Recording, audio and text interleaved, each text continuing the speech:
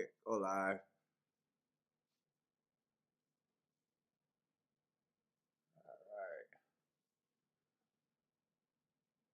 Let's see. Oh, what's up, everybody? Welcome to the Shake Up. See if anyone's in here yet. I am late. The time snuck up on me big time. See if I can quickly look at this. Let's see, 9 horses.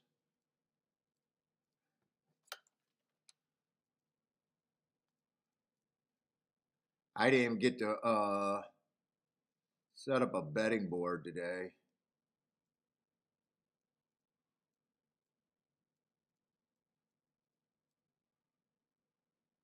$11 horses in that race. What's up, JJ? Sweet. Let me try to set this up real quick. I'm not going to waste that much time. I'll do it as we go.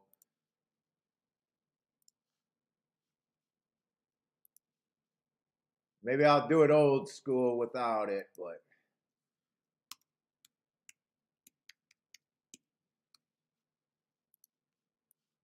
Gulfstream in Tampa today for me.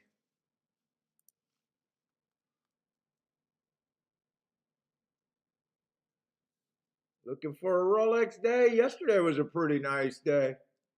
Probably should have been a Rolex day if I was being honest about my play. I played pretty conservative.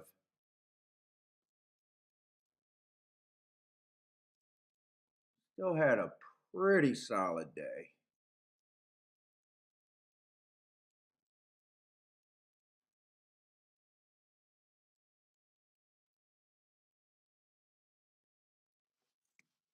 Sweet, no eligibles. We got one race where there might be 11 horses. All right, let me just get rid of that. Maybe I'll do the tic-tac-toe board today, maybe not. Let's see. PDT, what's up, man?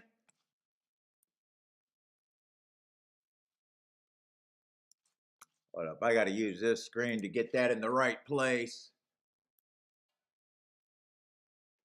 Right there, that's good. Okay. Let's see. That there.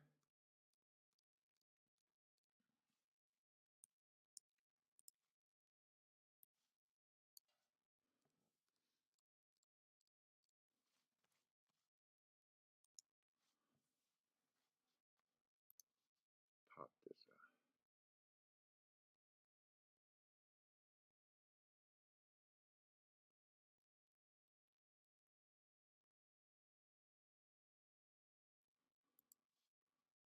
Let's see. Get my chat. What else do I need? Man, I'm like completely thrown off right now.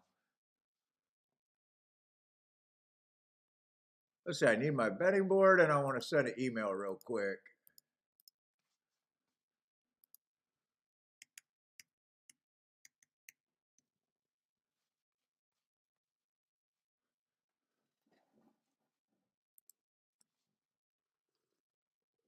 Except I'm not sure if I saved. Hold up. I got like no fucking memory.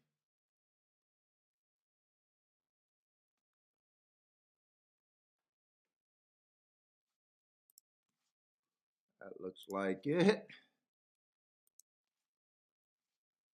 Come on, one more.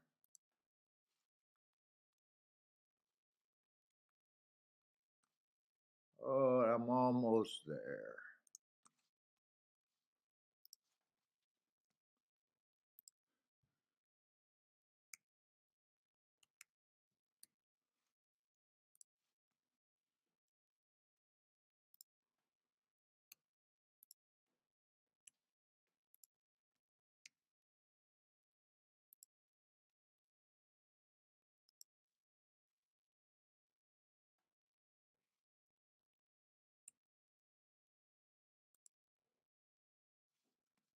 I think that's it. I think that's everything right there. Leave page, and I just need my ADW. And is my chat room working, or just no one's here yet? Or not too many people? I shouldn't say no one. PDT and JJ, you guys are better than no one. You guys are special. You guys are special. But I do question if my chat room's working.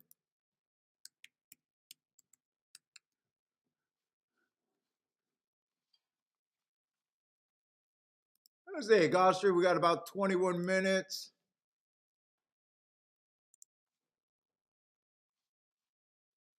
All right, it looks like people are starting to come in now. There we go.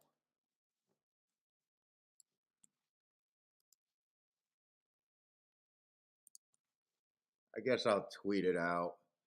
Vito, what's up, Vito? Yeah, hopefully Kiki's feeling better today. I was worried. We thought we were going to have to take her to emergency yesterday. Right at the same time that the fucking power went out.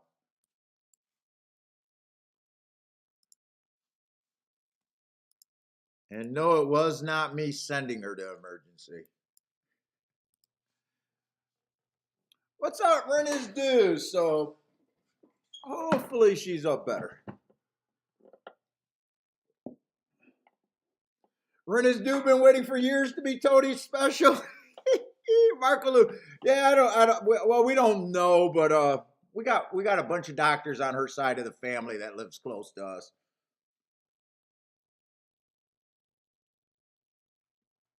So it wasn't like she cut off a finger or anything. It was just like I don't know. Thought was feeling really faint. Was pale, white as a ghost. That sort of stuff.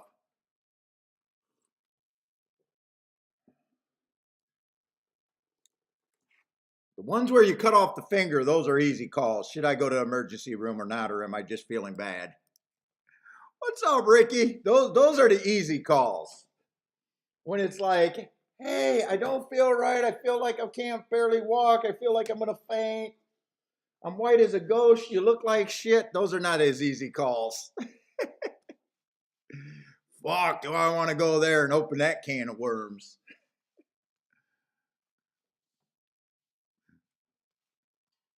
All right, what kind of race? So I did not get the betting board set up, but I think I'm just going to try to do it as we go. Not going to worry about that.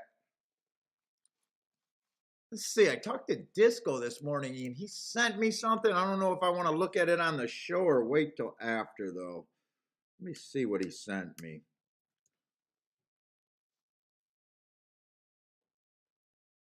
Actually, I don't see it yet. I might not have got it yet. Yeah, hopefully everything's cool. She's actually working today. I did tell you that girl's tougher than me, and it's not even close. Shit, I'm getting sent home telling all that shit. You better believe it.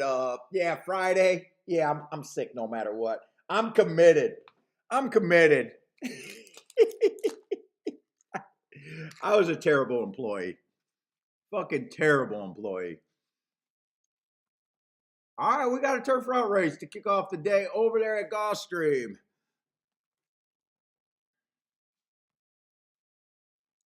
And I'm looking for probably speed and stalkers to start off the day there. I'm not really dead set on a running style there on the turf routes. But I'm probably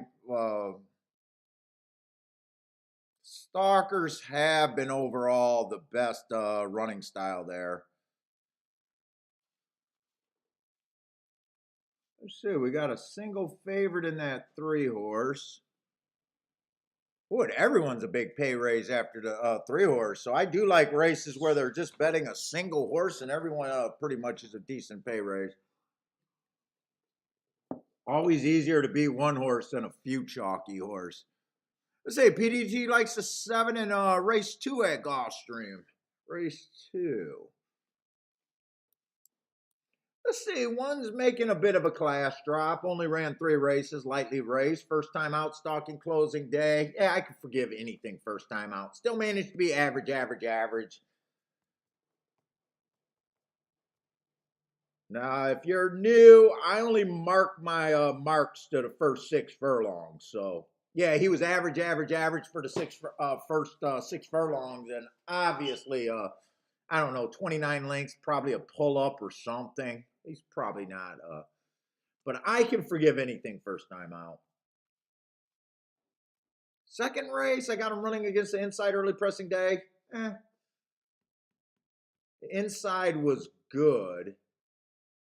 So he got the asterisk for being a closer on a day that I think was speed and stalkers.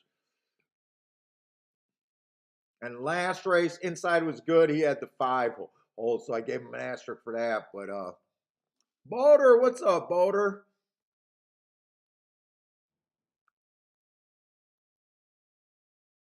I don't. The horse is just blah. I'm not finding a real reason to get excited. Does have a class drop, but I don't really have a real feel for this horse. I probably think the horse should be long, and that's probably where I'm at.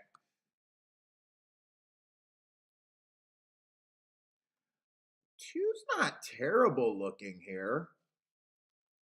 First race out, I can forgive anything. First race out, second race was no better, but both of those were sprints. Doesn't look like he's a sprinter. 2 races ago at Colonial, that's at least a nice running line with a nice sign of life at a track that I don't keep notes on, so I don't have anything to say, but that does look like a nice second. And then last race, stalking day, chased the slowest pace of the day. Doesn't got the prettiest marks. I got him as average, slow, slow in that pace. But it was the slowest pace of the day. You can look at that 2 different ways. I don't like him not being able to get closer to the pace on the slowest pace of the day. Or this is a horse that needs a pace to run into, and that was probably a sneaky good race. 3-1. I'm probably not that interested in though. I mean, I should be if I'm looking for a bet on a 3-1. It's like I almost have to love the horse and not be that blah on him. Is my opinion. Let's see. 3 is going to be the favorite. Running at a higher level, running at a lower level, got second there a couple of times, been at this level. Oh, wow, does any of this scream 3-2 to me?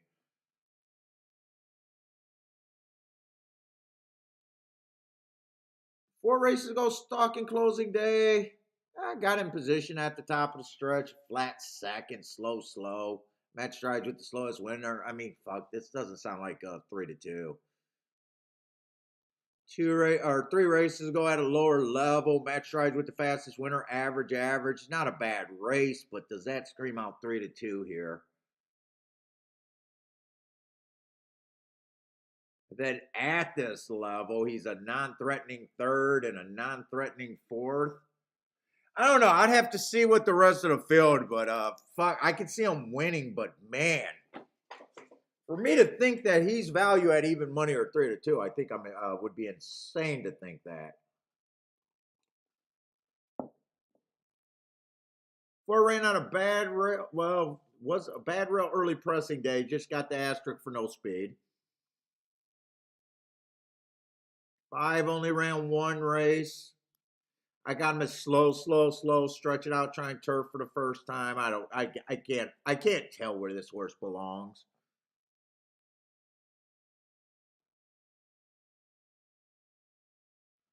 Six horse is way more interesting to me than the favorite. He's been involved in the pace almost every race. 4 races ago, ran on a bad rail stalking closing day, so he ran against the bias, had the lead at the top of the stretch, got caught on a day that I thought the track was backing up. I like that race. 3 races ago, stalking closing day. stalked, but he was on a fast pace. Matt Strides with the fastest winner of the day. And at the 6 furlong mark went too fast to win. I like that race. 2 races go stalking day. Do it for the lead at the first call, going too fast to win. At 7-1, this horse feels like at least he got a sign of life and some upside. Might not win, but I feel like 7-1 is probably going to end up being an overlay in my head.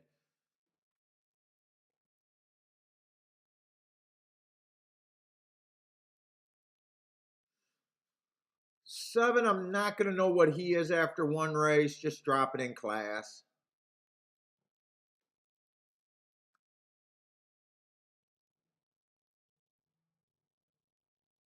I think there's one horse I can kind of get to here.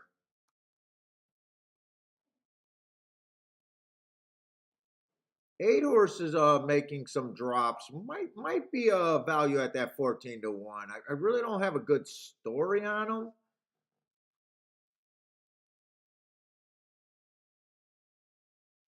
The first race out was a maiden special weight dirt sprint. 2 races ago was a maiden special weight where he ran a flat enough race if the class drop helps. And last race showed a little bit of speed. I don't hate the 8 at the 14-1 price.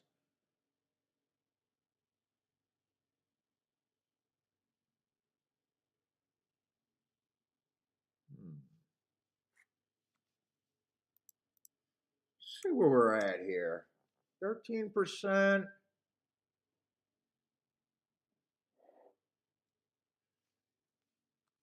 It'd be hard for me to get to the 1. 2, I can see the 2. I can definitely see the 3.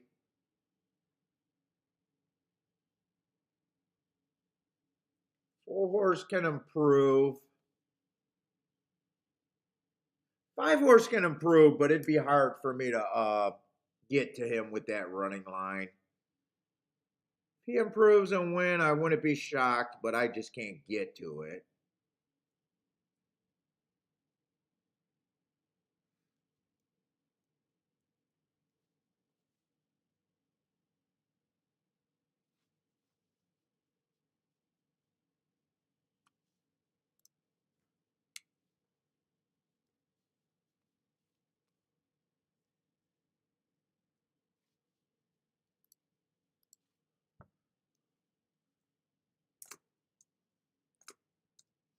What am I on?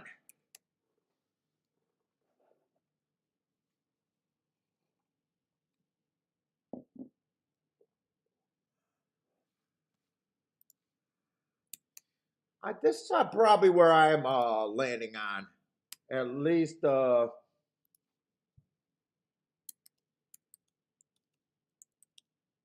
where my math is. I probably will give the 2. Well, I am going to give the 2, 3, 6 the best chance to win the race. They're all about the same horses to me. So out of that group, 6 is the only one for me worth betting.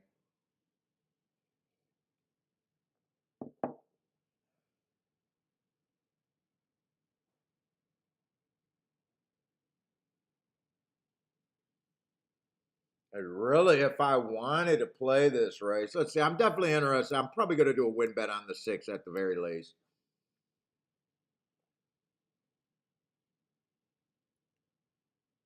Disco, what's up, Disco?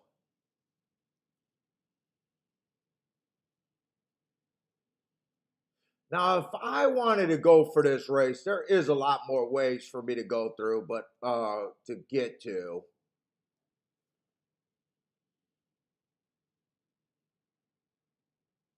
Right now, the 7's a bit of an overlay, the 8's a bit of an overlay, the 9's a bit of an overlay.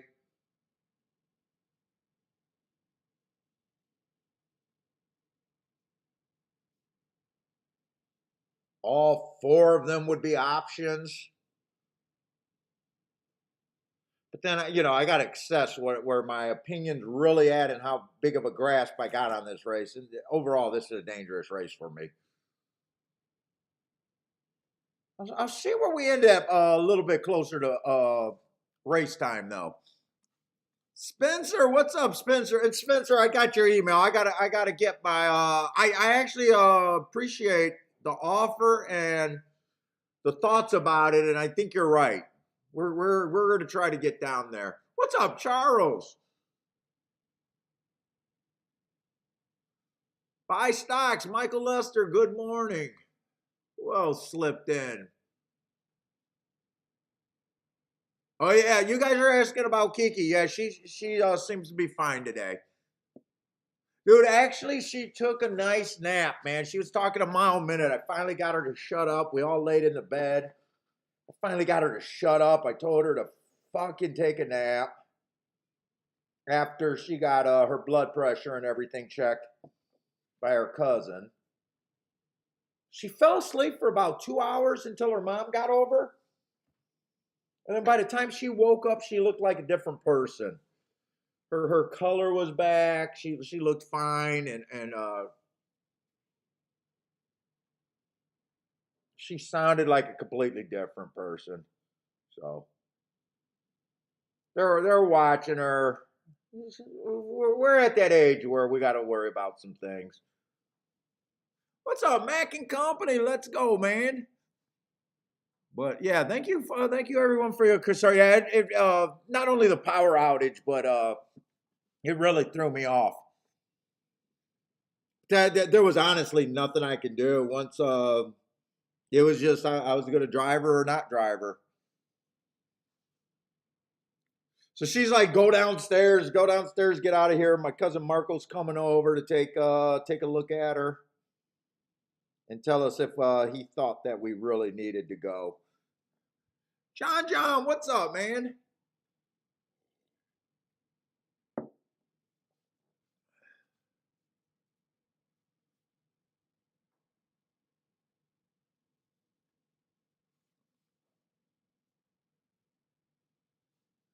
Let's see, my stock says, proven fact, bald men are better handicappers. You told me yesterday your name was Paul. I'll tell you what, back in the day when I was on the live tournament scene and was watching all the scoreboards, the name Paul was pretty representative back in the day. What was that, the mid 2004 or something like that? 2004, 5, 6, 7. There was quite a few Pauls that were hitting the. It seemed like they were really going after it and hitting a lot of boards. Let's see. Charles likes the 4 over there at Gulfstream. King off the 4. Yeah, well, that's why her mom was coming over. I was like, fuck that. I was like, fuck work, fuck everything. I heard her apologizing to her coworkers. Oh, I'm so sorry. I was like, fuck that. Sign off. Dude, you die, they'll miss a beat for about 3 days.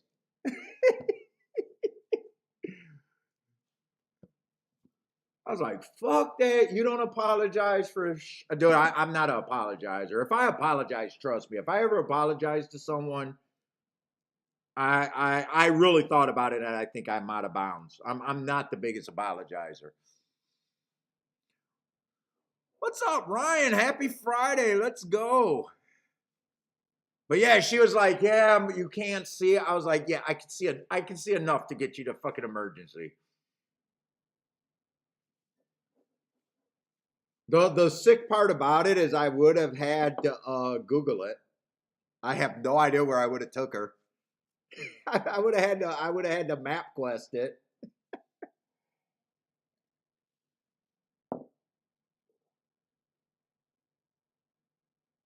Let's see. This race is not out of bounds yet, by the way.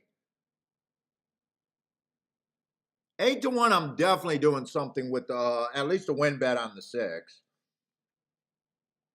But let me just write down everything if I was going after this race. I might end up talking myself into going after this race. I'd use the 2 to 3 to 6.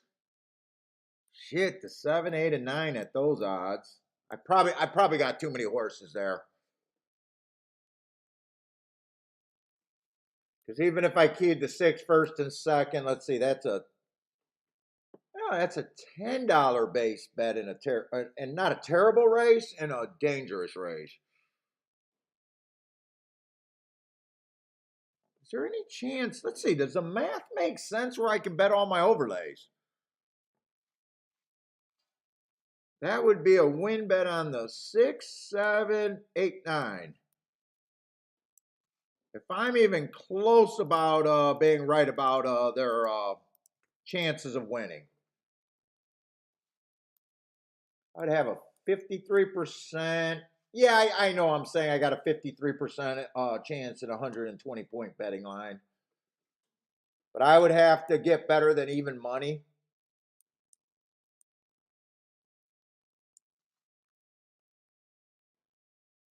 Let's see, if I get them all the same, for every $8, the worst outcome would be $16 if the six wins. So that would be right on even money.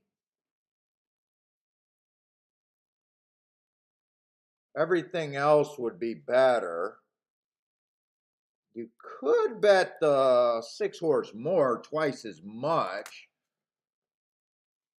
That would be every $10. What's the worst would be? I don't mind doing these every once in a while. But I like it when I think that the favorites have no chance, and I really think that I got that big of an edge. Because a lot of times you really cut this down. Let's see.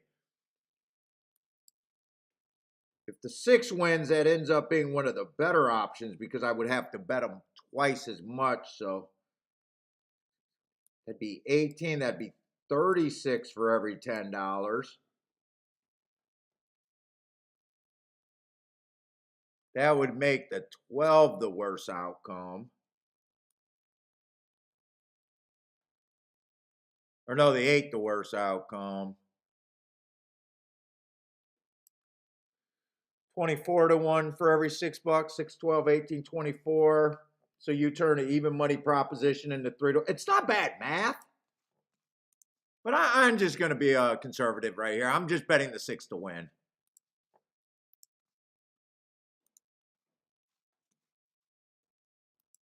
I could make an argument to do all of those. And I don't think it's a bad bet. It's just, do I really want to do that?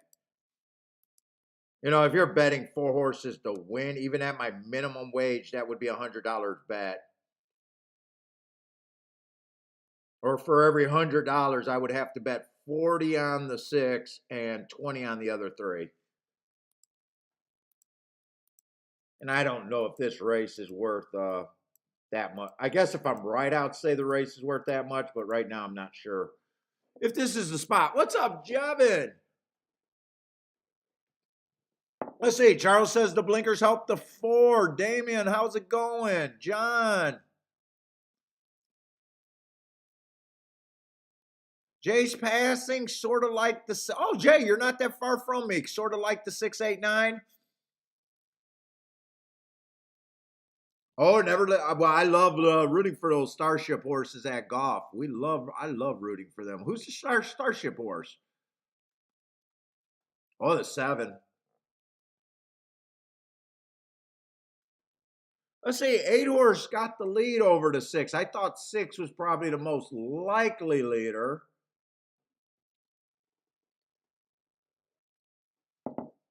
But this is not enough to alarm me because 8 could have went to the lead.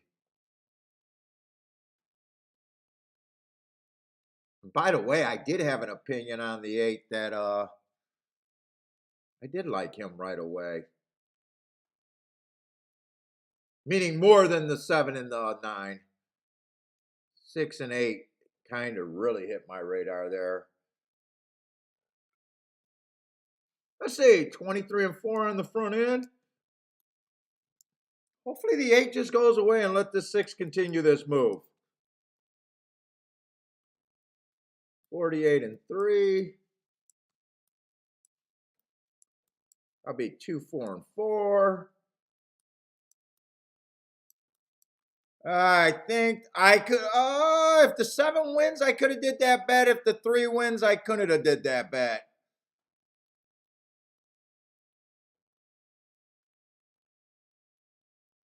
You could have bet the 4 horses there, and it would have been a pretty good bet. For every $10 you bet, you would have got 30 back. You would have turned to 53% proposition into a 2-to-1, which is well ahead of the math, which is how you win at horse racing. Could have, would have, should have. And actually, if I would have went for the comp, well, I had a lot of horses. 3 was would have been played. It would have been too much to key off of 4 horses. I didn't like any of them better. I think the win bet on the 4 horses were more realistic for me than hitting the exacta. Because the exacta, I think I had 1, 2, 3. Yeah, I had 6 horses in the exacta that I was considering. That's too many. Buy stocks with a small boom? I mean, it's just using math and it makes sense. It's just, do you want to do it at that time? That was an option I could have got to. We talked it out. The math was actually good. JJ's alive in the pick 3. Nice start to the pick 3, JJ. Let's go, JJ. Nice start. Let's say buy stocks should have been all over this. Tell me you turned that around. 3 with the 179. Hopefully you turned that around a little bit. I believe you did. There's no way you just play the worst part of your ticket on top. There's no way. Buy stocks. You do not watch this show and do not turn that around, right? That's not possible.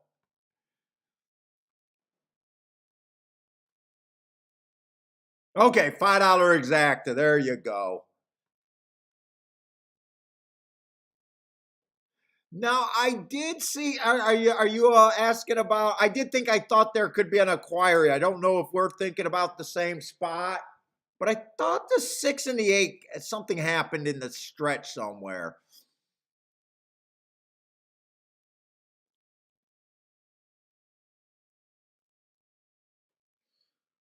So if I did $100 base bet, you got 300 back, but you would have been alive to 4 horses. And if you're right about the odds, I would have thought I had a 53% chance to win that race. Let's see, Charles's 4 ran good. Who was a 4 there?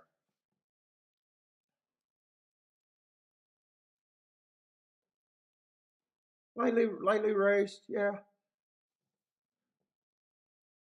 Tough trip for you. Got a tough trip. We'll be a winner next time.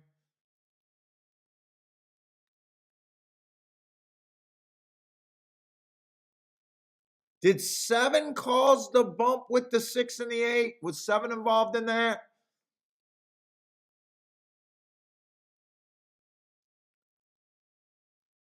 JJ had no exact, but you got a pick 3 going. Hopefully you take the pick 3. I don't know why you don't do win bets at 15-1. You should at least have a win bet on what's good on your ticket.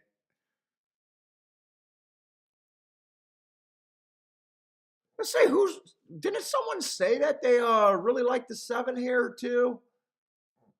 Was it Marco Lou that liked the 7? I think the 7 might get taken down.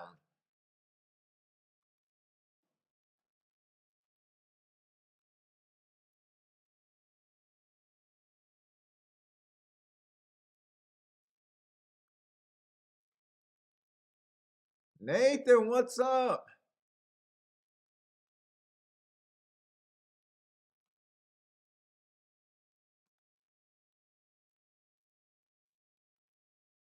JJ, gonna Dutch. Okay, JJ should have got a win ticket out of that. I'm gonna Dutch the 1 and the 7. Nice call, JJ. Didn't someone come in super early? Or was that JJ? I thought someone else. PDT likes, oh no, 7 in race 2. I knew someone said they liked the 7. That was race 2. Oh, what's up, Jonathan?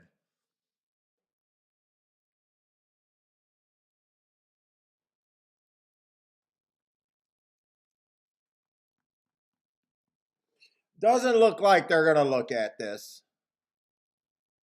Which if I would have went after this race,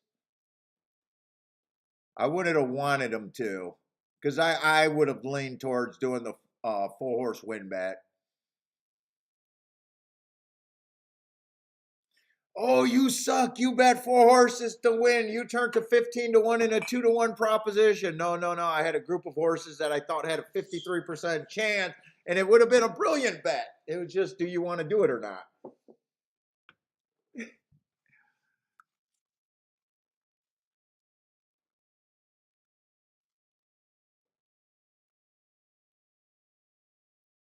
Ah, John, over there in Nebraska, opening day for Fonner Park.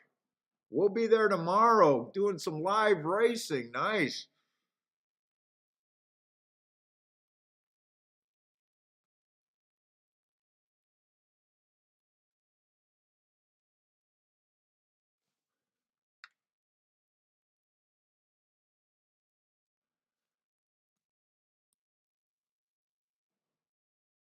And wait a minute, Marco Lou, did you have that 7? You said always bet the Starship horse, didn't you? Marco Lou, did Marco Lou have that? Actually, he might have had that. Omar, what's up, man? Oh, Jevin says, how do you not have the Starship? Well, he doesn't have much on paper. Other than a 1 race. I gave him 10%. The only reason why I was just looking at overlays. It's not that I liked them or hated them.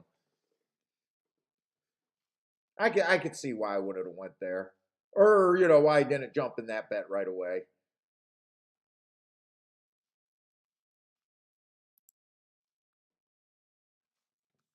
Let's see. Oh, shit, I don't even have Tampa Bay set up. Still 24 minutes to race 1. Is Tampa Bay and Gulfstream going to be on top of each other? I just stay at Gulfstream right now.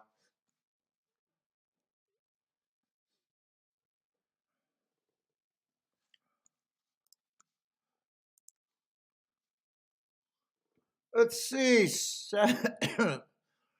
I didn't quite see where the 7 came from. So 6 and 8 were, 7 stalks. 7 was right up there.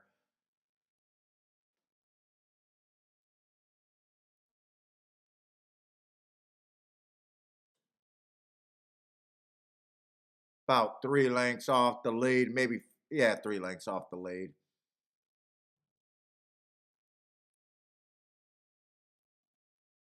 Probably closer to 2.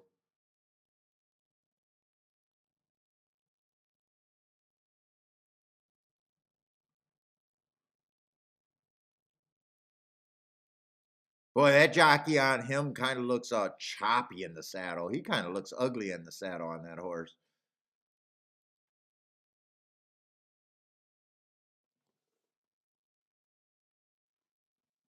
Look at how much smoother the 6 looks. Wow, he was in that. Wow, I'm surprised at 7. 7 looked like he was in the drive for fucking 50% of the fucking race. 6, no one's riding but the 7. Holy shit, this jockey was after that horse for a long time. At least visually. Oh, he did come over on the 6. I'm glad the 6 wasn't a crybaby about it. 6 didn't have any horse left, but 7 did come over on him. Wow, he was under a drive for an awfully long fucking time.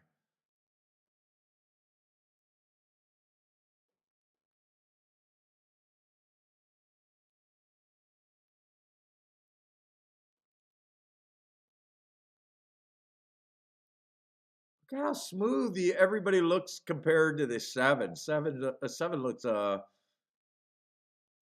headstrong. 1 got checked like crazy. Let's see, you guys said 4 got a tough trip too. What happened to 4? 4 came from dead last to finish 3rd. I missed a start there.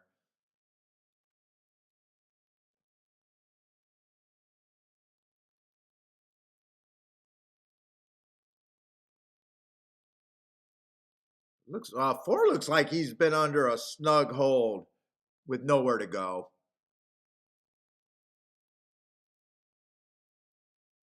He's definitely looking for some room.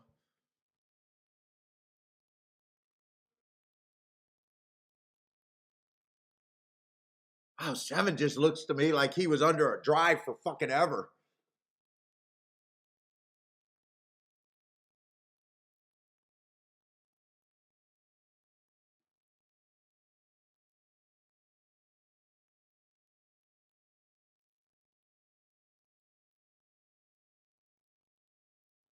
He came over on the 6. I think 6 made the right call by not being a crybaby. I'm not sure if the 6 had anything.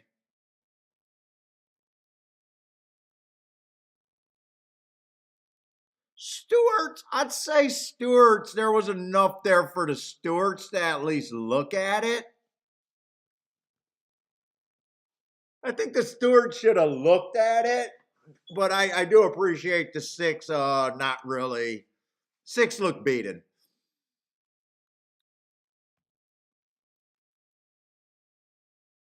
Let's see, Disco's gonna play aggressive double here. 5, 6, 7, and a 2. Good luck, Disco. Oh, you didn't bet it? Oh, it was only given out? An opinion. Oh, I thought you had it.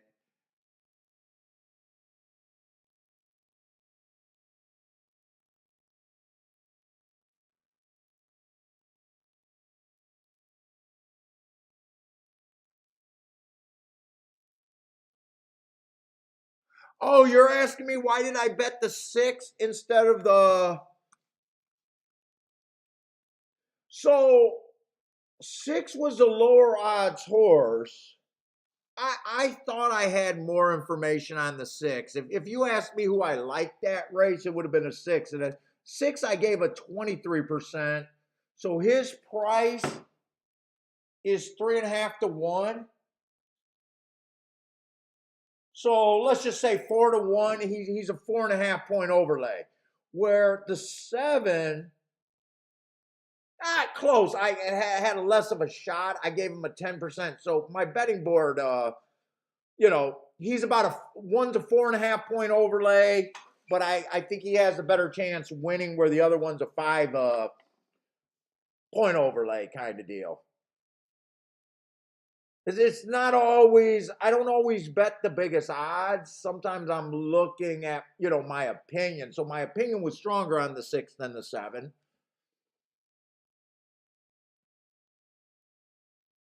And if I was just, so for instance, if I was just looking between the 7 and 8 and 9, who all had the same 10%, then if I was just choosing between 1 or 2 of those 3, Marco, then I go to who's the biggest overlay kind of deal.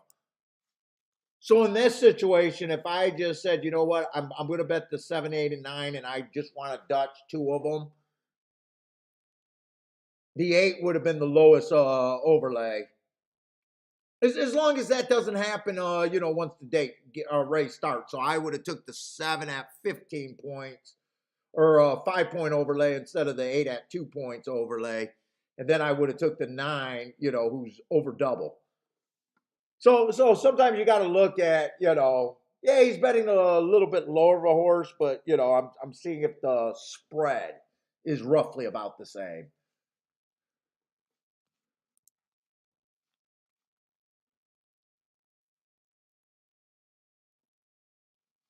Yeah. Because it's not just, fuck.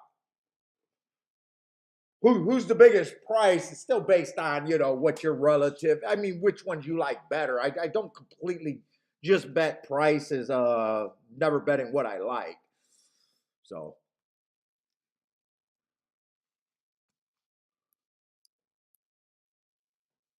Now, you could have made that bet better.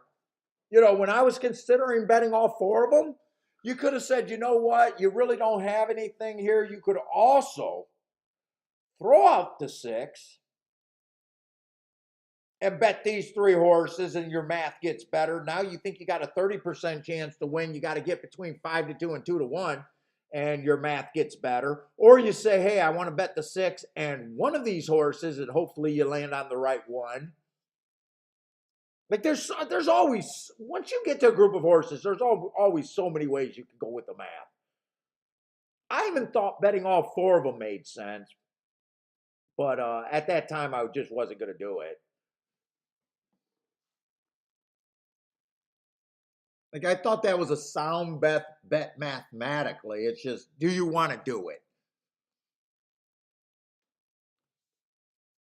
You know, there's also easier ways to find 2 to 1.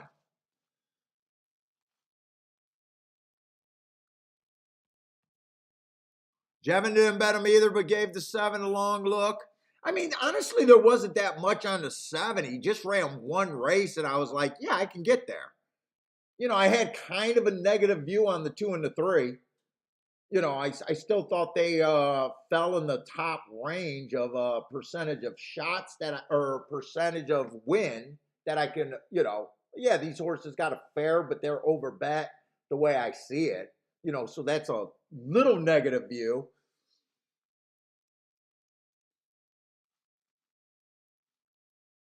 Kathy, what's up? Oh, I 4 jumped in the air, or had the 4 jumped in the air.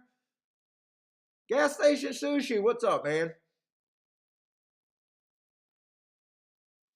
Let's say we got a dirt race, and right now on the dirt for the last week, maybe even 2 weeks, but definitely the last week. I might just be looking at this track right now that speed and stalking is the most important thing, and maybe not inside outside right now. Although I know the inside outside is going to come back without a doubt. It doesn't hang around for 4 or 5 years and then disappear and never come back.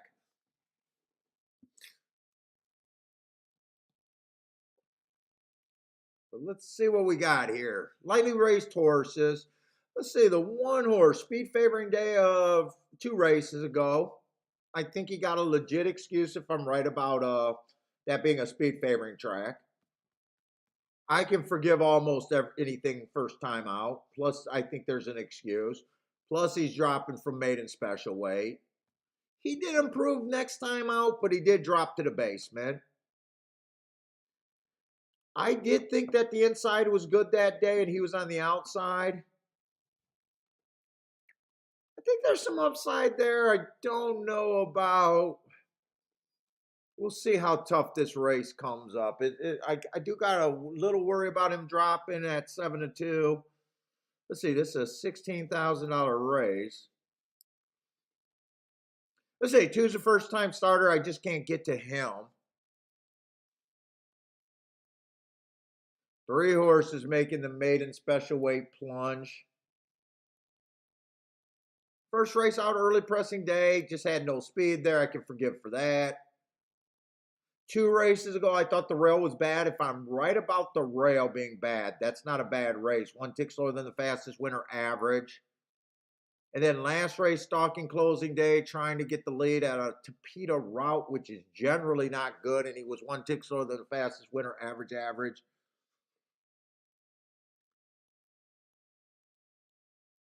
I can get there, but I will say I'm not sure 3 to 1 feels like I'm getting overpaid in any sense of the word. I'll be shocked if that's an overlay. 4's out. 5 I can get to it. Only ran 1 race. But you got some horses here that started their career at maiden special weight. This horse only ran a $16,000 race. It wasn't a bad first time out. He got claimed. I don't care about the claim. I don't even know why he said that. He ran a very useful first time out. 1 tick slower than the fastest winner average. Dude, there's no way I think that's good enough for even money. I have no problem if he wins. 0 problem if he wins. I just don't think the math is there to really bet him unless you got a way better opinion than I do.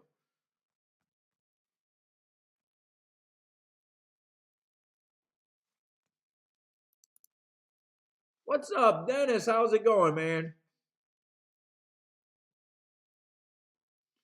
6 is a veteran, just a lot of starts. A lot of starts. Question his running style. We got some horses that are lightly raced that ran just as good as him. We got some horses that are lightly raced and dropping that ran just as good as him. I'd be a little hard on him, but this is not a strong field.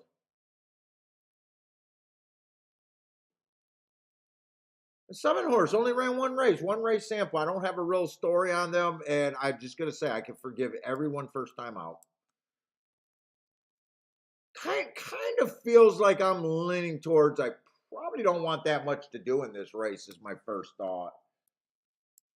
Probably just not that interested here.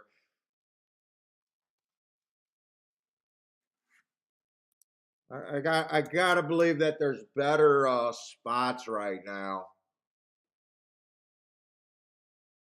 Say, whoa, we got a 6 horse field. Everyone starts at about 20%. 4-1 is fair value.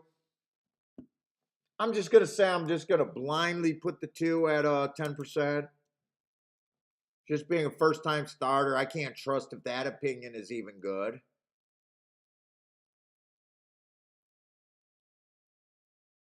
And God's honest truth, all these horses that ran before, really, what the fuck's the difference? 5 might be the quickest early, but they didn't even trust him enough to put him in maiden special weight or anything higher than a 16,000.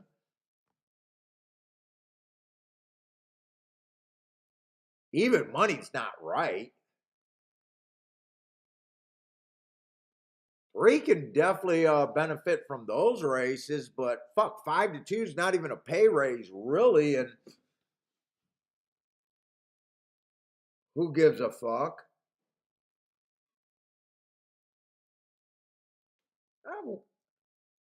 You know what? I'd probably just say it is what it is. I'd probably just say 5 horses are all the same. They're all the same to me. And I'd probably just say I need better than 22, 7-2 on any of them.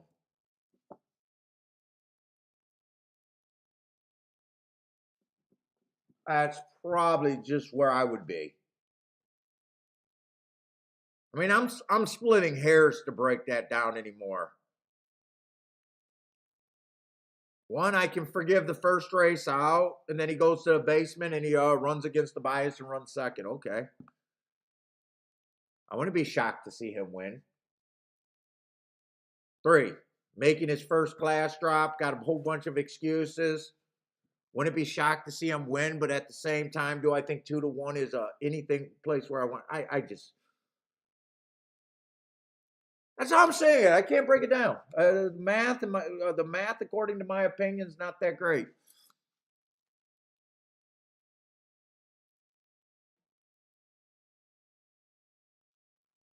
Yeah, the 5 got. I honestly, I don't even know why I said that because I really don't care about that. Yeah, he claimed a lightly raised horse. Maybe he's looking at works. Maybe he got his eye out on the something. I don't know why you'd. Oh my God, I got to have a $16,000 first time runner. I don't know. Let's see, Dennis, what with the 1-6, with the 1-3-7-6. And I obviously would if I was just being doing my math thing and really wanted to play this race, I would have to key off the 6 and the 7. In a race where I don't like anyone better than anyone else, I would have to key off the 6 and the 7.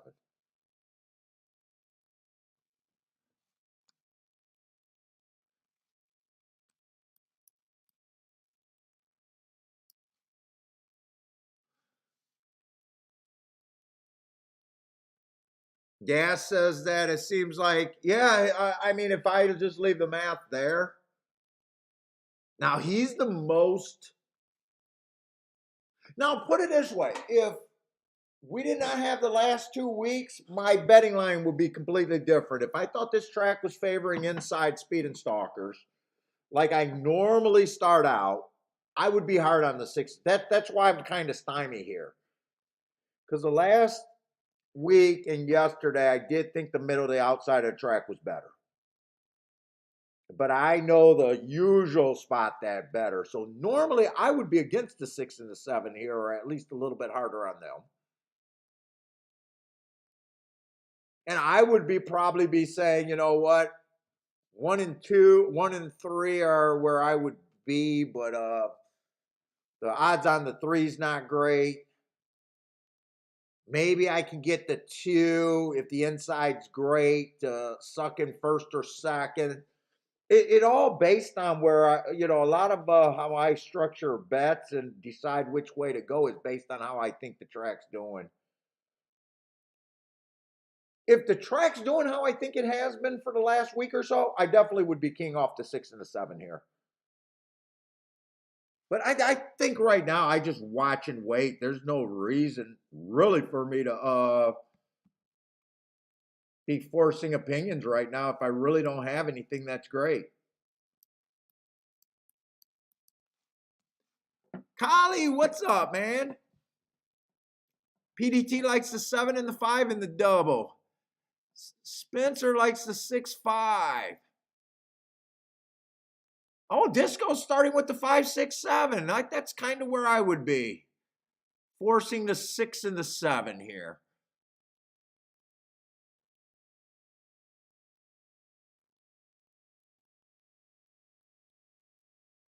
Let's say Dennis just said he had a pretty good day yesterday. Finally had some solid connections yesterday with decent winners.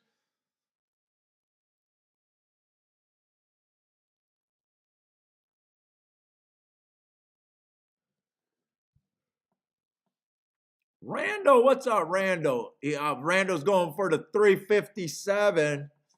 Is that a mag?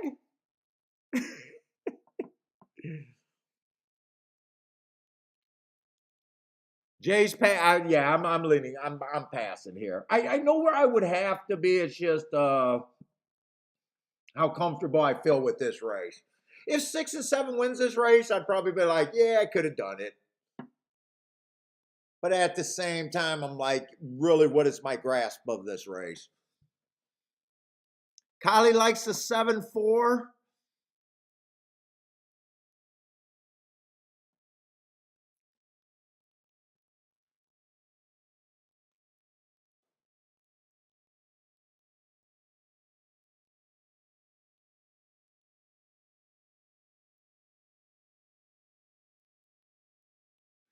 Since you're not on this race, dude, I don't even.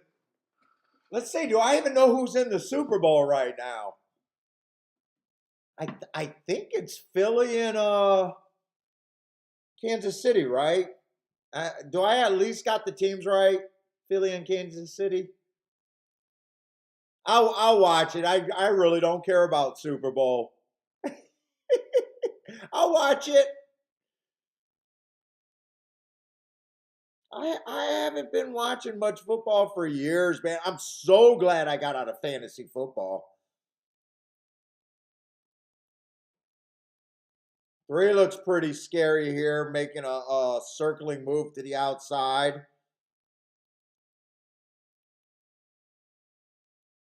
3's gone.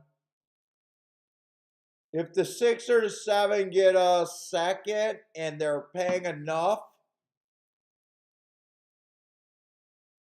I think that could be a backdoor exact. What would have to be enough? 6 did get second. Before I look at that result, I need that to pay probably minimum between $20 and $25 for me to even think that the back door. So if it pays less than 20, I'm just like, yeah, I could have got there, but don't care one way or another. Let's see. What is that going to pay?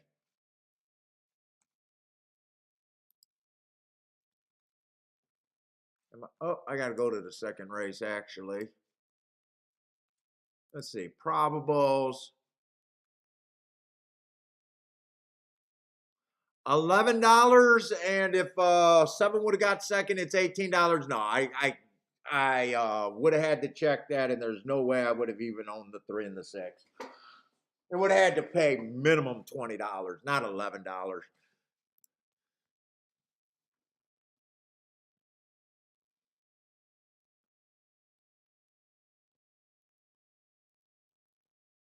Who do you guys got on the Super Bowl, man? I don't even know when is that? A week or two, or that's not this week, is it? Jesus Christ, I'm gonna sound like when is the Super Bowl? I haven't been seeing that many commercials, so it can't be this week. Got to be next week, right? Super Bowl?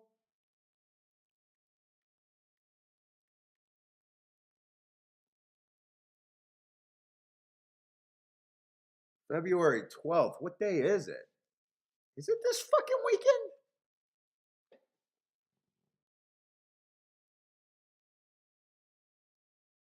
Holy shit, it is this weekend.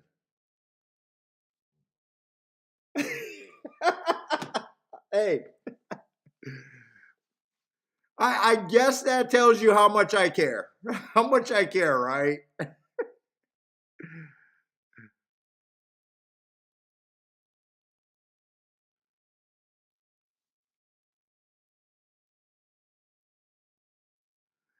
See, Dennis is on the Chiefs. He's a Travis, the tight end fan. I at least know who. I don't know how to say his last name. Actually, he was on my fantasy team. Dude, I was in fantasy football for about 20 years. Back before it was on Yahoo or anything else, when you had to get a newspaper and you had to decide which newspaper because the different newspapers in the same city would have slightly different stats, and you had to phone in your commissioner to set your lineup. Oh my God, it was brutal back then. Nerd shit, where it's all pen and paper. Dude, I ran second a few times. Finally won the last year I was in, but I hated it.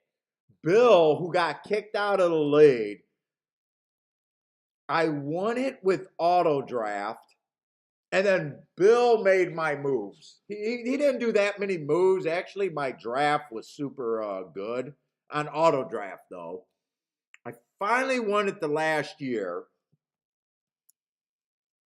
It was a fairly expensive league, but they kept trying to find ways to get it cheaper every fucking year. And I don't know how grown men that have been playing for 20 plus years on fantasy football is trying to get the league cheaper.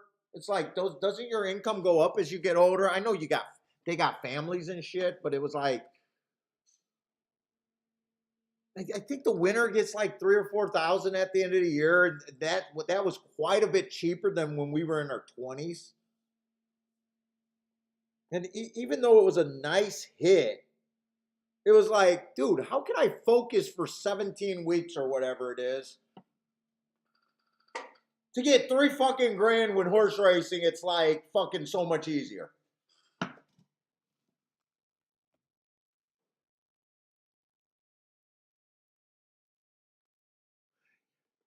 I haven't been following a lot of boxing now that we cut off the channels. Even though I know Pass and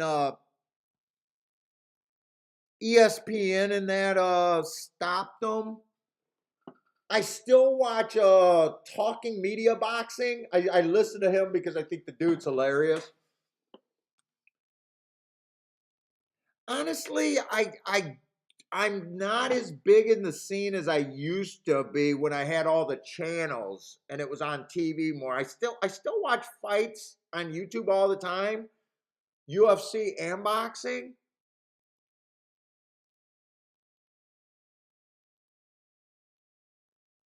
There's guys that I like, but am I a fan of anyone? Like I know I like Bevo when he beat Canelo.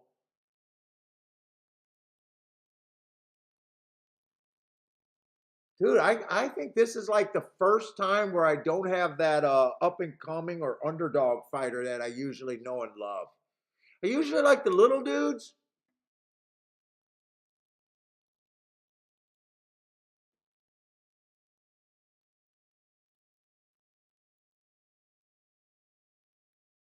I don't think I'm following anyone. I think I'm watching like the Tank Davis, the Tyson Fury, the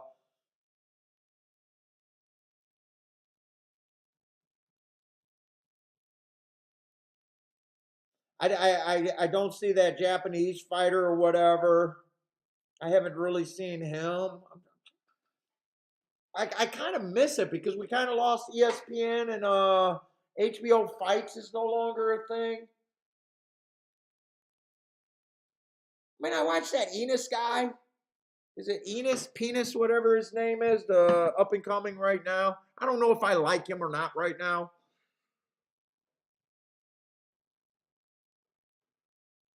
But I don't have that like Tapia guy or I was against Deontay Wilder for a long time. I don't have that up and coming guy that I don't have that must watch guy. Like I want to see the Devin Haney's with the Tank and even Ryan Garcia in the mix, but fuck, they're not making those fights right now. I don't really no one really gets me excited.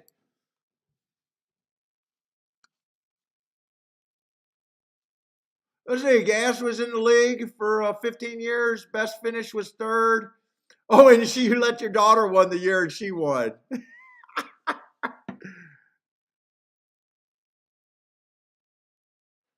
Oh, they kicked you out of the league, basically. Yeah, we had a league forever, and then, dude, so we used to do it, and what used to add up, we used to have basically $10 a trade. And back then, so it wasn't $10 a trade. It was if you did three guys for two guys, that whole trade cost you $50. And anything off the waiver, any pickup, it was $10 for a single player, right? We didn't care who paid that $50. The two people worked it out themselves, right? And then they knocked it down to $5. Then they knocked it down to $5, and the entire trade only cost $5. Then they took away dude. Most of the pot was grown by these idiots just trading away, and I don't understand how grown men doing a bet that takes fucking 16 or 17 weeks with the buy or whatever. I don't understand how grown men as they get older are playing for less money. I don't fucking understand it. It wasn't worth following. Where when we were younger, like the winner would be getting like closer to 7,000. I don't know if we ever approached $10,000 mark, but dude, it went from like seven something to sometimes it was like $2,000 to $3,000. I mean, they just killed it.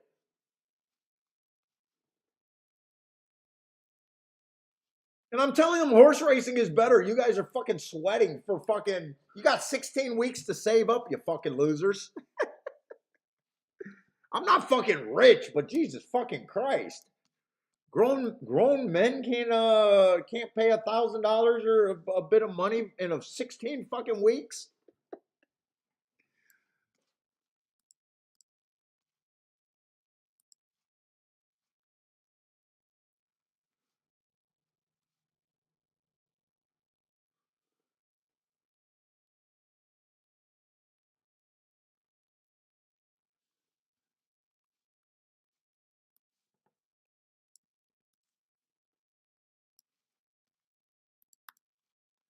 Steal it from your kids for Christ's sake. They probably can afford more than these dudes I was hanging out with.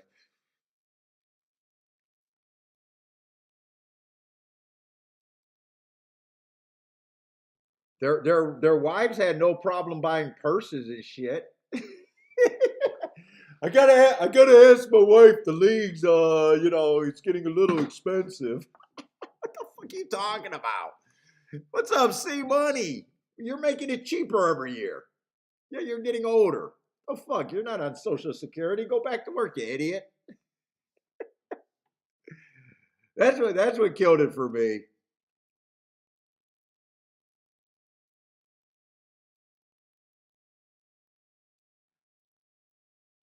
Oh shit, I missed the first race over there at Tampa Bay. I'm trying to look at that race. Who won that race? That race didn't look that playable, by the way.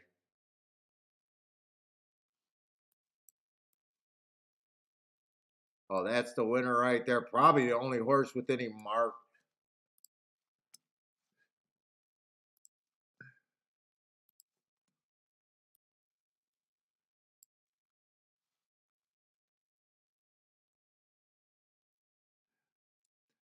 Oh, when a grown man referred to you as a wager, as a vote, Lord have mercy. I'll tell you another thing that was crazy. So I liked it. So when you had to call in, everything was conducted on a single day because obviously, you can't be blowing up the commissioner. I think we had a 12-man, anywhere between an 8 to 12-man league every year. So it was a single day for everything, right? Then YouTube came around and we played, I think we played through YouTube all the years, and it was pretty much wide open. And I was never a guy that followed it, right? So for years, it was first come, first serve. So if you were watching a tight end goes off and catch two things or two touchdowns, and you wanted to pick him up, it was first come, first serve. You pay the money and you pick him up, right? And I'm at a disadvantage because I don't watch football. Yet we had so many crybabies in the league and saying, hey, we should only do acquisitions on Tuesday because what if I can't watch the game?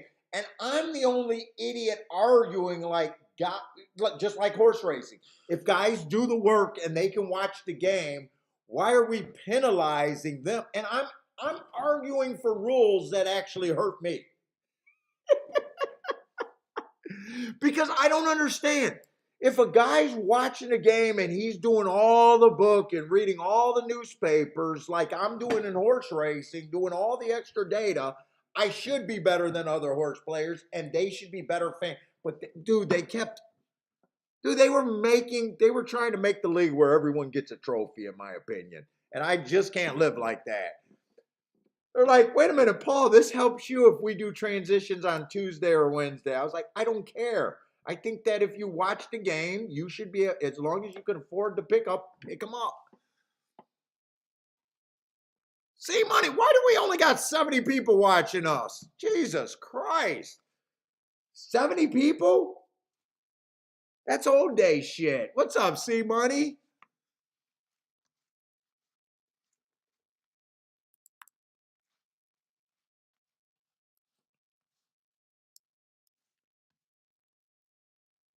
Well, we're supposed to be 100 a show at all times now.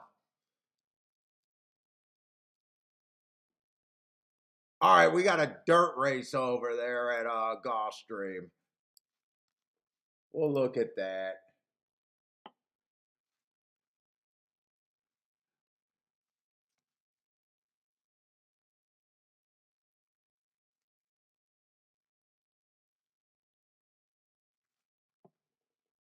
Oh goodness, we got a 1-9. All right, we know what we got to either beat. Yeah, I know the dude. L is he's a rating whore over there. He beats me on the rating every day. I don't get it, but that's okay. Dude actually handicapped pretty fucking good yesterday, but with his betting, I don't understand his betting decisions at all. He had the 6-1 and the 10-1 that I did. It messed them both up. He's not a bad handicapper. He's actually, I don't think he's a bad handicapper. He's just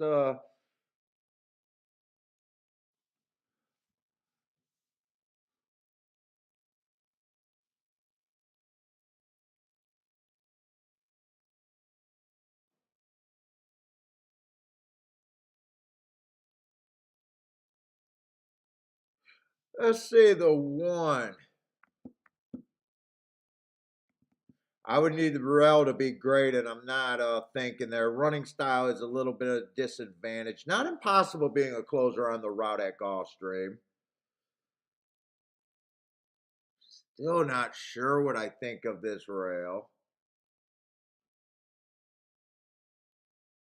Ran against a speed favoring track 2 races ago. But not just blah overall to me. I don't know how I can trust this speed figure on a one race sample. I still have that question. No one wants to answer that question for me, but I don't get it. I'm not going to ask it again, but I don't know why I would trust the one race sample speed figure.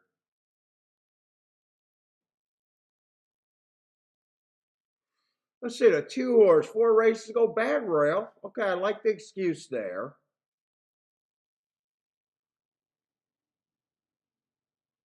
3 races ago, no excuse, was just average, average, average, not good enough. Comes back, breaks his maiden, slowest winner of the day. And last race earned that -2 speed figure. I do have that he ran against the bias and he went too fast to win. Obviously, he didn't earn a -2. I don't know why they give him a speed figure when a horse was obviously eased, but not that I care. It's just, why do it? Horse was eased. You do a speed figure at the finish. Why? Why?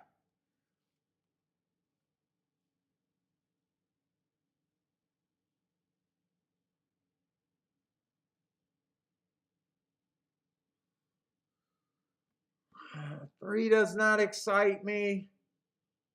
4 got a little bit of upside, ran against the inside track, had the 7 hole. If I'm right about that, he went too fast to win.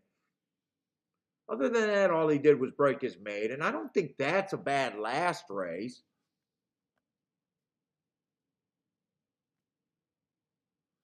Let's see, but this is a big favorite. Has done almost nothing wrong. First race out, very nice win. Average, average, match strides with the fastest winner. That allowance 1X race, that's a very nice race. Early pressing day went too fast to win.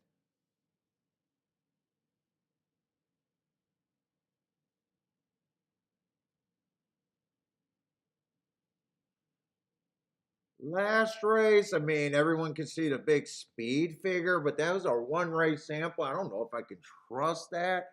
I'd say he probably deserves to be the horse to beat here. 1 to 5, no matter 1 to 5, 1 to 9, no matter what, is insane to me anyway.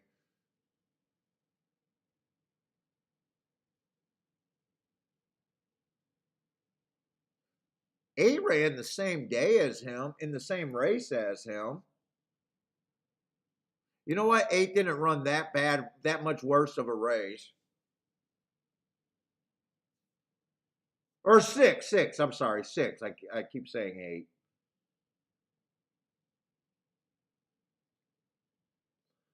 There might be some places to go here. Obviously, I know, the only reason I would even think to be in this race is to beat a 1 to 9. I don't believe in free passes.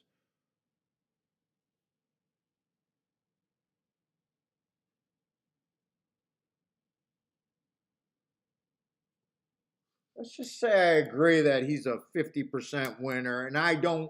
If you're new, I don't give a horse more than a 50% chance to win. If you want to play at those type of odds, all I can say is good for you. I don't believe it works out.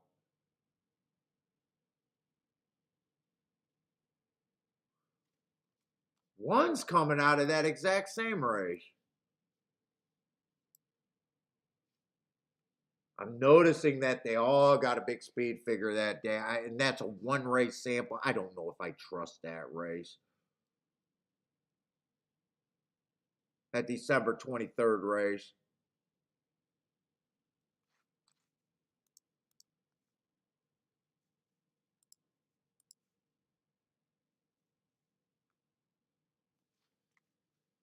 Du, du, du, du, du, du.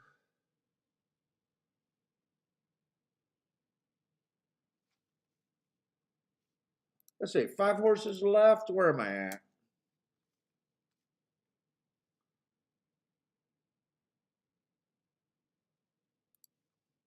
3 is probably where I think is the biggest throwout.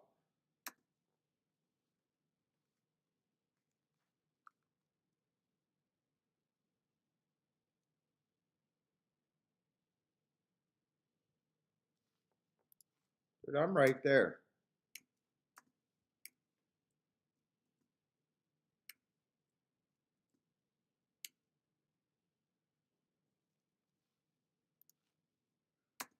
I'm right there.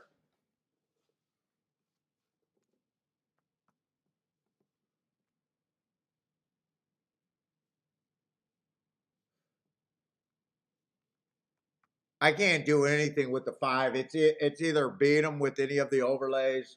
It could be one, could be two, could be four, or it could be six. You know what?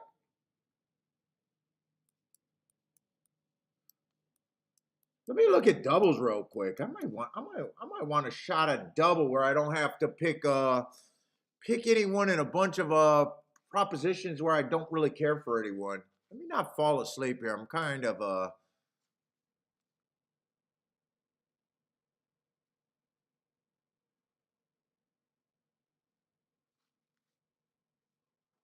let's see. Next race is going to be a turf route. Who's that? 50,000.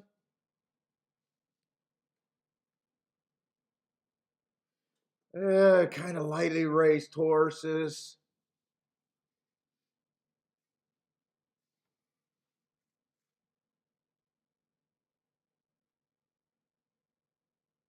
Not a fucking great race for me.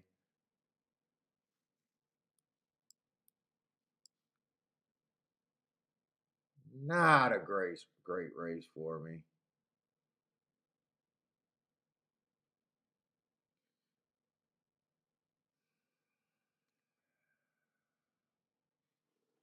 Two, three, and I'm kind of just picking some horses that I can get to. Two, three, eight. I don't like that race all that much. I'd probably just two, three, and eight.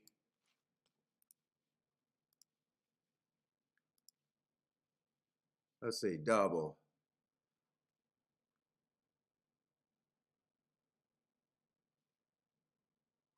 Six with those horses. 50 to 1. 63 to 1. The worst is 39 to 1. Those are not bad. Four with those horses. The worst is going to be 32 to 1.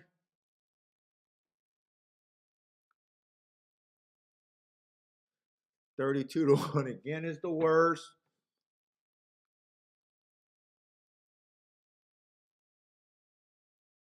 And 27 to 1. I probably don't want to do those aren't big enough for me to do a $12 base ticket, I don't think. I like anyone over anyone here.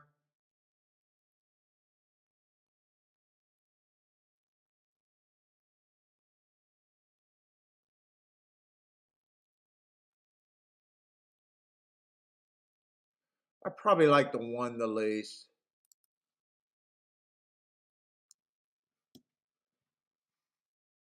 I think I'm gonna fuck around and play this double.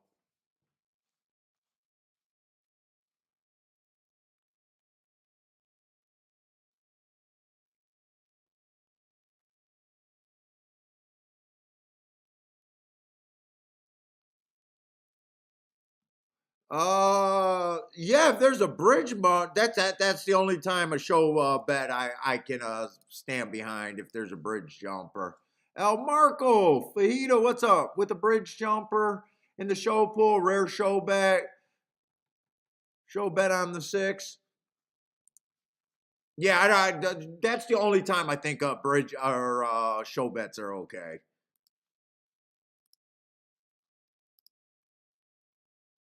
Watch a guy doing show bets and fucking going, God, dude, he's not even at 50%. Are you high?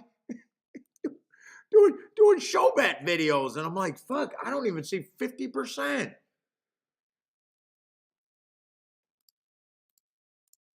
Show bets are not standalone bets. I'll go to my grave yelling that one.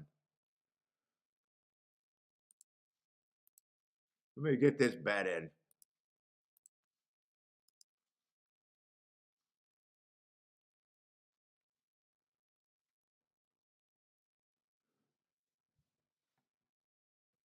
Yeah, five's been running huge figures, but look, it's either I try to beat them or sit out.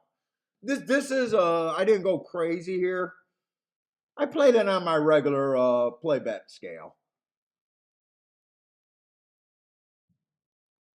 Put it this way, there's also if you want to poke a hole in this five horse, first race out was very nice.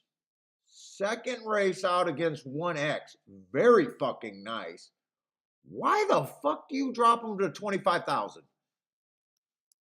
Still ran a huge speed figure if you like speed. Or what? I don't understand why you go from 1X to 25,000 after running such a nice allowance 1X race.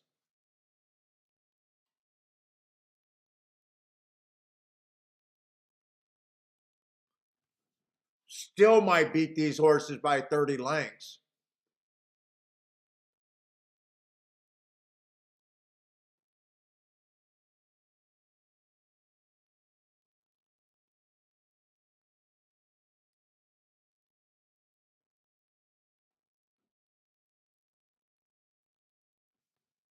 But I believe you got to poke a hole in him, or say, hey, he scares me out, and nothing's wrong with that either. The exact as I checked, the exact as they were brutally bad.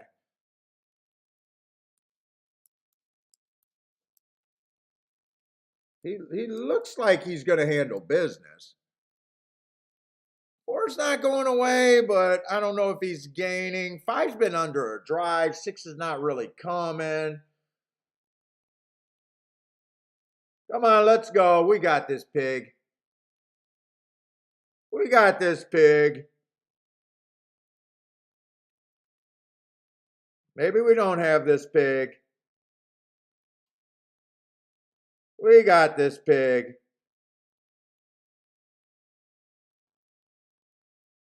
Ah, maybe we don't have this pig. I don't know. That's close. That's close. I gotta go to the bathroom.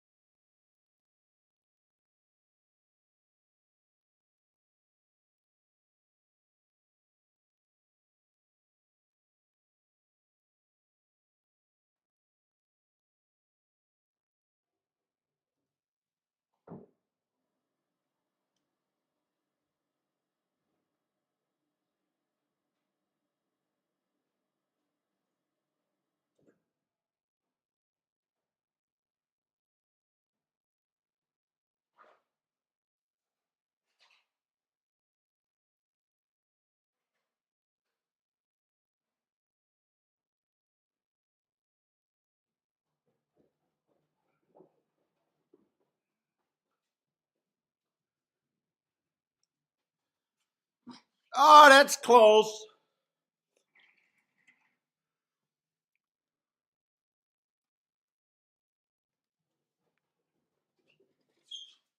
Five, four, six. I have no idea.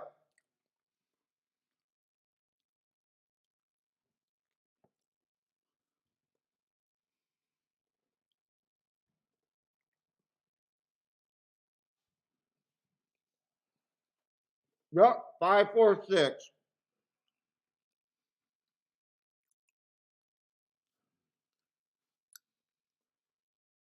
Yep, that's how you want. That's how you want your 2 to 5 to win. That's for sure.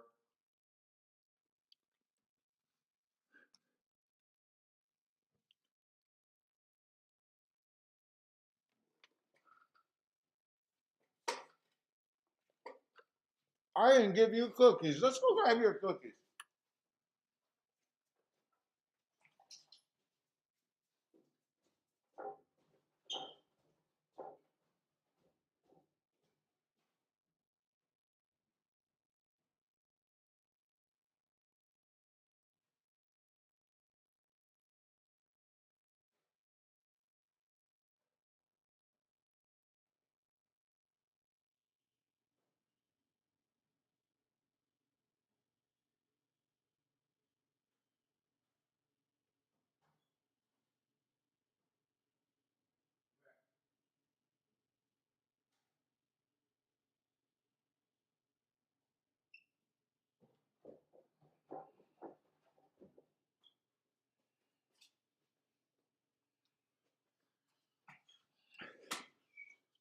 Oh, he could not get beat. All right.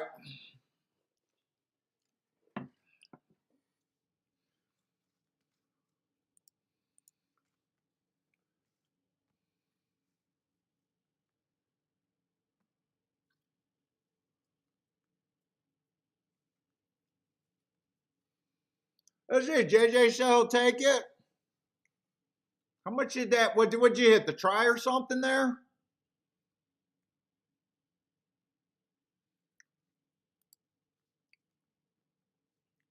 I can't be mad at the 4. He tried. He passed him deep in the stretch. I thought he was going to have him, but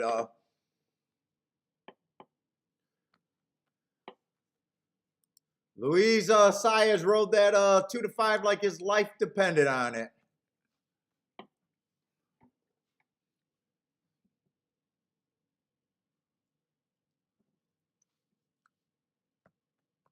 Oh, pick 3 is what JJ had? Well, you got that nice 15 to 1 start, right? So you already got the fat.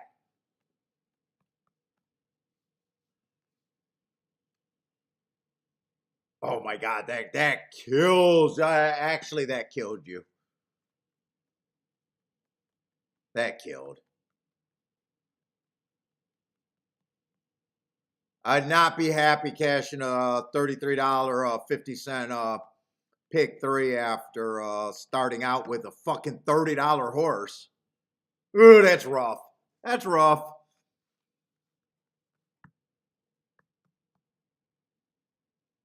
So it must have been chalk the next 2 legs.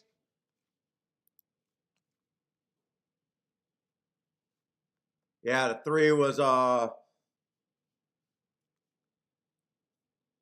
little bit better than even money in the race before, and then yeah, that ended up being brutal.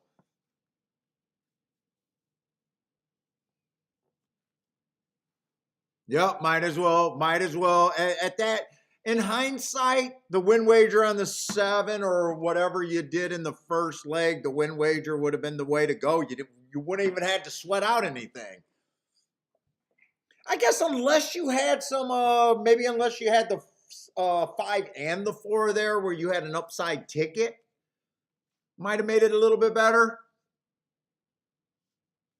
Oh, you also hit the win ticket? Yeah, it's just disappointing. And I'm disappointed for you. But not, nice handicap. I mean, yeah, you take it. Without a doubt, you take it. Not even going to be able to look at Tampa because Florida does not love horse players. Do you see me at the track? Do you see me hosting, being a host at Gulfstream and just going on a rant about how if you're a manager, if you're a racetrack CEO, that you're not even qualified to be the manager at Wendy's? You just see me just going on and on about how Florida racing is so stupid. I mean, come on, there's 2 tracks running right now. Do you got to be fucking on top of each other?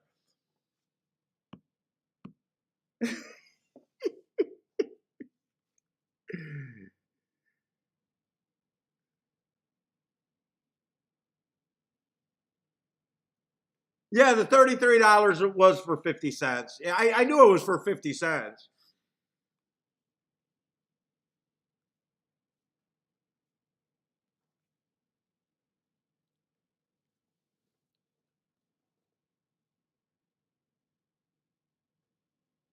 Yeah, let's see. So far, I'm not that active. I only played 2 bets, but there hasn't been honestly that much right so far. Unless maybe if this 2 gets ran down. Would I have liked anyone there? 2 would have been on the radar. 3 is route to. Oh no, this is a route. 2 and 3 would have been on the radar.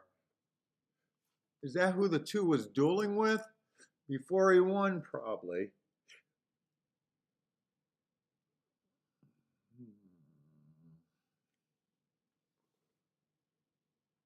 4, I'm not sure what the 4 was. 5 would have been on the radar. I think 5 got second, right? 6 probably wouldn't have cared for the 6. Yeah, it did come in 2-5. I could see how to get there, but I'm not sure that pays. Actually, that paid okay, $21 actually. I did not think that would pay that much. Oh, I thought the 2 was 3-5. The 2 was actually 9-5. Oh, and the 1 horse took some money.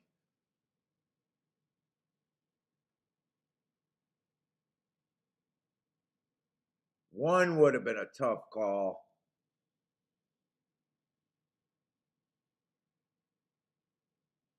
Meaning, I'm not sure if I would have got rid of the 1 or not.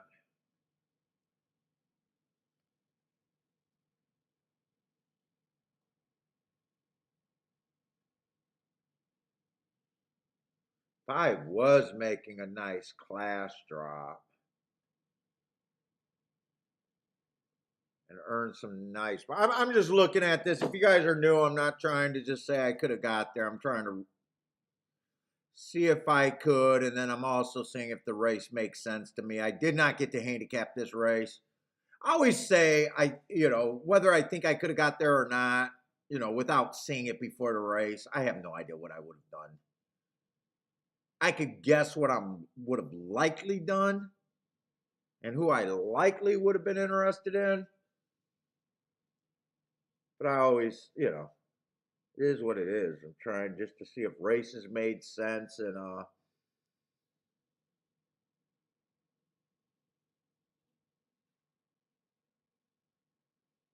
obviously I would have known I couldn't have had a 1-2 exacta or a 2-1 exacta.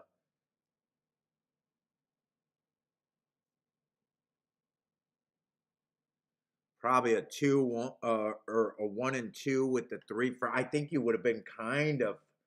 5 is the most reasonable longest horse I think I could have got to.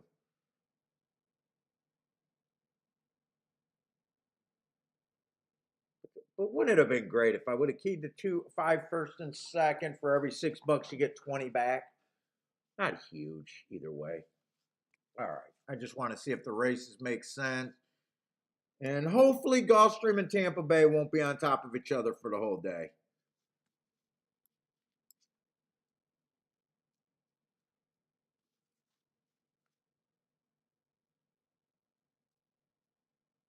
And hopefully Gulfstream I'm not going to complain about. They did run with a 15-1 in the first race.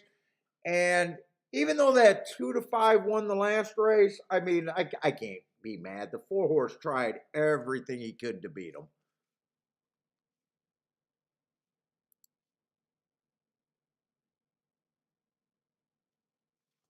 I needed the 4 to be alive to the 2-3-8.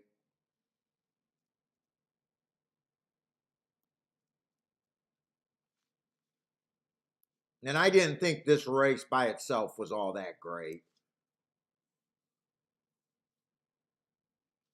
I don't know if this race would be worth a play by itself. Unless I really disagree with the way they're betting this race. It's going to be a turf route race, 50,000. It's just going to be hard for me to really love anything here. I got a bunch of horses I can get to, and I'm not sure I really think anyone is better than another. Now, if you guys are new to horse racing, you're going to think, well, how can you play this race? But you can still play races and make real scores in races where you don't have that great of an opinion.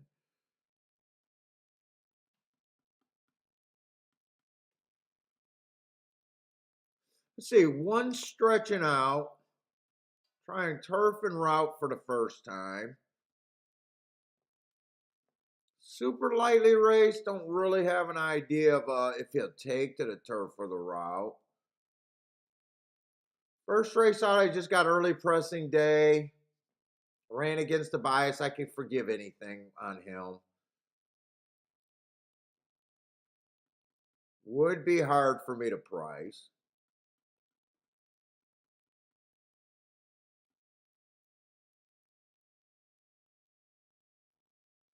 Two horse, I think I got a horse that I at least understand. He's probably is what he is by now.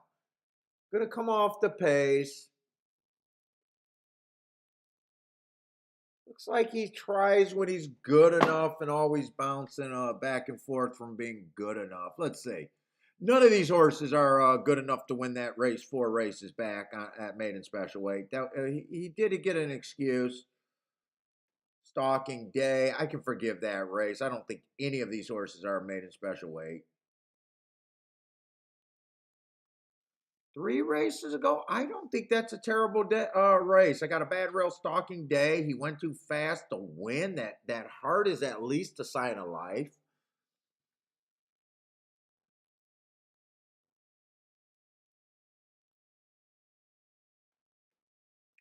Trainer liked what he's seen and then said, let's put him right back up to maiden special weight instead of just fucking keeping him at the level or dropping him one more time. I don't know. Some of these trainers aren't that bright. I think he has. I think he still had an excuse. I just don't think he's a maiden special weight horse. And then I think he ran against the early pressing day, and he was more of a closer that day. And then last race, I think, was a decent try at 35,000. Average. Got in position at the top of the stretch. Was involved in the pace. Just missed. This horse is sitting on a win if he finds the right field. This may or may not be it. I probably think 5-1 might even possibly be an overlay once I get thinking about the math here. Two's definitely, I got enough interest in the two. Let's see. 3 is lightly raced horse, only ran 1 race at maiden special weight. Did a nice job getting in position. I think he ran against the inside track. There is a chance he's a legit maiden special weight horse, and super lightly raced. If I got to poke a hole in the favorites, which you generally do, I mean, there's a big chance that he's not quite a maiden special weight horse. He ran 1 race. It was kind of an even race, and yeah, he could step forward, and he doesn't have to. 9-5 is just what makes him sound wrong to me. I don't have a problem if he wins by a lot here, but the price is just don't really know what my upside would be to take him at 9-5, especially for a win ticket. Maybe there's some exactas that might make sense with him, but for a fucking win ticket, let's say 4's lightly raced, but a lot of these horses are lightly raced. I mean, he definitely feels like he got to improve a lot. First race out, 1 race sample. That looks like that was basically a pull up.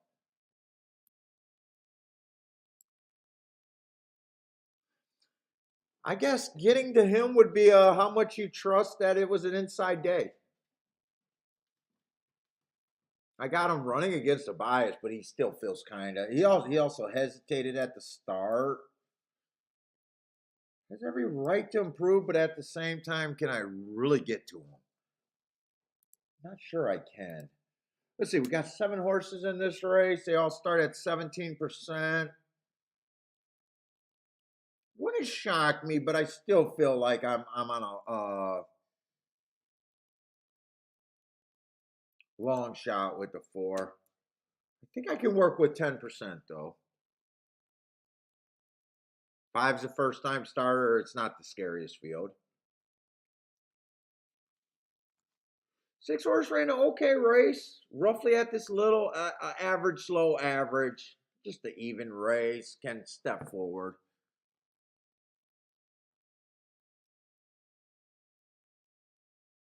Checking to see if he ran with that 2 horse.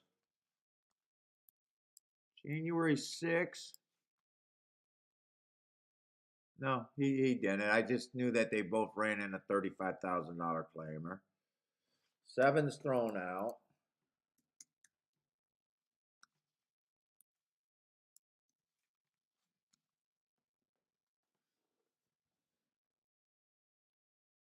8, Sprinter stretching out.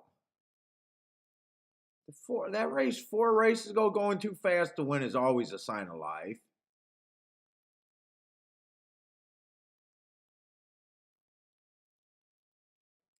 Three races ago, again went too fast to win, so I still think he can benefit from those races. But if he can just go a route, he wouldn't shock me. Ooh, 2-1. He's taking quite a bit of action. Okay.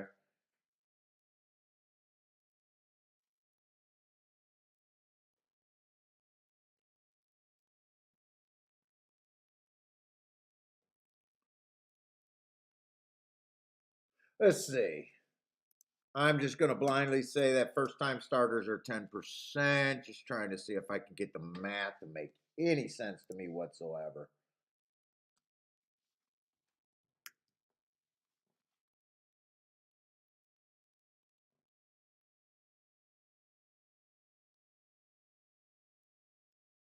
This is not a good race.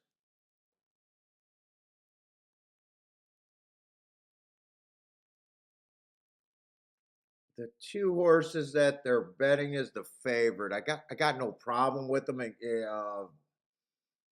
but at the same time, would not be willing to bet them.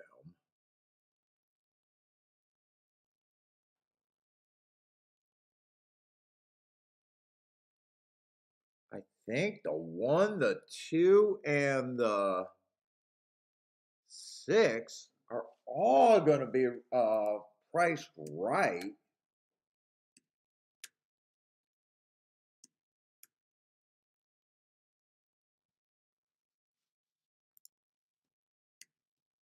I just think there's nowhere for me to really go here.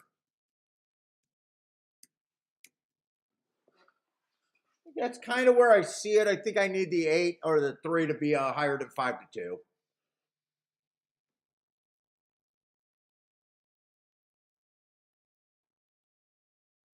And the 2-4-6, I just need to be on the better side of 6-1. I don't like anyone over anyone else. This is probably just a no-go race for me. Think we got to get better races later on. I'm hoping for. Thaddy, what's up, Thaddy? Jared, what's up, Jared? John. Christopher. Christopher likes the 3-2 here.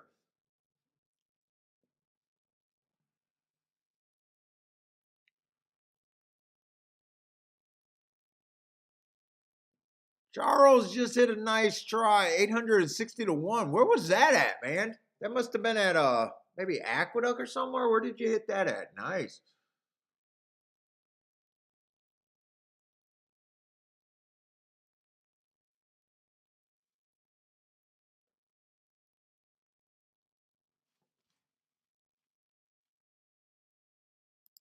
Let me look at Tampa. I just don't think there's anything over there at Gulfstream right now. The doubles I was trying to get alive that was 2-3-8. But I was trying to beat a 1-5 the first race. I don't know where doing something with the 2-3-8 here at Gulfstream is any great math.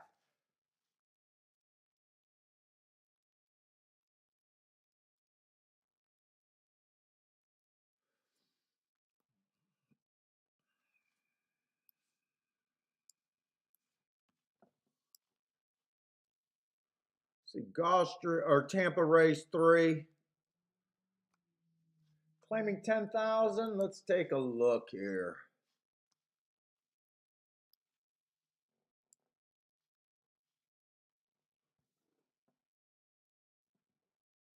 Seven horses, no scratches, $10,000 claimer, huh? Yeah, there's a lot of races today. There's no reason to for me to push anything right now. What's up, Lloyd? Rex, how's it going?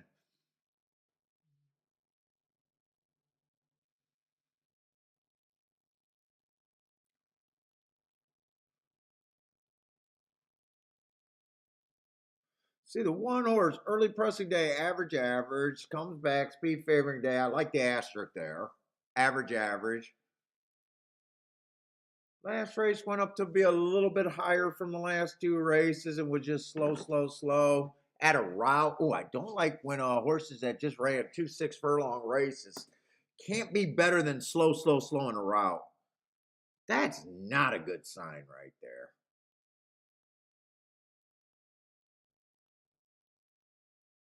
See, this is a sprint. 2 horse, I just hate route to sprint. 3 horses dropping a bit. I don't think he'll shock me. He doesn't have the nicest marks. He's just a stalker. Keeps running the same flat, even race no matter what levels he's at. Anywhere from here to 20,000.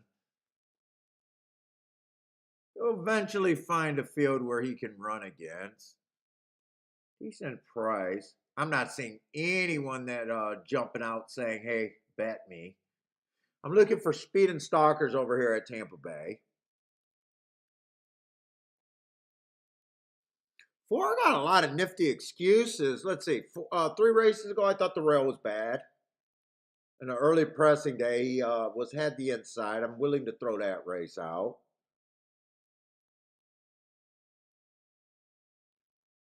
Then he was a little far back on an early pressing day. Then he ran against the speed favoring track last race. 2-1. I don't give a fuck about 2-1.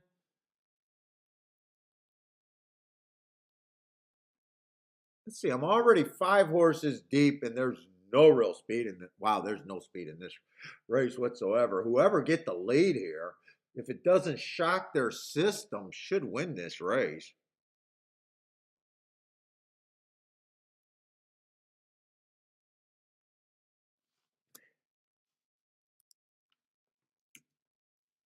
Whoops, I put that in the wrong spot.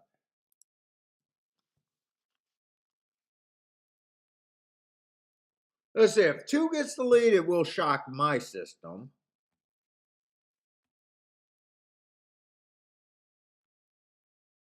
One, maybe? Maybe? Definitely can't count on it. I think I'm reaching pretty fucking hard there.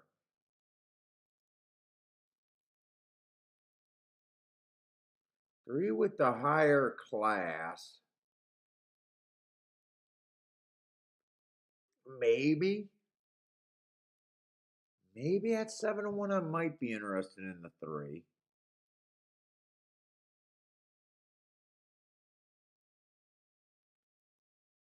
4's not worth making the argument for me. 4 would be a horse that I use, but he's not a horse to bring me in the race.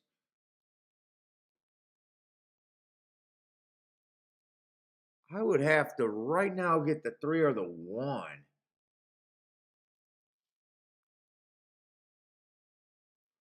Be first or second there. Or the 5.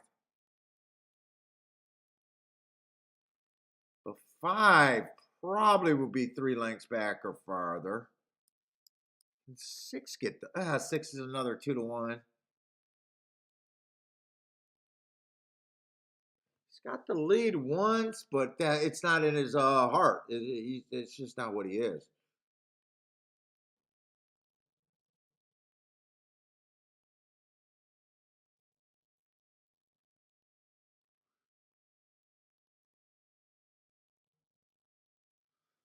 Let's see. For me to be in this race, it has to be the 3 or the 1. It just has to be. Let's see. Anyone I hate.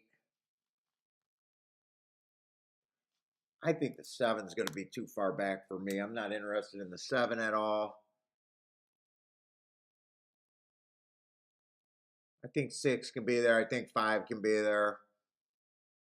Definitely think 4 can be there.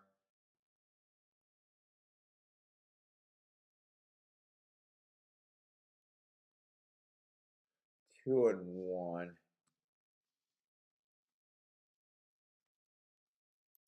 We got 5 horses there, 22%.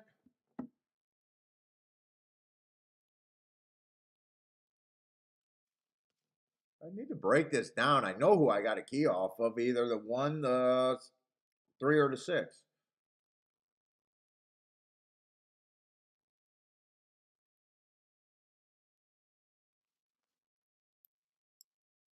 January 6th.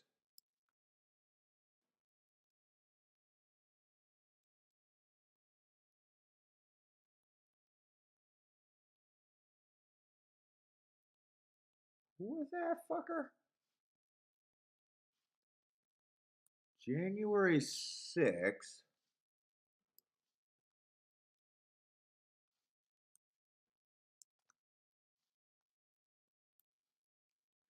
4 had the lead over the 1.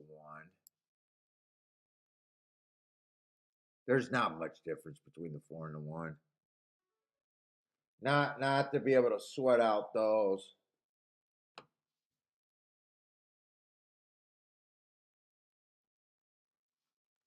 Three was in that race too. Also, Jesus Christ, they all look like shit. Do I even really need to fucking bet this race?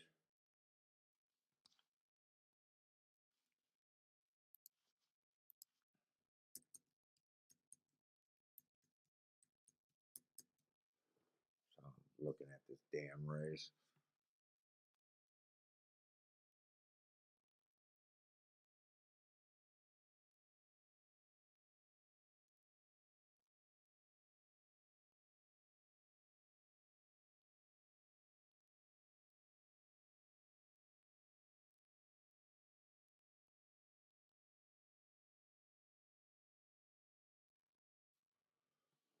Four is probably the safest, but I don't fucking want to pay for safety here. 3, 1, 4, 5, and 6. Do I even want to do 2 horses here? You look at these exactas here. 1, 3, 3, 1 are good. 1, 4 is okay. 4, 1 is okay. 4, 3 is okay.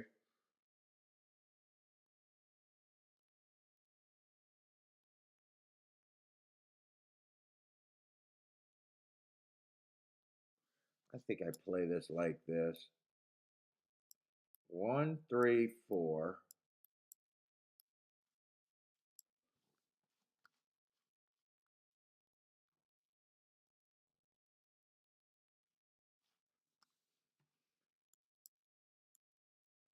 Does this make sense?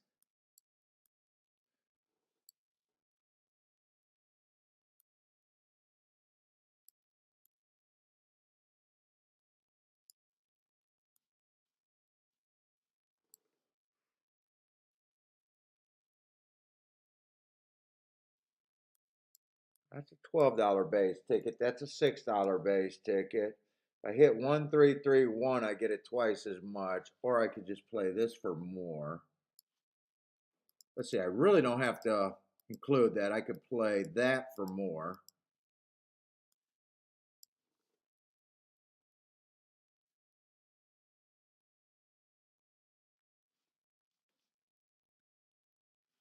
I play this for more. That for less.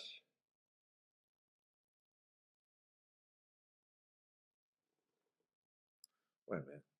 This, if I did it both for $10, what does that look like? $60 there. That would be $100 total for $10 exactas.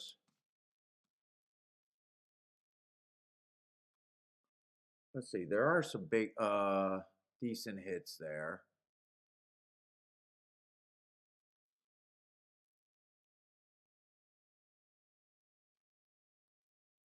Even if the 4 wins, it's just, do I want to play these two for the same amount or for different amounts?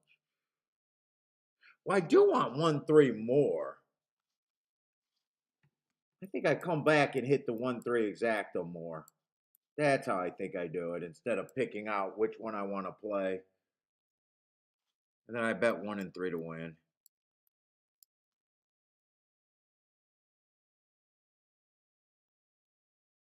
I think that's how I play that race.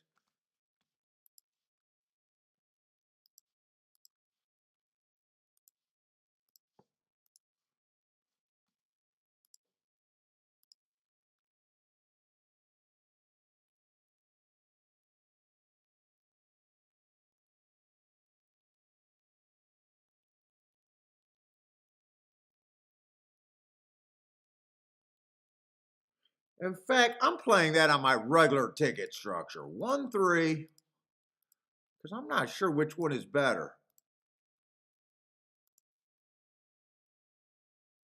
That's a $16 base ticket. 4, 6, 12. No, I don't play that my regular way.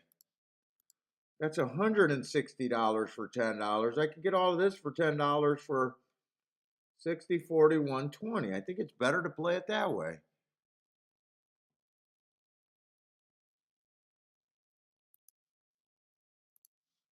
It's better to play it that way.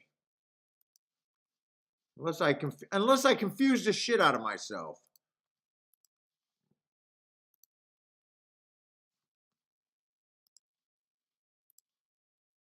I might have confused the shit out of myself because I feel freaking tired as fuck with this card right now.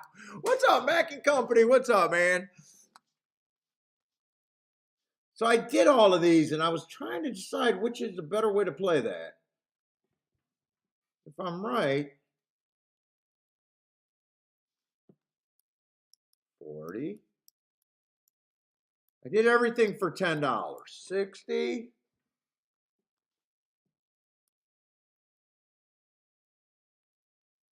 20, so that's 120.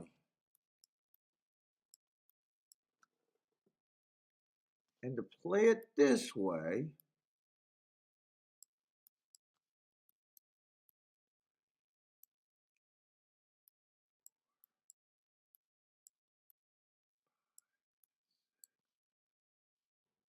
one, two, three, four. So it would have cost me $160 for the same $10 ticket. If it comes in 1331, I get it for $20. That's the bonus there. But I get it for $20. I get it $10 here and $10 there. So what am I missing? I feel like I'm missing something because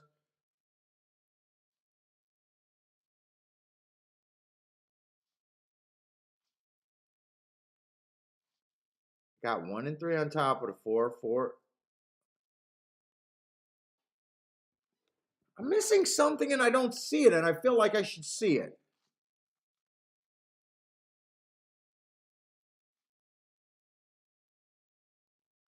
How is this more than this? 1, 2, 3, 4. 4, 8, 12, 16. That's a $160 ticket all day long.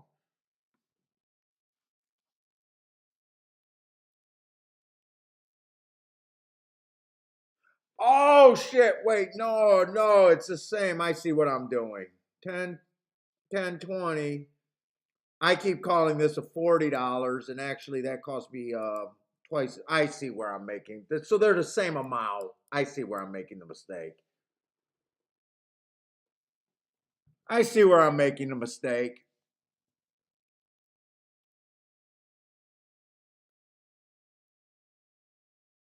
Shit, and I need the 1 and the 3, or 1 or 3 to get first and second. 1 looks like he already cashed it into the 4. I think I'm in trouble unless this 3 makes a mad rally, which I don't look. He does not look. He's not even riding. He's waiting.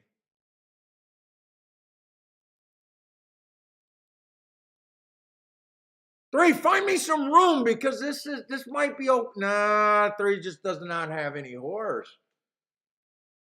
Come on, get by this 4. There's the horse. There's the horse. Let's go. I got one of my best combinations home.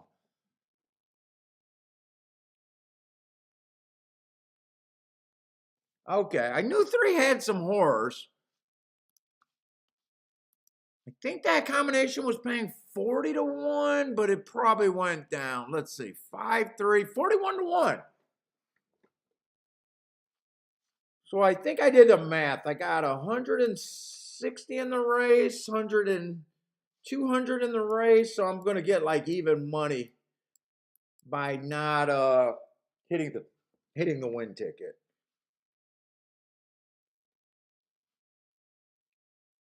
Ten, 20, 30, 40. Yeah, I know where I was confused at. So I kept calling that $40 and that's $80. 80. This is 20. And this is 60 all day long. And then 2 win bets at $20. I think I did okay, not great. Yeah, 160. So I did all of these tickets and I thought I was getting a bargain and I didn't understand this where it's the exact same as this ticket. It's the exact same. There was no upside. Comes in 1-3, I get it for $20 instead of 10. So I did end up putting 200 into that race to get hopefully 210 back. Or no, hopefully 410 back. So got even money on the bet. Had some upside, but end up even money. All right. I don't know right now is just because they've been chalking the hell out of me. And it's just been an uninteresting card or I'm tired. But today feels like a struggle in my head. All right.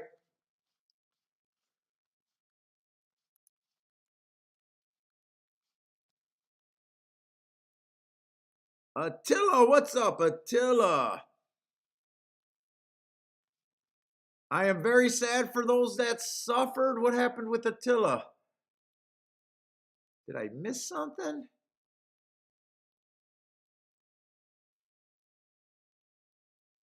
Oh, Attila's from Istanbul, huh?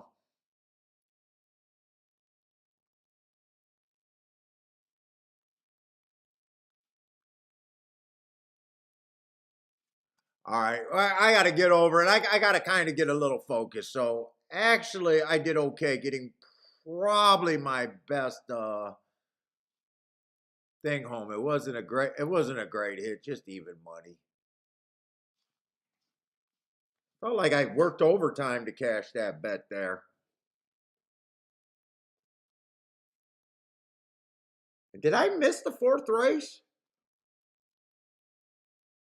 Oh no, we handicapped the fourth race. I just decided not to play the fourth race. What happened there? I did no bet there. But I like that I can go back and see where I thought the math was.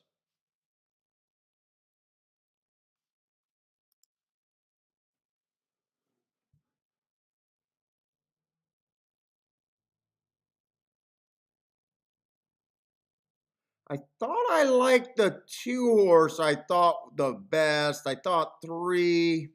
What did I think? 3, 8, and 2. But I also thought when I finally did the betting line, I think what I'm trying to say. I think I had doubles if I got alive in the doubles to the 2, 3, and 8. I think it was. Let's see. Let me look at the result. 5 won that race. 3 got second. 5, I gave a 10. I'm guessing 5's probably a first time starter. All right, that's a good race for me not to play in.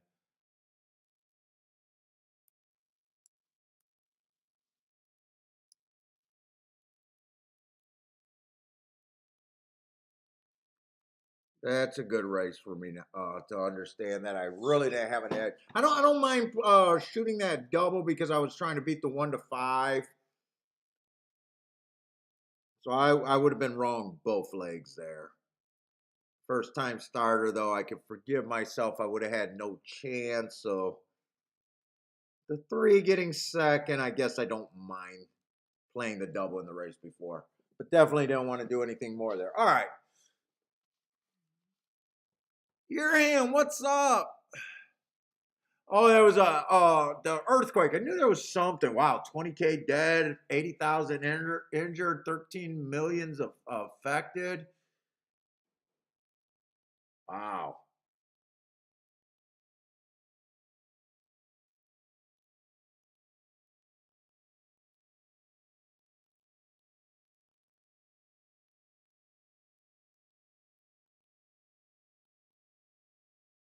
Jay Boone with a 9-1 over there at Aqueduct.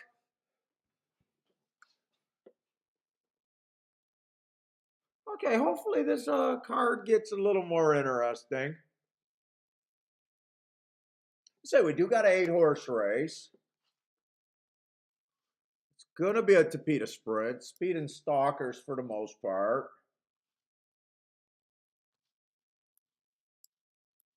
Yeah, me not getting a late start on the show. Blame Disco. I got a call from Disco this morning, and we were bullshitting too long. It's all Disco's fault.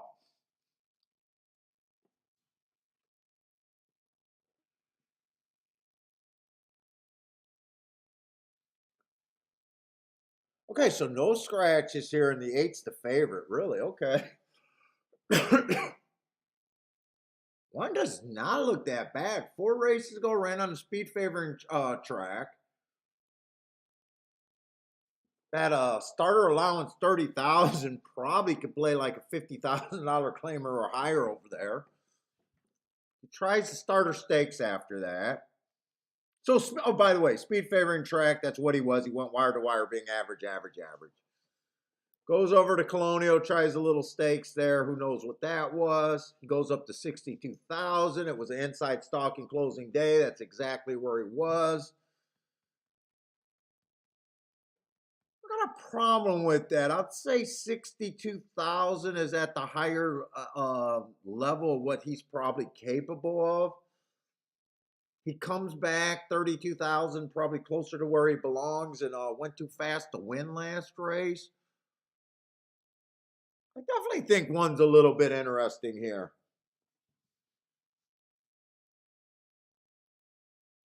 Right running style, speed or stalker, more than likely.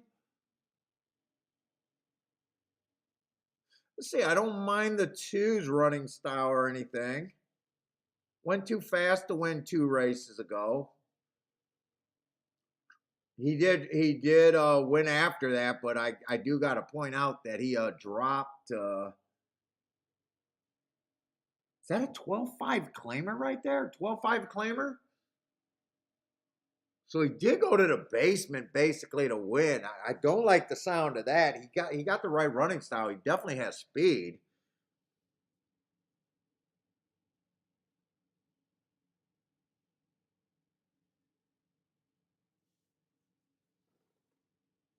Six to one, he's still a decent price. Not bad enough to poke crazy holes in.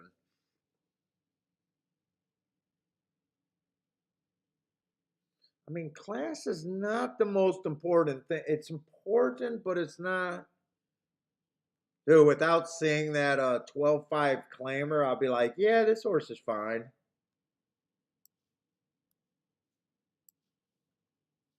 I'll have to think about that. If he was a short price, I'd hold that against him. But right now, with him being 6 to 1, I'm not sure I want to hold that against him.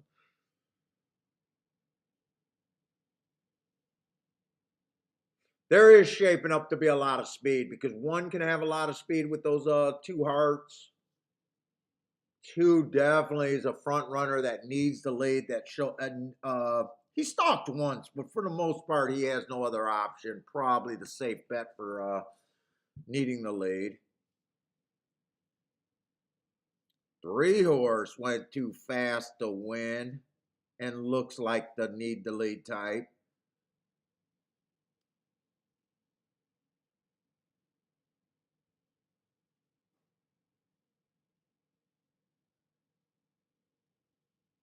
Of that group, I'd say one has the most options to not be on the lead. Where 2 and 3 are probably pretty close to being committed. Let's see, if the pace is fast, 4 does look like a horse that will benefit from that. I can't say he has the best marks, but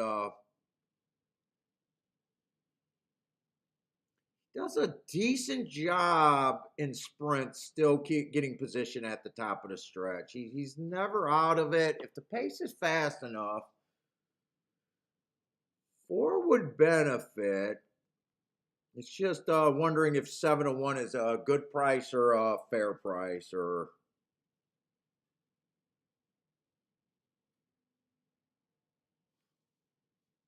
let's see, the 5 at Hawthorne, that allowance of 1X race was very nice, going too fast to win. Dude, tell me these hearts don't matter. Oh, I thought that was a win at 33-1 the very next race. No, he finished 11 by 14. I'm minus the 1. I thought he won by 14 lengths, but he did win. He did win within his 3 lengths, but at 7-2. 7-2 is not as special as 33-1. I was like, wow. He's another one that got speed, but he feels like he can rate too. This already feels like a tough race here.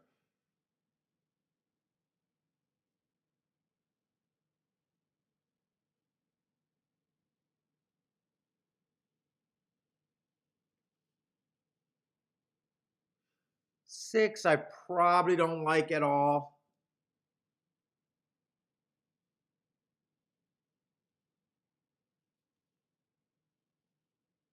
Let's see. 7 earned those hearts at a route, but he will benefit if the pace is fast.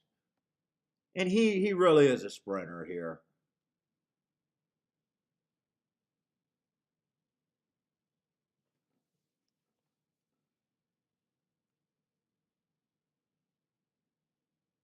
The 8 horse looks oh fine, but he looks like a lot more speed. Who's capable of rating though? Is there anyone I hated here? Let's see what we got here. 8 horses in the race. I might have to cook another coffee. I think 6 I would be fairly against.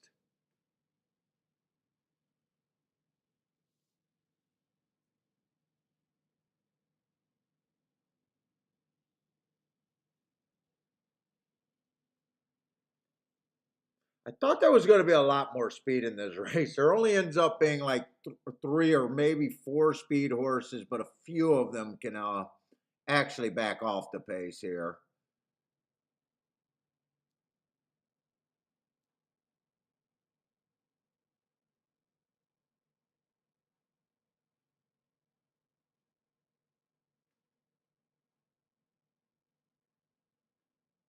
Outside the 6, I would not be shocked if anyone wins this race.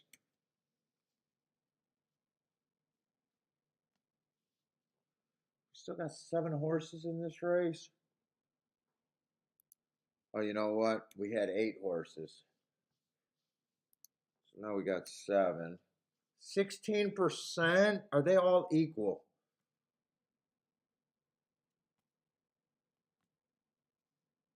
16% is what, about a 5-1? 5-1. 1 definitely feels like that 5-1 to me. 2 feels like a 5-1 to me.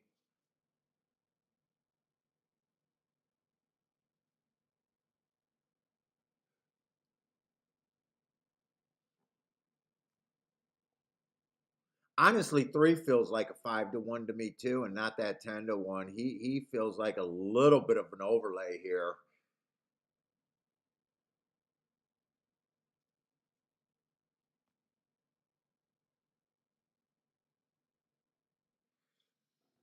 Four feels like a 5-1, maybe even that 7-1. I don't think he feels like a 10-1.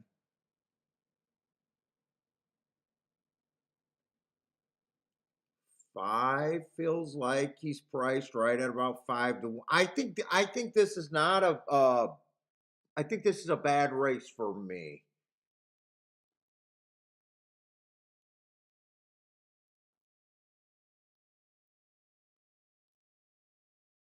Meaning I don't have a good opinion, and right now I'm going through the board and I'm like, yeah, everyone feels like they're priced right except for the 8. Because honestly, 8 feels like I don't know where the eight's edge here is here.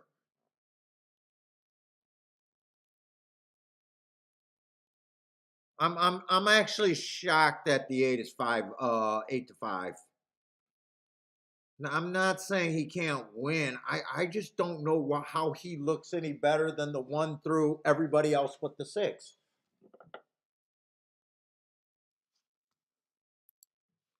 I think I just got a basically even race where I would have to have a stronger opinion to be anywhere here. And I let me just 1, 2, 3, 4, 5, 6. I got 6 horses.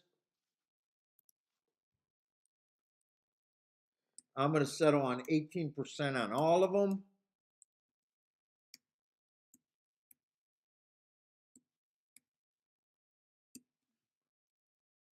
I don't see where any of these horses got a bigger edge on the other. So I need 9-2. So 8 is out just because I severely think he's overbet. 7's not in the highest group, but if I'm right about 10% chance, he's an overlay at 17-1. 6 I don't like. I think 6 is overbet. 5, you need 9-2. He's 5-1. Might float up, might float down, but right now he's just priced right to me. 4's a bit of an overlay that might be a little tempting. 3's a little bit of an overlay. 2's priced right, and 1's a little overbet. So if I had to key here, it would be on the 3 or the 4 or both. That's fairly easy.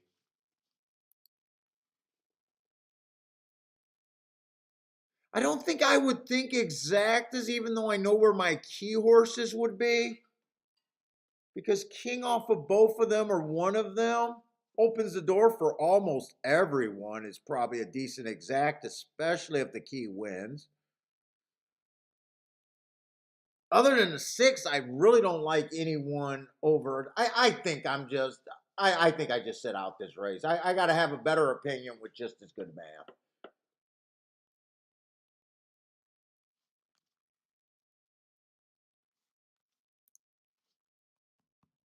These are the type of races where every once in a while you're right and they can be big hits. And you say, hey, math is wonderful. But at the same time, you're like, fuck, I'm just hoping to grab the right 2 horses. That's an overlay at the right time.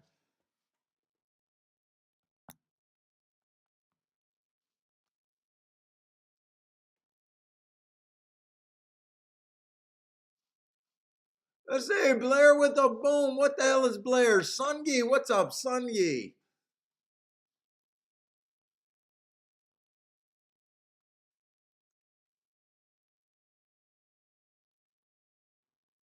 Let's say Charles looking over there at Oaklawn Park. King the 8. Oaklawn's looking at doubles. Different keys. Daddy's looking at Oaklawn. We have not got to play Oaklawn. Daddy ended up hitting the try over there. Blair, oh, this is easy. Blair, it's just an easy game with that time machine.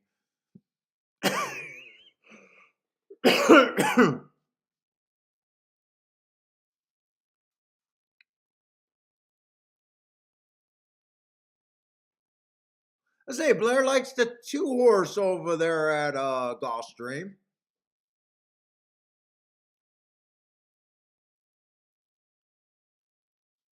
Oh, gambling money is so much nicer than working money. What's up, Jeff? Jeff likes the 1 and the 3 over there at Gulfstream. So I'm definitely rooting against this 8 in this. Well, 8's the one that I just felt like was extremely overbet. Like one they're settling on. He's overbet, but 8, it was just like when I looked at the 8, I was like, I'm not saying he can't win. My first thought was, really? That's the favorite. So I gotta, because he made me really question reality. I gotta root against the 8 here. I just didn't see where the 8 had any sort of an edge to justify 8-5. He might win. 2 and 3 gets the lead here. 8 is sitting there in third. 8's in good position if he's good enough. 1's in good position, 4 and 7. I think 6 is a little far back, and I think 5's a little far back right now. Oh yeah, and I got to root against the 6 because 6 was the closest thing to throw out.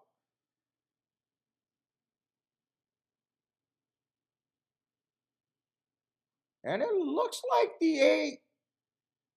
Well, is 8 quickening or not? 8 is quickening. 8 does end up. Okay, the public was right. 8 did end up being the winner. Who was the 2 horses that I thought you keyed off of? I thought it was the 3 and the 4, but the 3 ended up going down on odds. I think it was the 3 and the 4, but the 3 did go down on odds, so.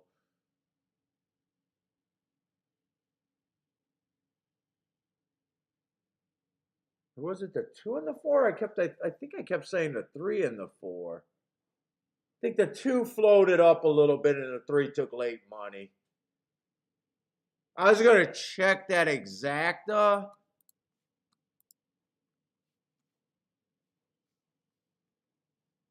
But I honestly don't even remember what I said was the key horses. 8-3 is garbage. 8-2 would have been garbage. 8-4 would have been okay. But 8-3 is paying 10-1. 7 ran a nice race at 21-1. But yeah, just an okay sit out for me.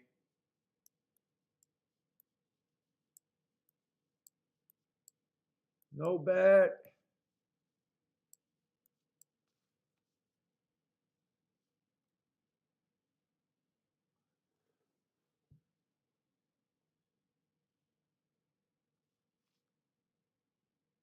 Yeah, I didn't see where his edge was. He wasn't a horse that I thought couldn't win. It just wow, I just didn't think that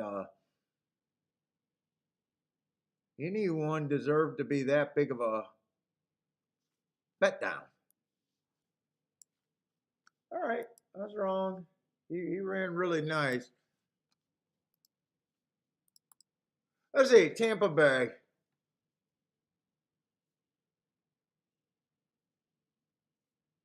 We're going to the 4th race there. Oh, did I write down a bet in the wrong spot? Oh no, I got Gulfstream form up.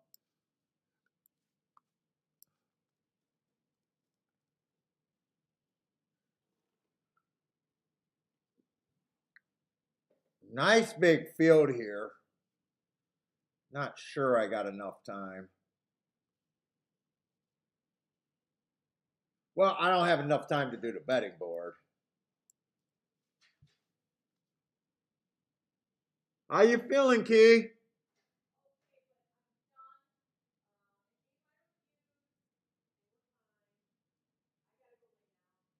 You go. So you're taking the rest of the day off? Oh, you say you've done a lot and then you still work.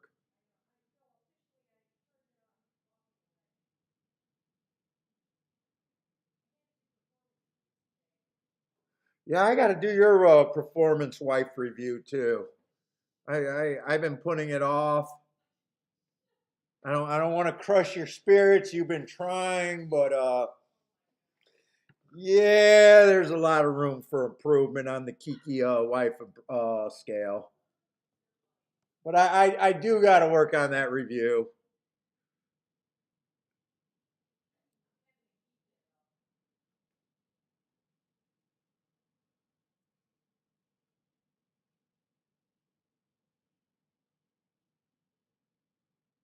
Let's say 2. Got some nice races. 3 races to go. Ran on a bad rail early pressing day. Last race, inside early pressing day, he went too fast to win and just missed. But he's 5-2, which is kind of short. And I see he got beat by at least one horse in this race. I want to look at who that was and where he came from.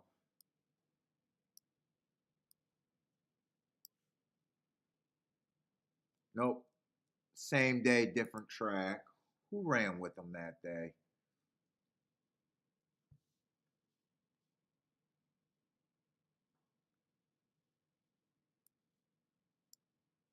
Let's see, 5 ran on an inside early day on that day. Ran against a bias there. Right part of the track, wrong running style.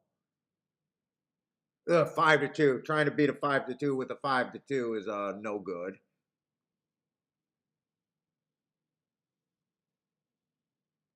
This is a nice race. 4 back, being a closer, earning a heart. Comes back, runs on a bad rail. Fuck, wait a minute. How many 5-2s and 2-1s are in this race? Okay, 3 of them. Okay, so far this is not good because 3 horses caught my eyes and they're all 5-2 and under.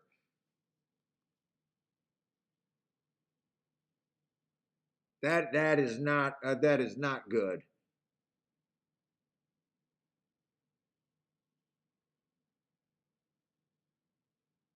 The 9 horse might be 42-1.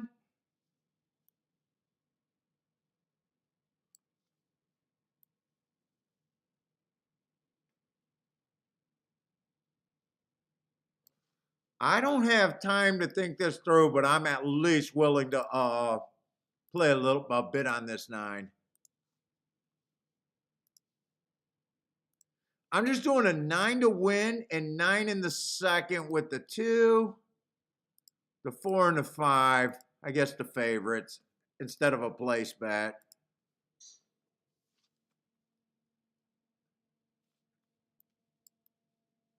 I need more time to think that race through, but I don't think this 9 should be 42-1. What was it? The 2, the 4, and the 5? 3 chalks. Just straight on that one.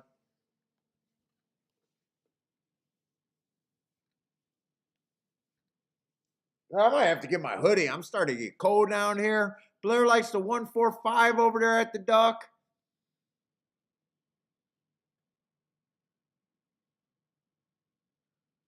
Preparing for that one-on-one, Paul. What are you talking about? One-on-one? Oh, the one-on-one with Kiki. Yeah, she needs a wife review. Otherwise, you never get the performance out of your wife.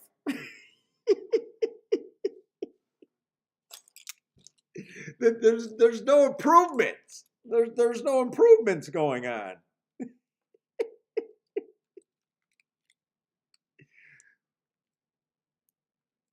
You gotta keep up on those quarterly reviews.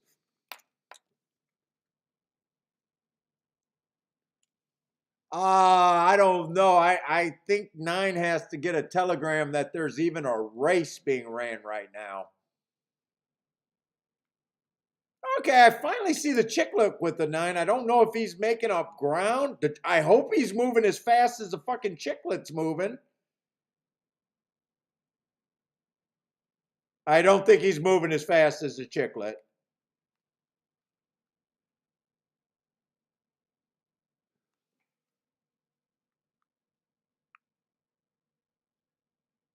It looks like it's the chalks though.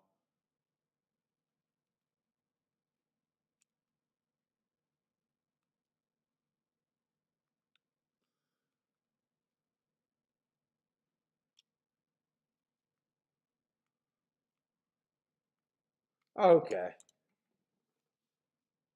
I guess 9 should have been 56-1.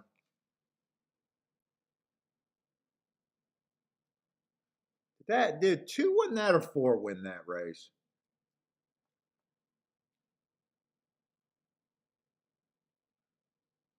I don't remember if the 2 held on or the 4 actually caught him.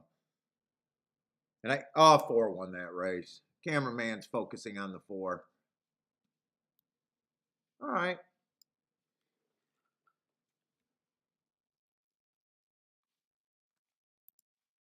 Let's see, Disco. Got the 6 all in the try. So does that mean the 6 is a nice price? Better be. Better be, Disco. What we got over there? Good luck, Disco. 9-1. Nice price.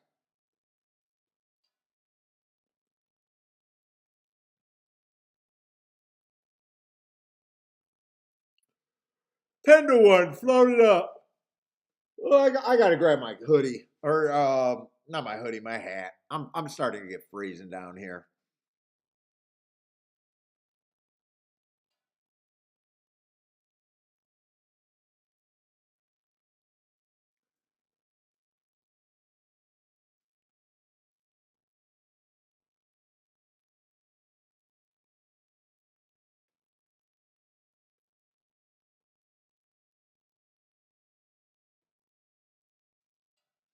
I think I need to even get one of the lumberjacks or something to throw over this hoodie. I am freezing.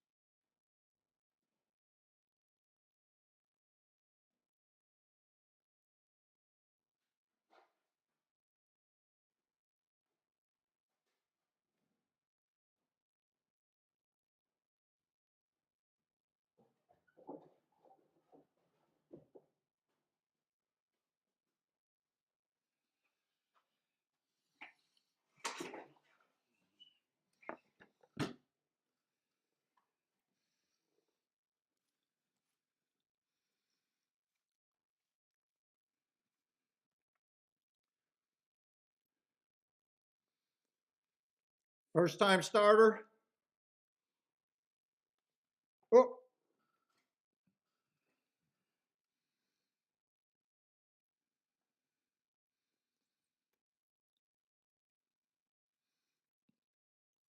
Oh, you waited all day for that play and he doesn't run a step?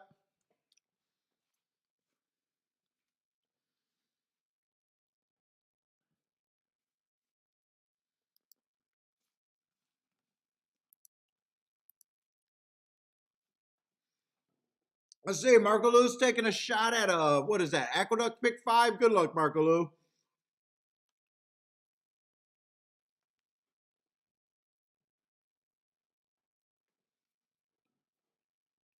Let's see, I hit one race.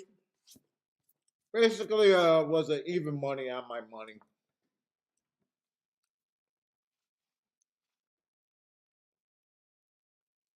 What's the biggest bet I made of the day?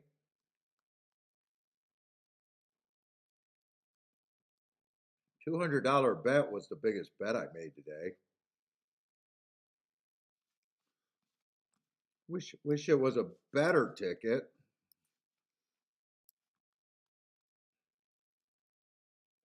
I think I only made, what, 3 bets or maybe 4 bets? Let's see. We did not put that bet in. That would have been a winning bet. But we did not put that bet in. That was a 7 in the first leg. I just want to write that down at Gulfstream.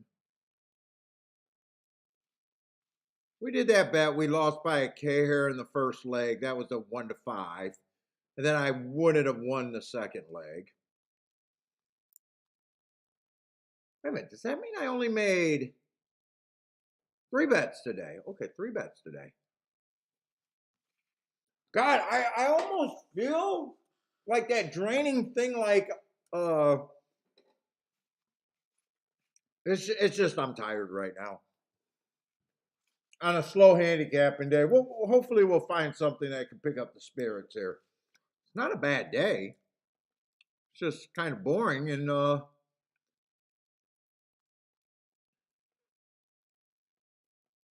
I only made 3 bets and hit one of them. Not exciting when you get even money back on it, but I hit the bet that I was supposed to hit. It is what it is. Fuck, every day can't be like yesterday where it was just fucking super exciting. I shouldn't be complaining about a boring day where I hit early when we've had quite a few shows where I had to bury myself and hit something giant to either have an acceptable losing day or a huge winning day. Not a huge winning day, a solid $1,000 day. Not a huge day, but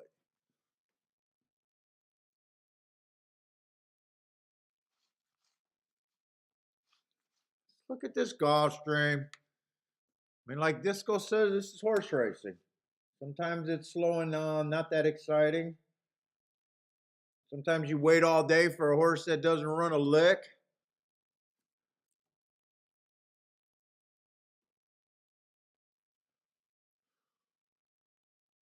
Okay, we got 11 horse field here. We do got a nice big field.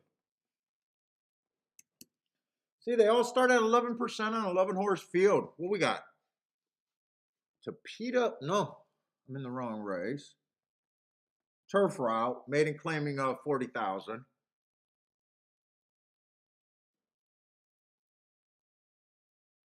Do like that race 3 races ago. Went too fast to win. He comes back, ran a nice second, stalking closing day. 1 tick slower than the fastest winner, average.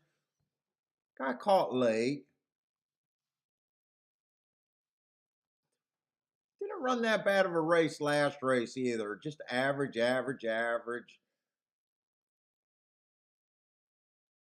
Definitely belongs at this level. Been close.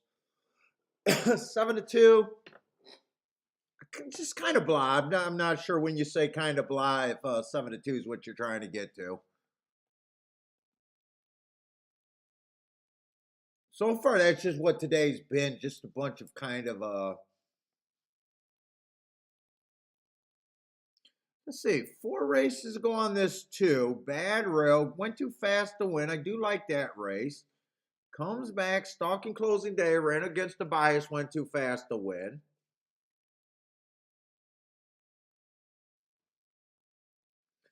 Two races ago, went too fast to win. Took a little bit of a layoff. I don't have a reason why he was flat. If he's a big enough price, and he is, I might be interested.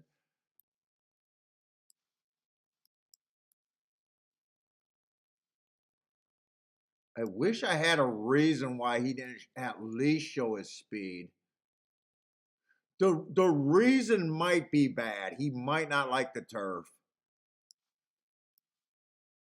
Although he ran on the turf a couple times before that. No, I'm just gonna say I don't have a reason. Let's see, 25-1 makes him okay though, for me.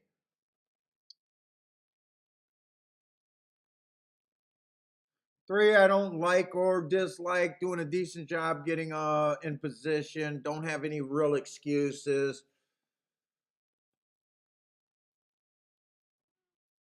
3's just blah, and probably should be around 5-1, 7-1 would be my guess.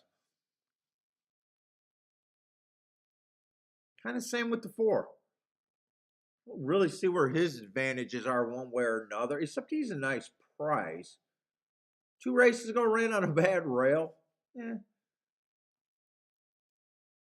I'm not seeing a ton of speed in this race. 4 stretching out, but I can't really get there on the 4.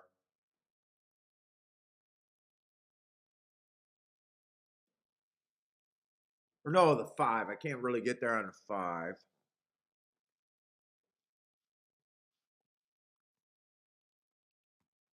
6 horse only ran 1 race. I mean, it was an okay race. I could see him taking a step forward, and I could see him not doing anything. Let's see, the 7 as almost a chalk or second choice. Coming off a year layoff. He did not run a bad race off that year layoff, but probably needed the 1. There's a chance that he could bounce after that year layoff, and there's a chance he can go forward. There's no way I take 7-2 on him in this spot. There's no way. I don't even know where I'd go in this spot, but right now that's not tempting me. It is a Todd Pletcher. I know you guys, some of you guys like trainers and that sort of shit, but fuck.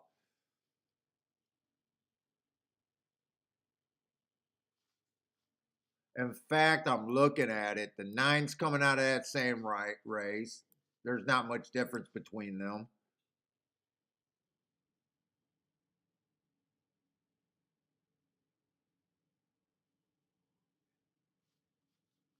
The first time starter, the 6 is coming out of that same race. There's not much difference between them. Fucking 5's coming out of that same race. There's not much difference between there's no way. 7 can win, but there's no way I take 7-2 there.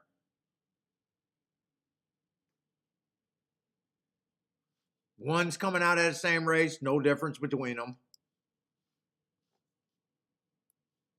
My 2's coming out of that same race. I'm interested in this 2. I think 2's the only spot that wakes me up here. Anything else I really don't care about? I can't explain why that race was so bad and why he didn't at least flash his speed. I'm willing to give him a shot at 25-1.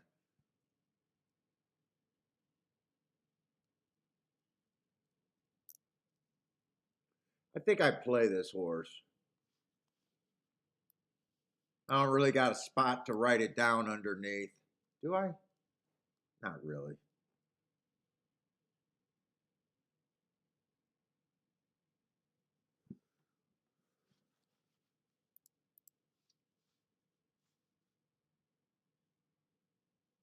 And did I hate anyone here?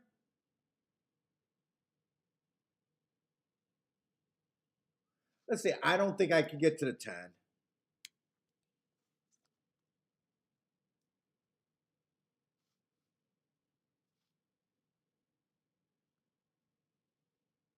I could get to the 9. I don't think I could get to the 8.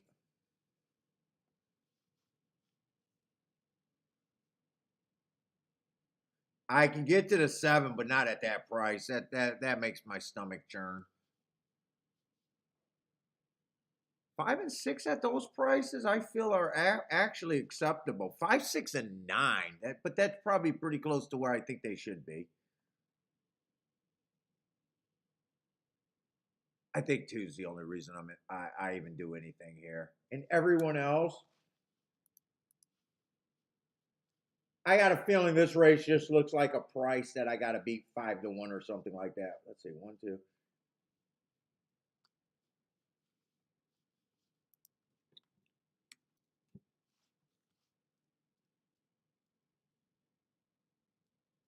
That's exactly what this race is. I got to beat 13%. It's a grab bag for me. A grab bag of boring.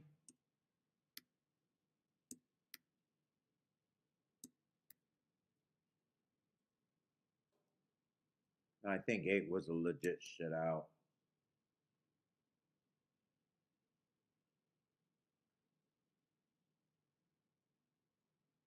I even just say boom. So I gotta beat 7-1 no matter where I'm at. 2's the only spot I can really get to here.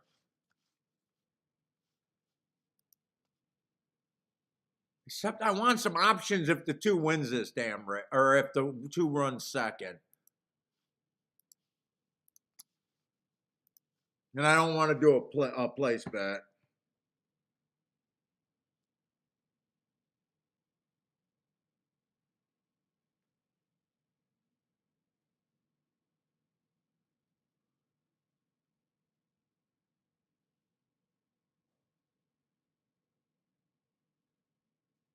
So far, all I did was the win bet.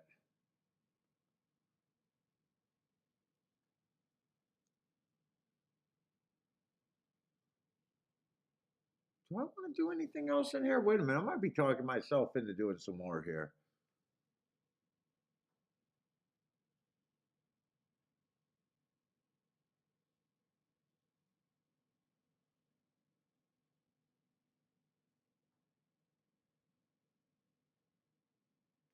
Two and the one are the best marked horses in this race. I think I'm going to do a little bit more here. Two to win.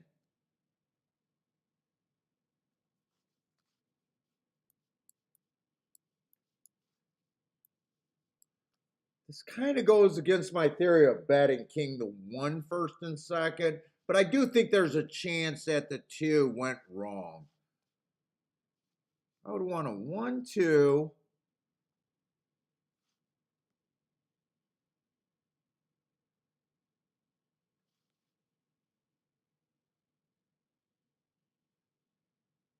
Four.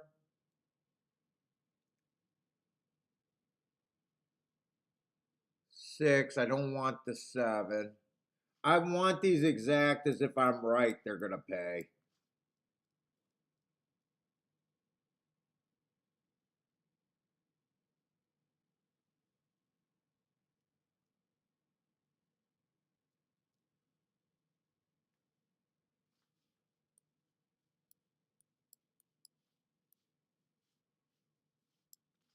Just make sure all of those should pay.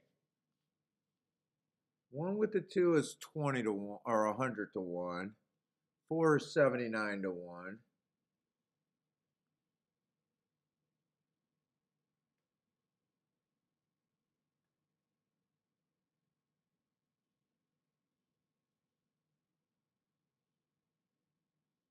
Let's see, I got the 9 in there, but I threw out the 5. Do I want to change the 5 with the 9? I don't think I want to go 6 deep.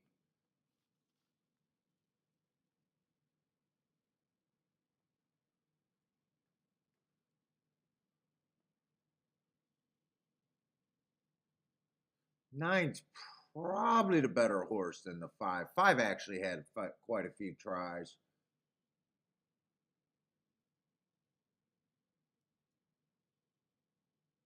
I think I play that ticket for a little bit. Let's see, I already did the win back.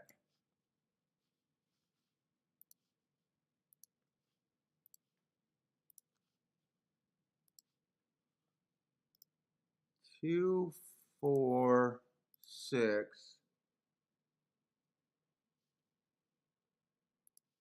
9, and 11. So my best outcome by far would be 2-1.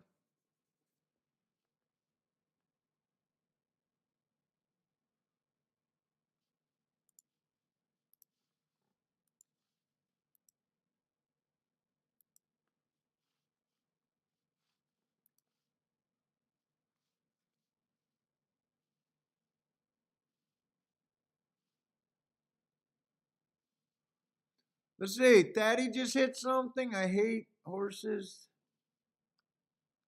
but only played the try.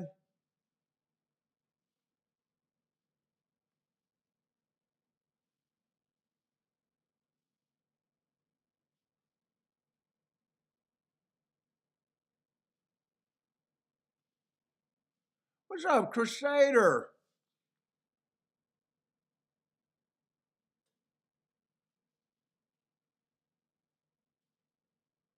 Trying to see who I'm missing. God, my eyes are getting rough. All right. I need either 2 to win or 1 to get a first or second with some prices. I need this 7 not to be anything. Normally, I would not have took the 1 at this price. I don't know why I did. I think I just said, well, 2's the best marked horse. And then I just thought that the 1 was the second best marked horse. I don't really know why I decided to do it here.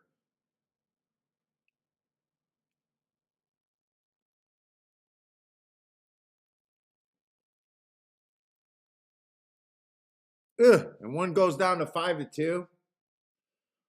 I went against my betting philosophy for the most part.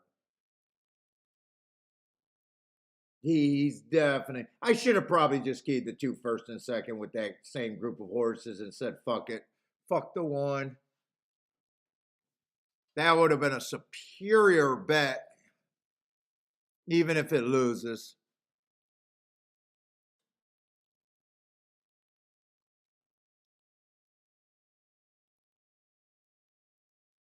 Let's say on break. What's up? Likes the 1279 at Gulfstream. Fatty likes the 37911. I can see a lot of us being all over the place here. 11 to win place and show. Oh, 6 just got scratched, huh?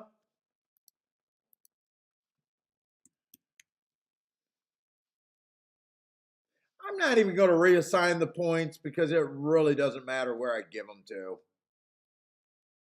I know I don't have that. I'm not like dug in on anything here, really.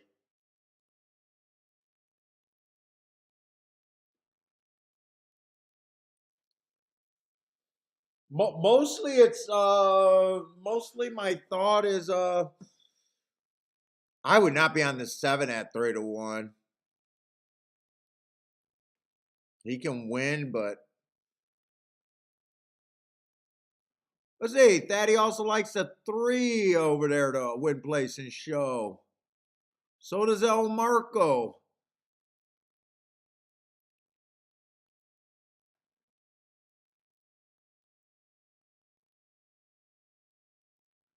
Let's say J Brom. What's this J Brom got? 310 exact and 60 to win on the 3. Wow, a lot of you guys like the 3 at Gulfstream.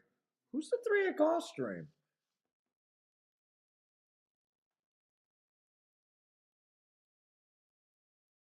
Yeah, dropping in class, but been at this level before. Looks like a closer, possibly a stalker. Doing a nice job getting in position. I wouldn't be shocked. I don't have a reason to like him or hate him, really.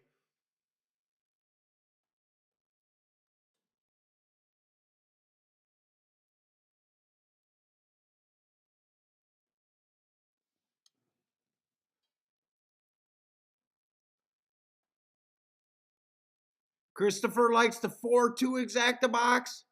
I probably shouldn't have played this one like I did.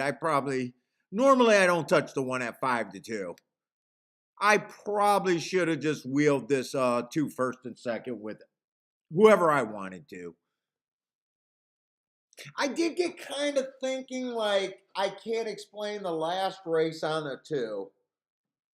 There's a chance he might not run, and for some reason I just said I just decided to do this the next marked horse.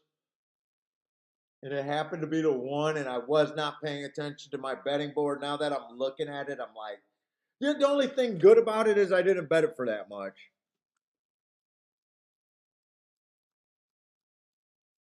Although I did check the exactas, and at the time I thought the exactas were okay. Oh, I do save a little bit of money. I had the 6 in there, but I don't have the 6. Save $10 there. All I got is $5 exactas and 20 to win on the 2. Come on, give me the lead with the 2 and a nice soft pace if we can do it. I don't think this looks like a soft pace. Nope, 23-2. We're gonna have to hopefully those hearts are good and he's in super form. And if he wins or gets second, I'm gonna be like, I know that I should not have bet the 1. Unless it comes in 2-1-1-2. Because right now with him getting the lead, I don't think his unexplainable race was a health issue. I had to walk on this one. Keep this 2 going.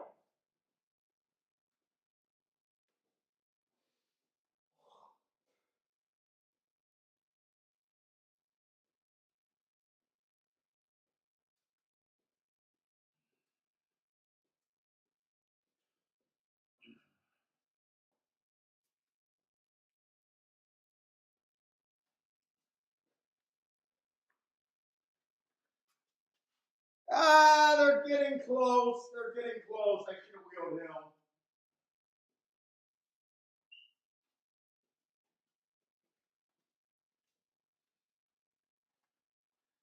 7-3, 5-3, maybe. I can't tell who that was. I know it's not the tour, and I know it's not the one. Pretty sure the 3 got second. 7 was the winner there, huh? Okay. I did not like the 7.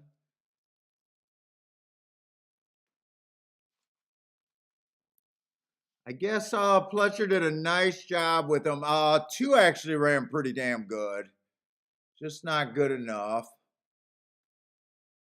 In fact, I'm less disappointed in the 2 than I am the 1. Although there's not much difference between them. Holy shit, I did not realize that was a 2, maybe in 3rd or 4th. I knew what the right bet was. I should have wheeled the 2 first and second. I don't care if the 3 got or the 2 got 3rd. It was a bet that had more upside than with the 1.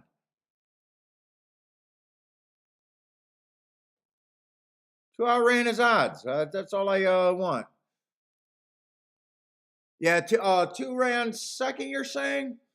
I'm actually, or 3rd. I'm glad he didn't run second because I would have beat myself up there. Okay. And I kept saying I knew what the right thing was to do. The right play, the proper play for the way I looked at that race. I don't know why I decided to do that key with the 1. That should have been 2 with a bunch of horses. Even 2, all 2. It would have been a loser, but that should have been the bet instead of what I did.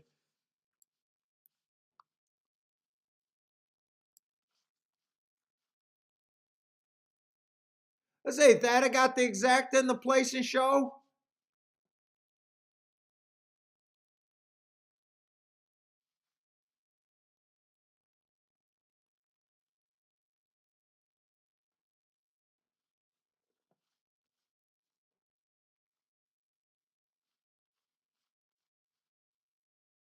Okay, give me. They got to give me something. I wake up. I just feel like I'm really losing my focus and energy right now.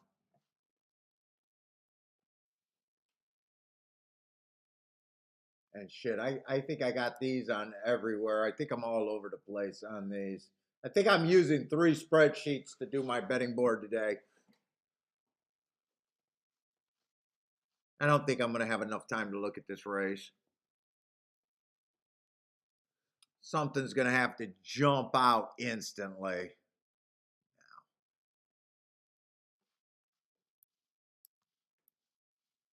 No one's jumping out instantly. Oh.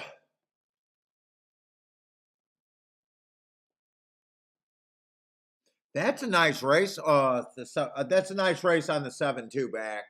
Bad rail day, early pressing day. That's a nice race in a stakes race.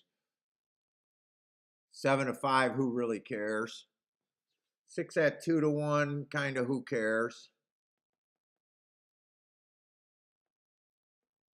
First glance, I do think it'll be pretty hard to get by both of them.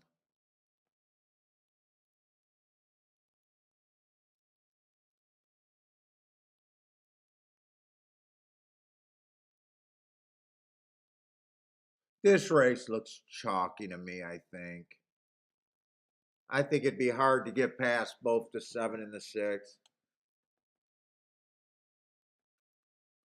In fact, really the 7. I think 7 should be the favorite there.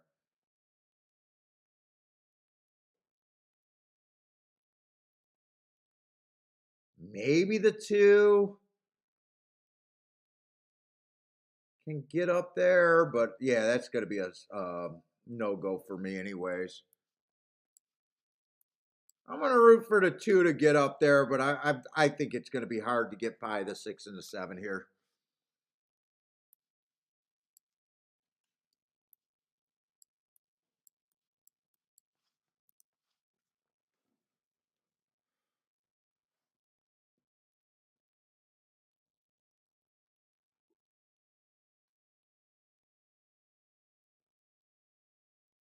Let's see, Crusader said possible energy on the stretch run.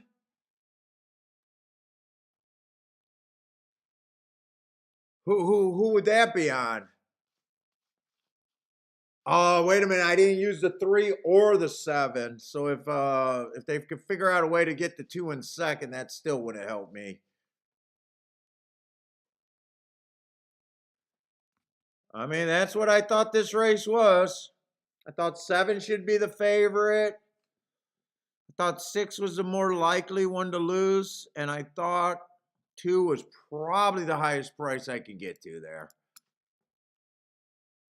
And so did the public. That exact is paying 6 to 1.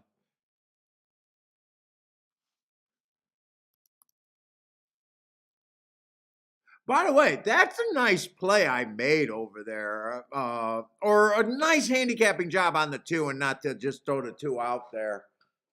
It would have been a great bet if I would have just wheeled the 2 first and second.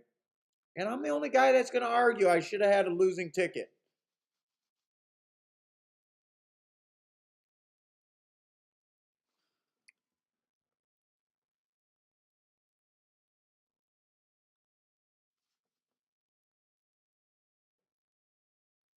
Jabram was trying to beat the 6-7-7-6 over there at Tampa.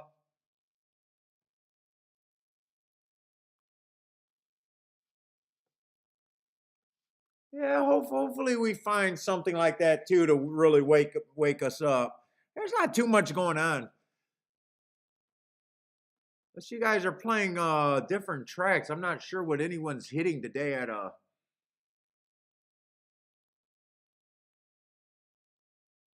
Gulfstream or Tampa so far since the first race. Has it been that? I mean, it feels like it's been that chalky.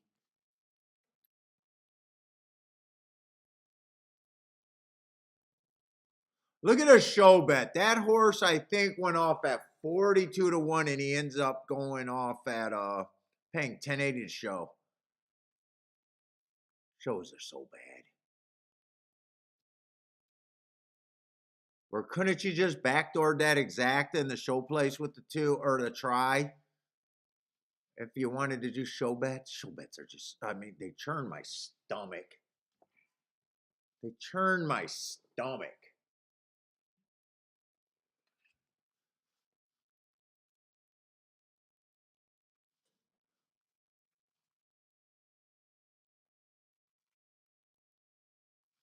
We're already in the 7th race at Gulfstream?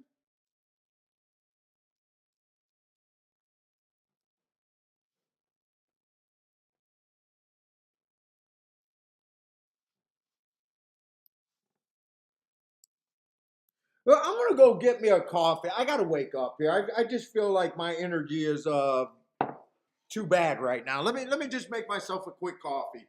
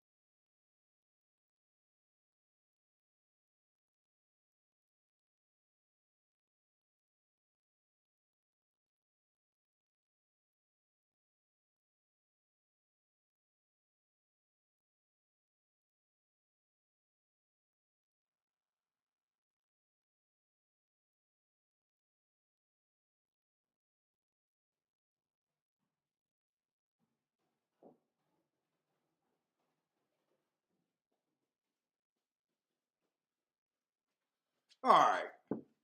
I just feel like I was doing a bad job hosting.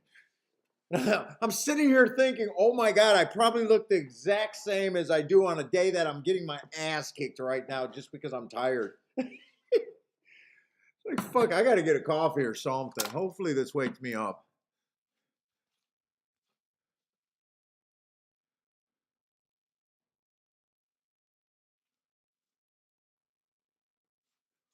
Okay, what do we got left at Gulfstream? See if we can get this little wake up call. Hopefully, so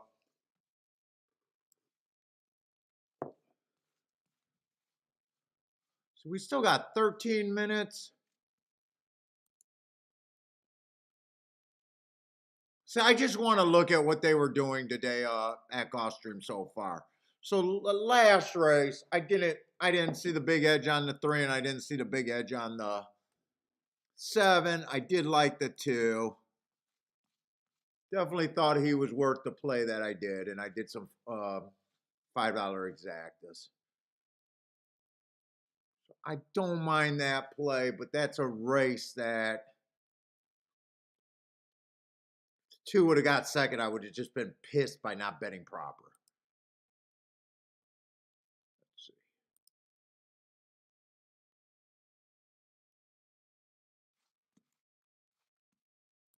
Race before that, I did not like the 8.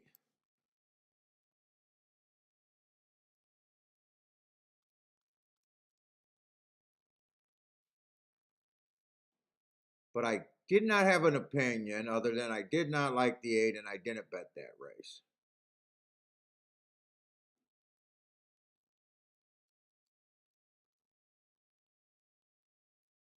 Okay, so no problem with that. And the 8 won. Race before that, I didn't bet that race.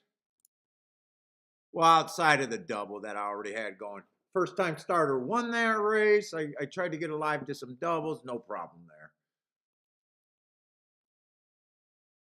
Didn't play that race by itself. Would not have had the first time starter. Could not have had him. The race before that, that was the 1 to 5, held on.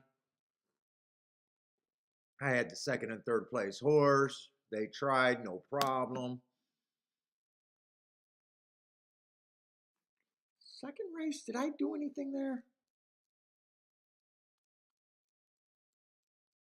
No bet there. And then the first race, I thought about doing that. Didn't take it too seriously. I would have thought I would have had to hit a 15 to 1. I would have had to play 4 horses. I would have thought I had a 53% chance to win the race to only get 2 to 1. I can understand why I didn't bet that race. So Gulfstream's just been super lackluster to me. In fact, the only ticket that I could have been proud of is either the math ticket in the first play, but I wasn't ready to do that in the first race. Or if I just played the proper losing ticket last race. Those are the only 2 tickets. Oh, and then the 4 horse just missing with the 2 to 5. He ran his hard. It's okay, so it's not that bad.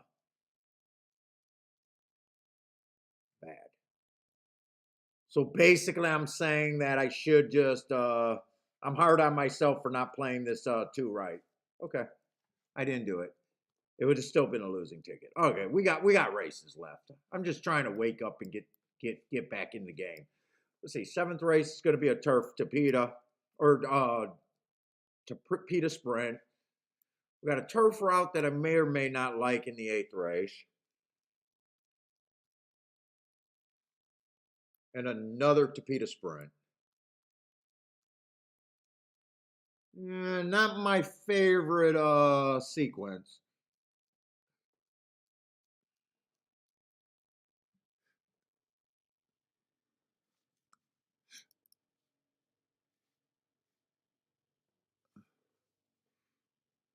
Let's see, 7th race. We got eight minutes, so we got plenty of time.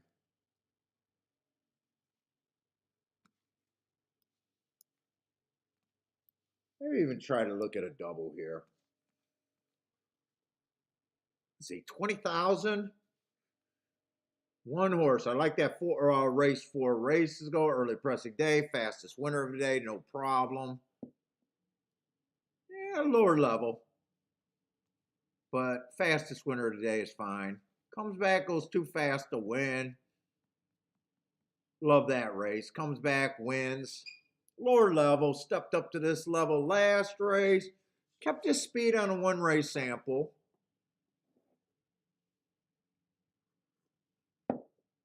And died. No real problem with that. 7-2. We'll have to see what the other horses look like. Let's see. The 2 horses been at this level. Kind of average match strides with the slowest winner of which he was. At a little bit higher of a level 4 races ago. Drops to this level, kind of average.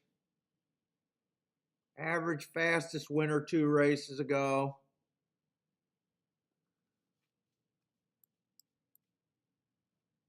Then last race, 1 tick slower than the fastest winner, average. I honestly don't have that big of a problem with him other than its price. Got some races at a higher level, got some wins at a higher level.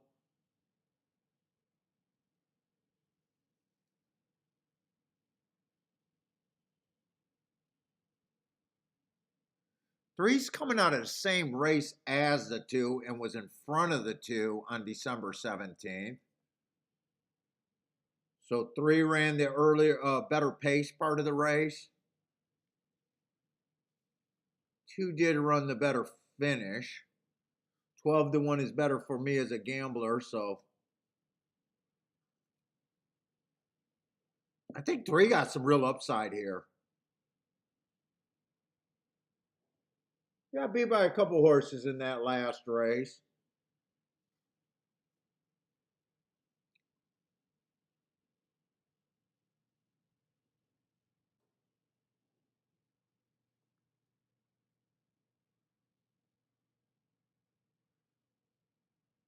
Four was in that same race dueling with him.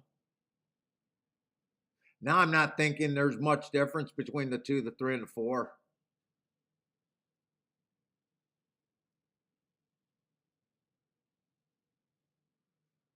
Five horse, 6 horse, sharp horse, cheap, stepping up in class. Front runners, fast front runners are always dangerous, but I think there's other front runners in this race. I love rooting for those type of horses, but he would have to be long here. Feels like there's a lot of speed, which will help the 2, I think.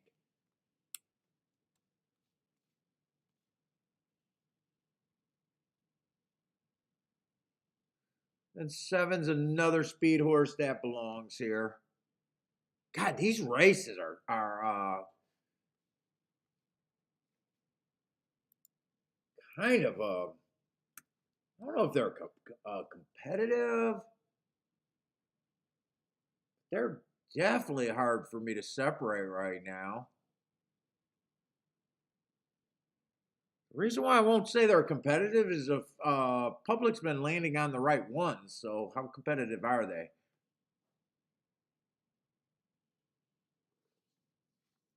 I think I got to be a little bit harder on the 2 or 1.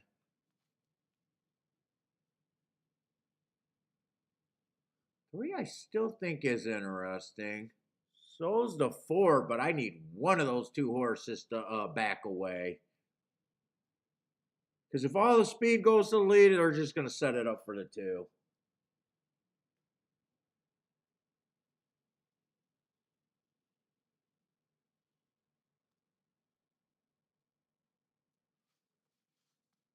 Where am I at right now? That would be 20%.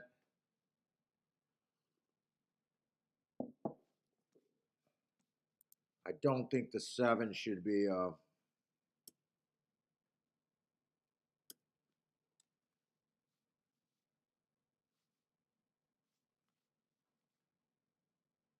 really want to try to get to the 3.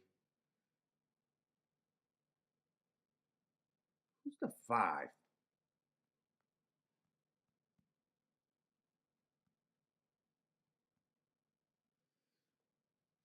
I don't think I care for the 5 either. I think he wouldn't shock me. I just think he's overbet. Do I really see the race like that?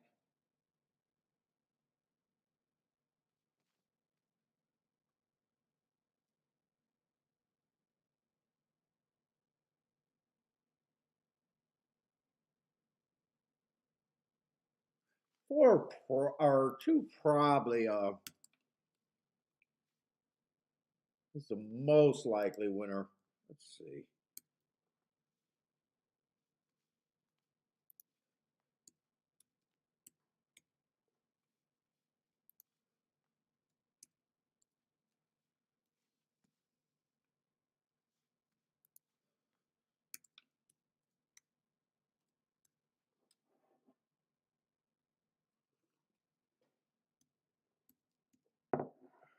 That's where I'm at.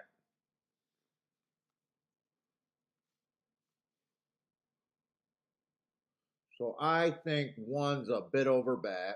I think 2's the most likely winner.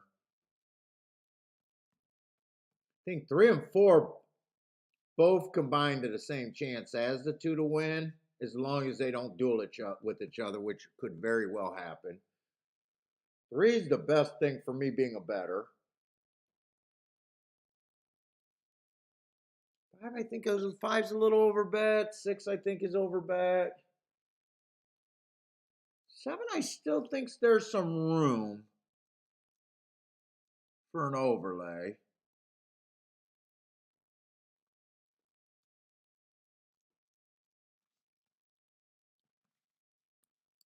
Right now, I think I bet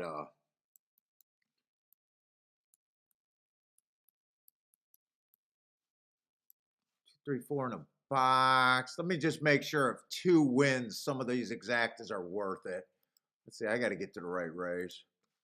7th race. Nope, can't box that because if it comes in 2-4, that's $9. Nope.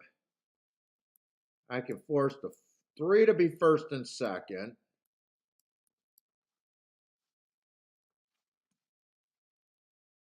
I could play the 4 too, but 14 to 1, I don't want to do that.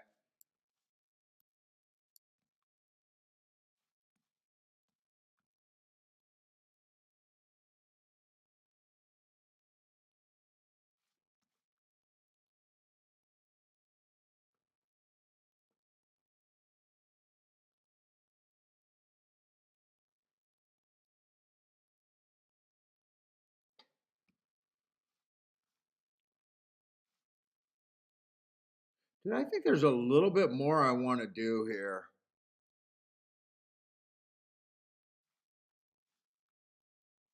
I think this 7 still got a fair shot.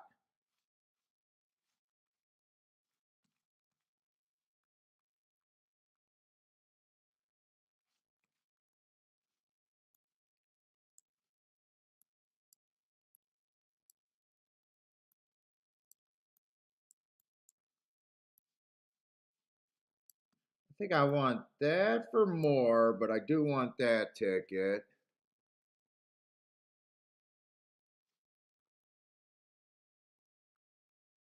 Do I want to bet the 3 and the 4 or the 3 and the 7?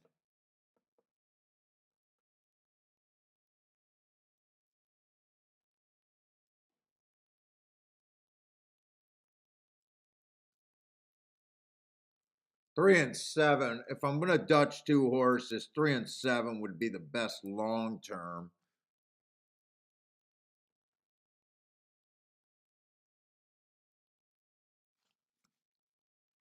I think I want to get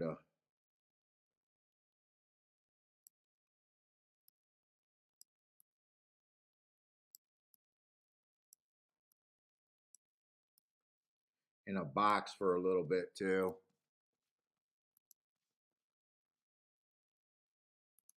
3 and 4 is who I'm betting to win and the key.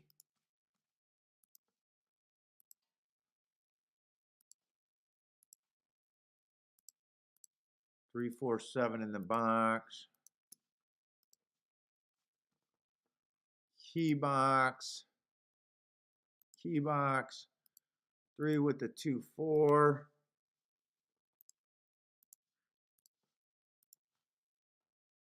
And then for less, 7 with the 2, 3, 4. So I'm playing the 3 for more than the 7. Oh, they got to back this 2 in?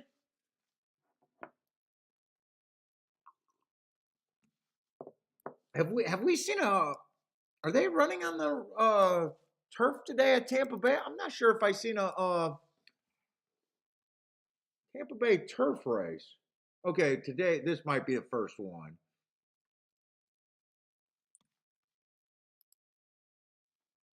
But it doesn't matter. I'm not going to be able to keep those for my review today.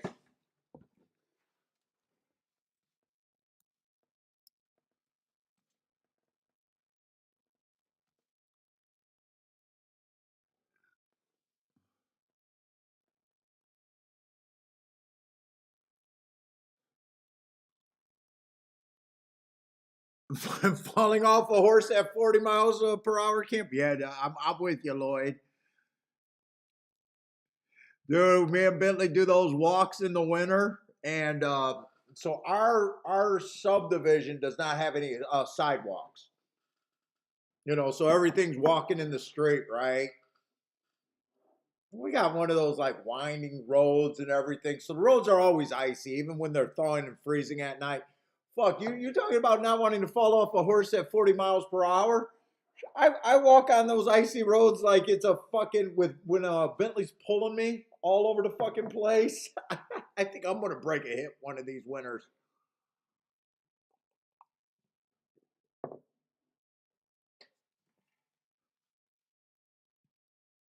Remember when you were small, a lot younger, man? I was a football player and all of that shit. You know, getting thrown around and tackled. Now that I'm 50, I'm like, dude, how did you ever do that?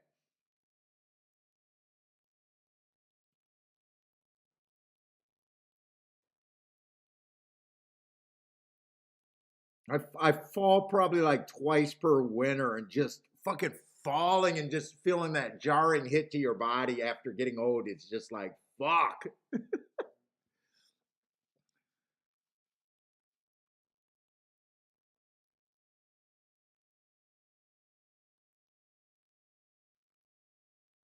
Why are they betting over there to 7? We got a lightly raced turf race over there at Tampa Bay. I'm anti-speed there.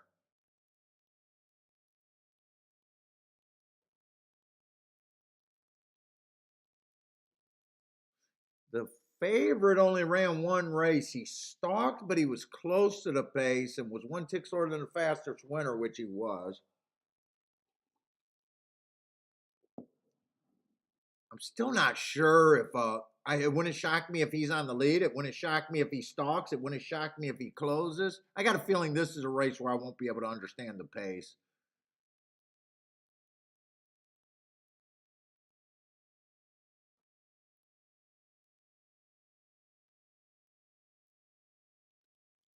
I'd say 5 probably benefits if I'm right about the pace backing up. But the people see him at 3-1. 4's probably going to lead. 3 got some nice marks and a decent price, but in a way, he's lightly raced where he might do something different, but he's probably going to lead. 1's probably going to, yeah, I don't think I can touch that race just because it's kind of muddy. Let's go over it. I'm just going to watch oh right. Oh, I missed the did I hit this? Fuck, I hope I got the 4. I know I keyed the 7 first and second. Do I got the 4 with the 7? I'm not. I honestly don't remember. Can I pretend that I got it? Who's the 4? Oh, fuck. I don't remember where I marked that up. Oh, I got this. I got this. Right? I got this.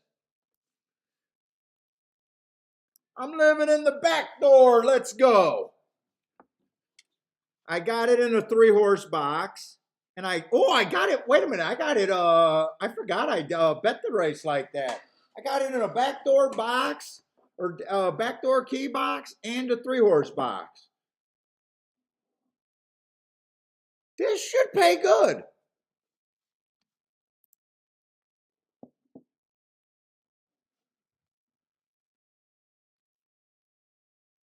I didn't even get to enjoy the race, but fuck it, I'll enjoy the money piling in the account, I guess.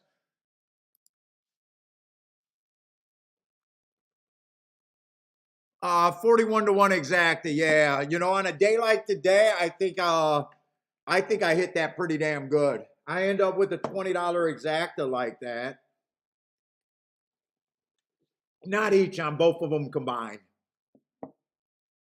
So I already had a $400 hit that played as even money. This is going to be at least an $800 hit. And I think I only played 3 or 4 races today. I'm probably done. As tired as I feel. Yep, I hit that one. And I wanted to bet the 4 to win. That's right. I wanted to bet the 4 to win, but I said 7 is a better long-term play than the 4. With 7 being 11 to 1 or 12 to 1 when I did it, and 4 being 9 to 2. And I threw this bet in. Yeah, I'm living at the back door right now.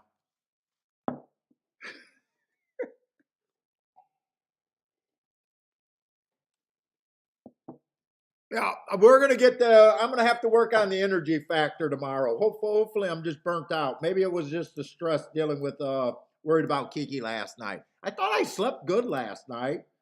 We went to bed early, but I had a hard time waking up today, and maybe it was one of those restless sleeps. Because I'm a notoriously bad sleeper, falling asleep, and when I wake up, I can't fall back to sleep. But last night, dude, I don't think I had a problem falling asleep. But I am exhausted. I was partially blaming it on the card, but now that I'm thinking about it, I was late because I woke up late today. Oh, yeah, and Disco called me.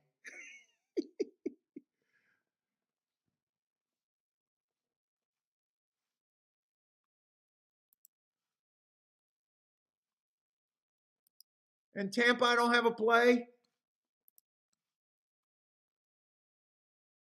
I don't know if this is a replay at Tampa or this is live.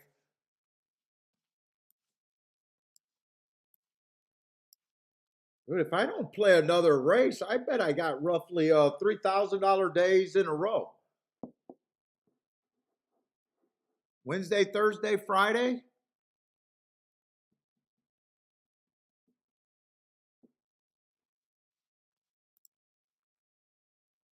Today might end up being just short.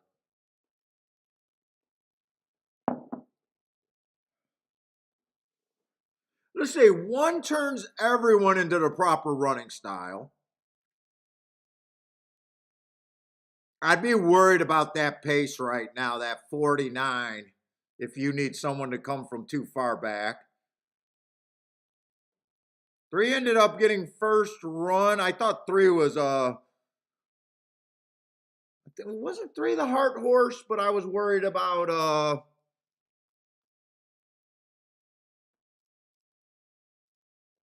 God, I can't even finish a state sentence. 6 race. 3 was a hard horse, but I said I love the marks, but I was thinking he'd go to lead. So even him at 5 to 1 would have been hard for me to bet, but nice not getting caught on the speed duel and stalking there. 1 was the horse that got the lead, and he turned everyone into a stalker. 5 was the horse that with those graded races I thought fit pretty good. He was only 3-1. Oh, he ended up being 2-1. That's probably going to be a useful exacta that was possibly fairly hittable.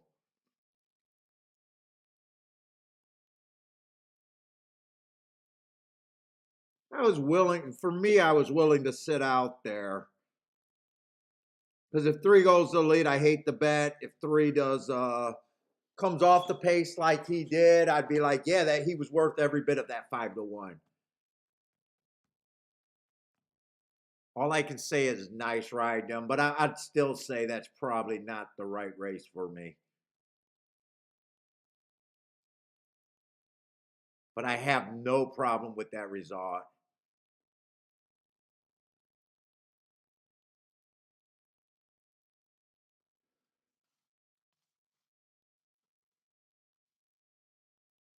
Dude, guys, can you guys tell the difference when you guys are watching the show when I'm like, have these days that I'm just not. Can you guys sense when I sense that I'm not with it? I'm not talking about having a good handicapping day or not, but days that I'm like,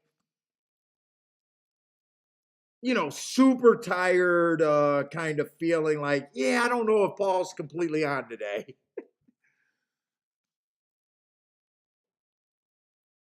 Oh, In says yes. In says yes. You actually, my handicapping is really good today, but you can definitely tell when I'm kind of. I don't want to say under the weather. I don't want to say bad handicapping today because today is actually a very good handicapping day today, especially since that last race. But I'm not a coffee drinker. I just started drinking coffee this year because Kiki's the coffee drinker, and it's been helping me when I drink it right before the show. So for me to get 2 cups of coffee and an energy drink on a day, I was really feeling out of it. And you know what, Maurice? I was thinking about, because I get worn down on Sundays and Thursdays lately during the Florida meet when I'm trying to do 2 tracks. I put the question out, but no one really answered. I was thinking about trying to do like just coming on with the other stream with the other thing where I can take people that want to join me, like not necessarily set up a guest, but if someone wanted to join me for a race or so, we could kind of hang out and just talk to people that support the show. But I was looking at the chat room and I really didn't get I don't think I got anyone that said yes or no one way or another. I think it was kind of ignored.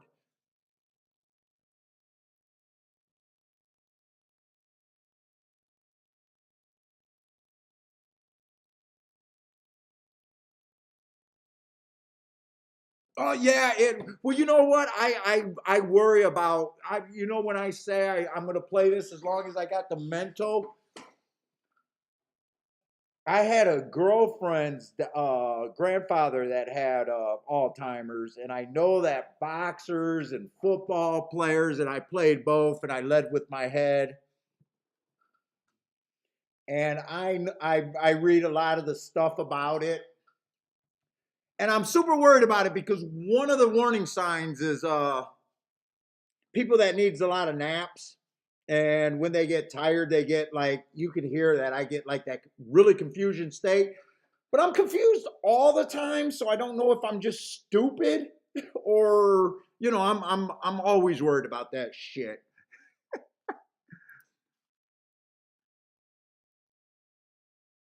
But I do feel like, it's like sometimes I'll even say, guys, or especially when Kiki used to be able to hear the show, I feel like I'm slurring my words when I get real tired too.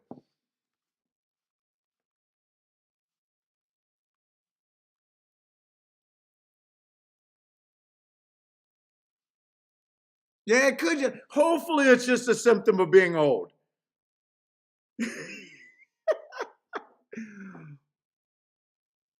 Vitamins needed?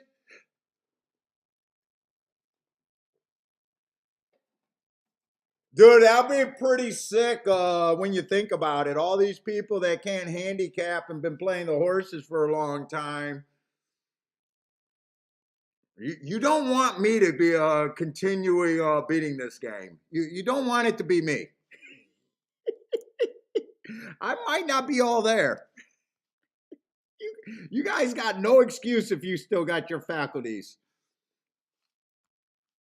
I'm a weekend away from pooping myself.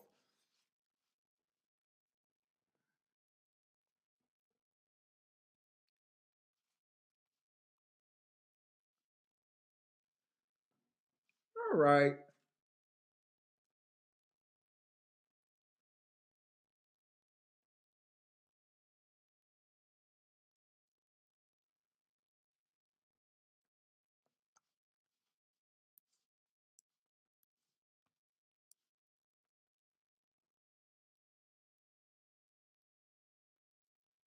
Oh, CT scan?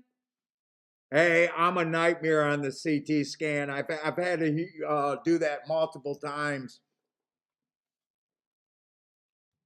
I gotta go and get the I gotta get the pill. You know how some people can get in there? Every time I try to do it without the pill, oh man, I go nuts. I go nuts. I can't stand it. And I can barely keep it together. Even when they give me the relaxer.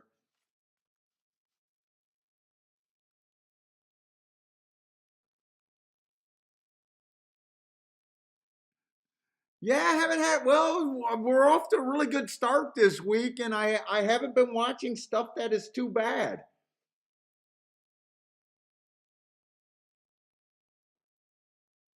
There hasn't been any real industry shit.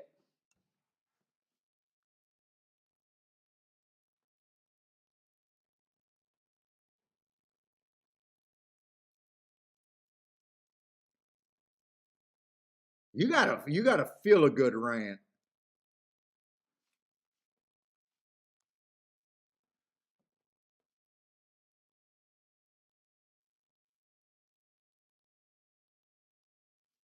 And then you got Disco calling me out when I'm asking questions or answering or having a discussion, and I'm asking the person a question. I'm like, dude, wait, this isn't a rant.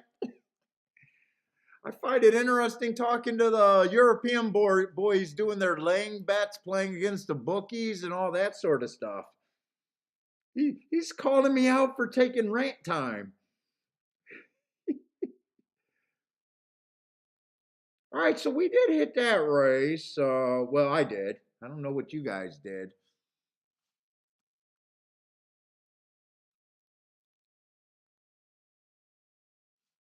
Gas station. My neighbor's wife is pouring small amount of poison in his buddy's coffee every. Oh, so you accusing Kiki's of trying to take me out? That's why I never completely finish remodeling any house we move into. She has to keep me alive because she will never pay for a contractor. She'll be like, "Fuck that." So if I just get the house 99% done, she has to keep me living forever.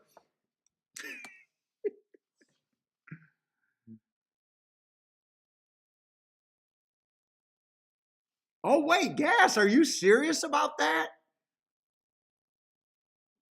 You might be serious about that.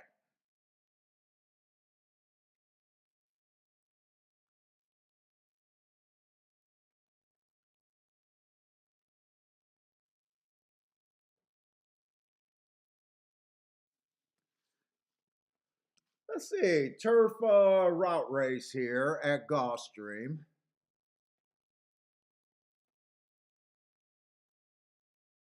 Ooh, decent class. Optional claiming 75,000.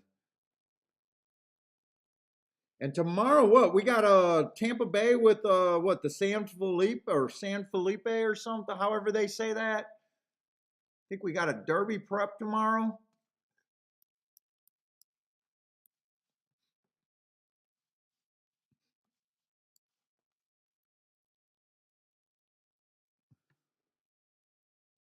Let's see, it looks like we still got 10 horses in this race. Dude, maybe I don't always got to make the betting board before, is this, I don't know if this is taking that much time or not. Whoop, I keep putting that in the wrong spot. So they all start at 12%. I should already know that.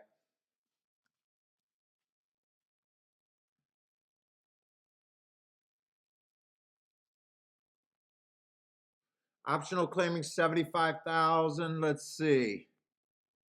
Well, I say there's almost no doubt in my mind that one horse at least fits at this level and probably exceeds this level by quite a bit. Let's see, 3 races ago, Bad Rail stalking closing day. Huh. I don't know why I don't have the times there, but let's just say he had the right running. I'm trying to, I don't have the times there for whatever reason. It might have been a clock malfunction or something. It was a mile race, so I don't know why I wouldn't have the times. But he had the right, or he or she, he had the right running style that day. $100,000 race, no problem with that. I'd say with that being his top speed figure, might have been a little bias-aided, but he's been close to that speed figure. I know he's the favorite. Let's see. 2 races ago, did a nice job. Came out a little slow, still got in position at the top of the stretch. Great 3 race. No problem with him not winning there. The position was good at the top of the stretch. And then last race, early pressing day, grade 1. Fuck, I mean, you don't have to run in a grade 1 and still be a nice horse. I got that day was early pressing day. If I'm poking holes at him,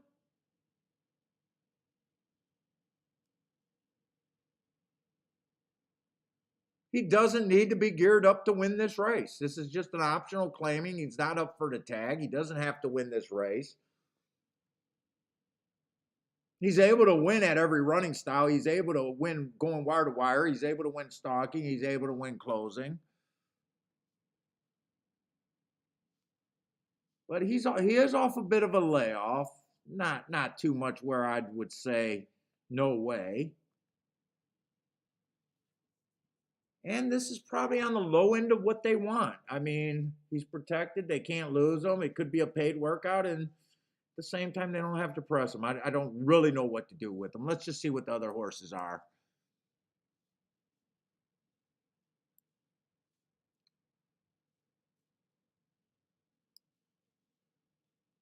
Bad Rail stalking closing day 3 races ago. I gave him an asterisk. He had the Bad Rail. I like that race.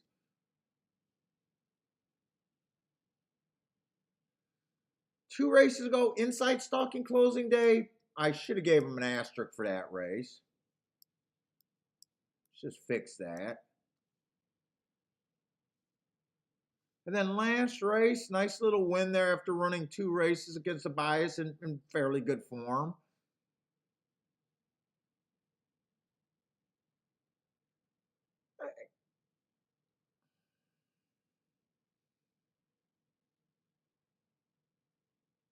We'll see what the other horses. I'm going to have to see more horses before I get an idea what this race is. Nice race on the 3 last race. I got him as average, slow, but he kept coming and just missed by a K hair. I don't know. He just looks kind of average to me. Probably not that crazy about the 3. 4 horse, I'd probably say got a bit of class. Let's see. 4 races ago, ran against the bias, went too fast to win. I love that race.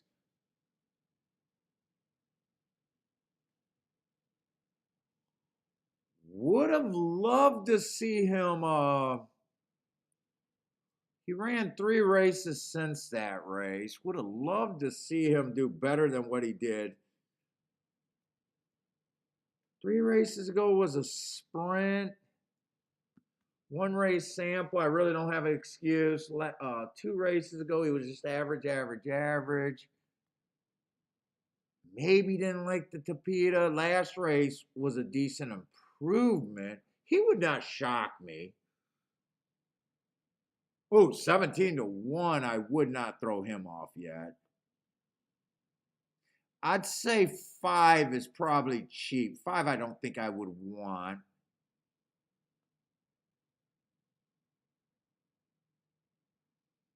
Six, I love the marks. I'm just, or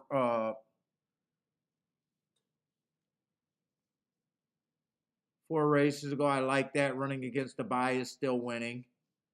Comes back fastest winner of the day. 1 race sample. The class with the stakes horses and the class with the graded horses, that one is what's giving me a bigger problem. I would love this 6 if I just thought it was a straight up $60,000 claiming race. I always have a problem when it comes to looking at where these grade 2, grade 3s, grade 1s fit in.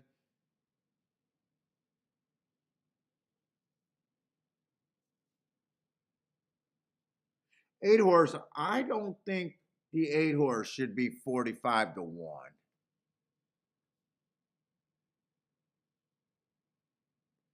Okay, 10 got some real speed, but he's coming off a super long layoff.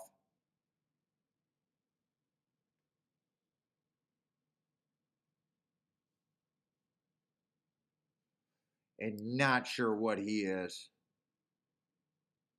He came back, ran 2. He actually won since that super long layoff. But that win, he was on the inside of a track on an early pressing day. He's probably not that grade 1 horse anymore. 11, if this was just a straight, I'm having a problem deciding where I really think the 1. Who was the other one? The 1 and the.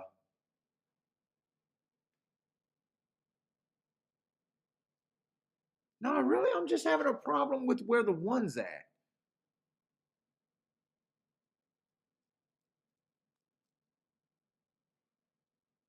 Well, put it this way: as a better, I know that 8-5 is not good for me on the 1, and he does not have to be cranked up here.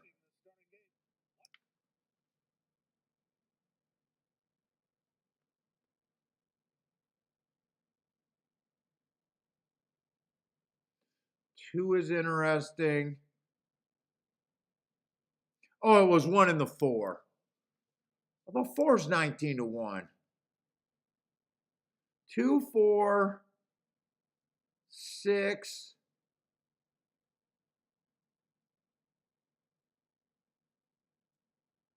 And 11 is where I want to be. 2, 4, 6, 11. I want to see if I can quickly. 2, 4, 6.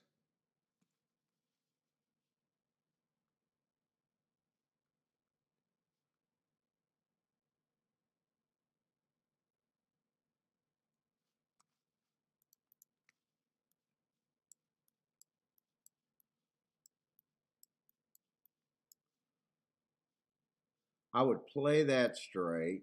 I'm thinking about key box or just boxing that. No, I think I pick a direction.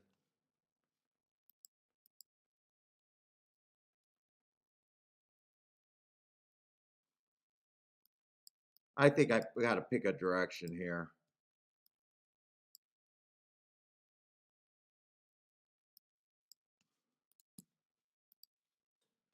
I'm going to get a win bet on the 4 and the 2.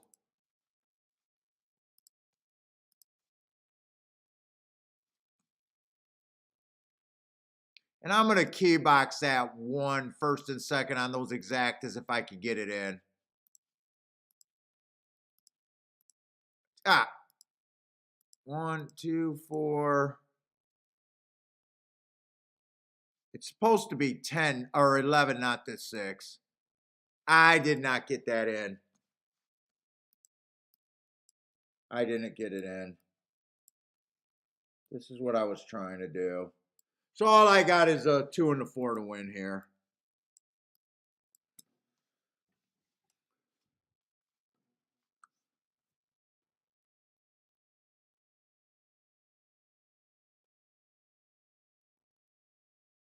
I was thinking about trying to do both of these, but they're so opposed to each other. And this is a $12 base bet, and this would be another 6. That would be $18 total. So it was pick this one or this one, but I got neither of them in. Like where the 11's at. Oh no, I don't got the 11 to win. I need 2 or 4 to win. I like where the 2's at. Oh, well, I like where the 2 and the 4 is at if they're good enough. 7 looks really interested. I need 2 or 4 to get going right now. They let the 7 just fly. Wait, or is that the 2? Come on, 2. Come on, 2. Come on, 2. We got this. This is easy money. Let's go. Let's go, 2. Let's go, 2.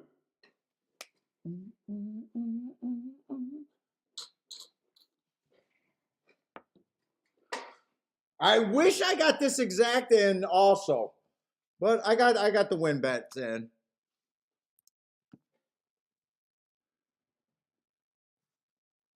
Woohoo! And I found love. I love my handicapping tender.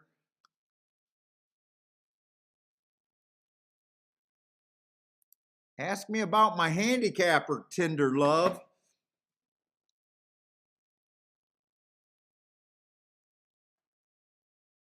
I was actually making the right decision on the right exacta to get with, and I could not get that in. Rex nailed the super. Who continued the super there? 2-1. I have no idea who continued your super. It can suck getting the 2 and the 1 first and second. Who do we got for third and fourth for Rex?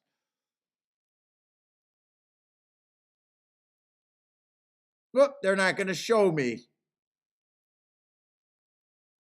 2, 1, 5, 10. 10's definitely okay.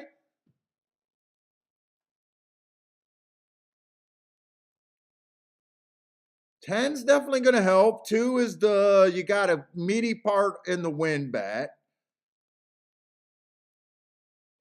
5 getting third probably doesn't help and doesn't hurt. It should be all right on that super, right, Rex?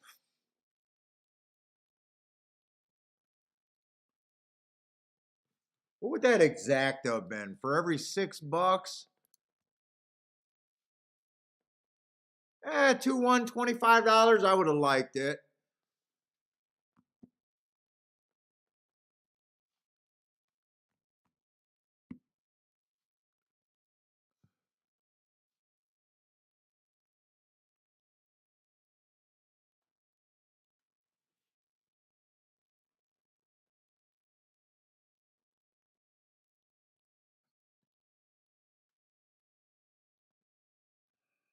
Oh, let me erase this because I did not do this. And even though I was going to do the other bet, I was shut out.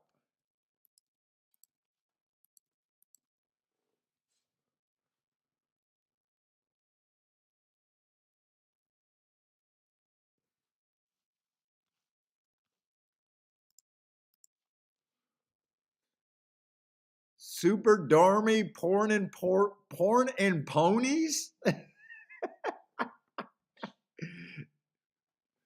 What is porn and ponies, Charles?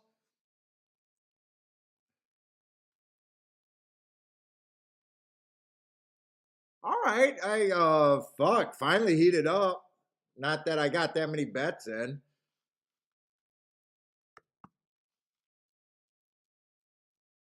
Hit 3 bets again today.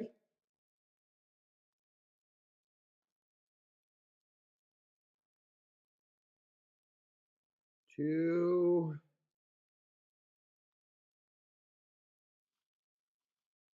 Three.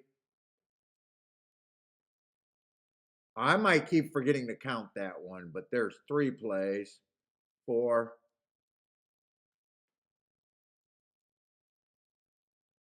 No bet.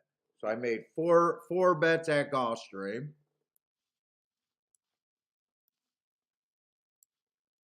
Tampa hasn't been that much action. 4, 5.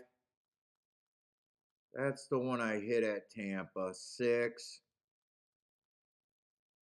Dude, did I really only make 6 plays today?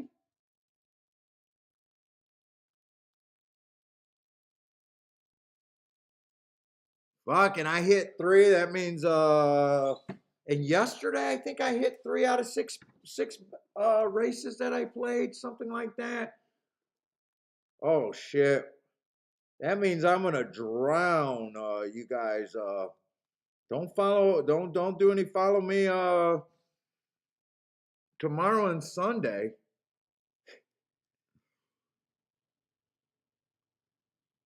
Maybe I better put in a couple losers so I can't be at 50% of my tickets 2 days in a row.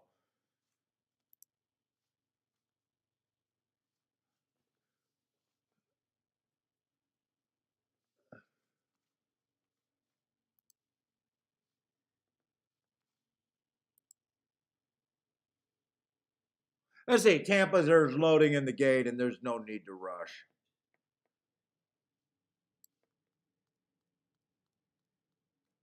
Today was not bad. That backdoor and box exact to 41-1.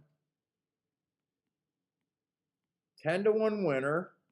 Or 9-1, whatever that 2 was at. Actually, my worst bet today, I put 200 in and I cashed, I think it was 410.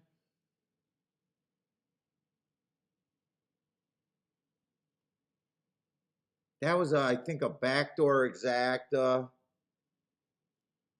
But that only ended up being like even money on my money. And that might not have been that great of a bet. I think I had some combinations that were better and some that were worse. That 5-3.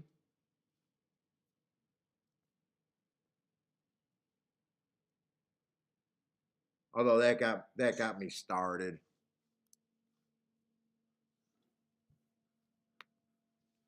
Rex with the boom. Oh, Rex had a 5K hit. Nice. What the hell did that super pay, Rex? Is that the Gulfstream super? Nice.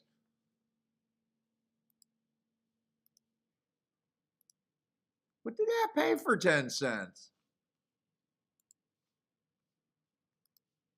What did you have it a few times? Oh, wow. I thought the 2 and the 10 helped you. Holy cow, Rex. I did not think that was going to pay 287 for 10 cents. Sounds like you had that for a few times, huh? A dollar or so, maybe?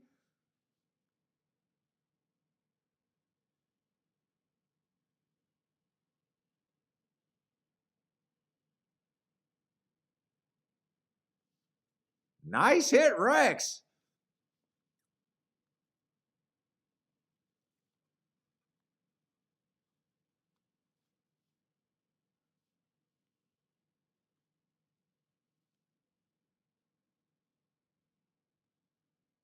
I say, Lloyd,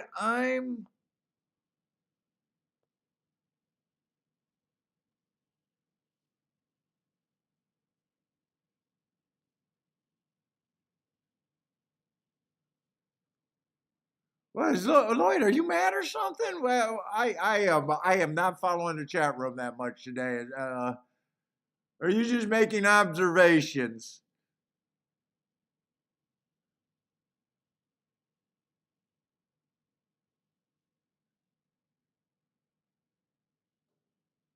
Win bet your long shots.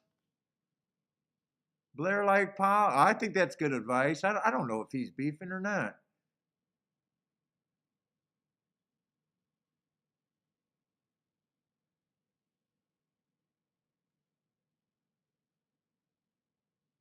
I don't think anyone's beefing.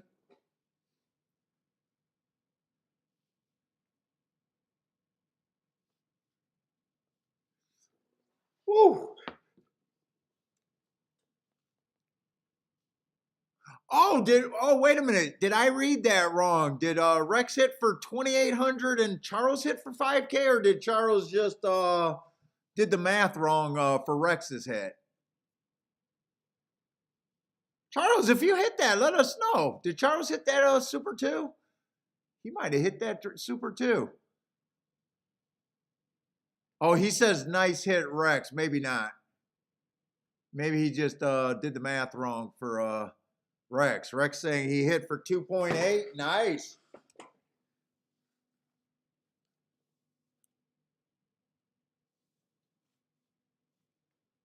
Okay, what just happened at Tampa Bay? I think Tampa Bay just went off, but there was no time.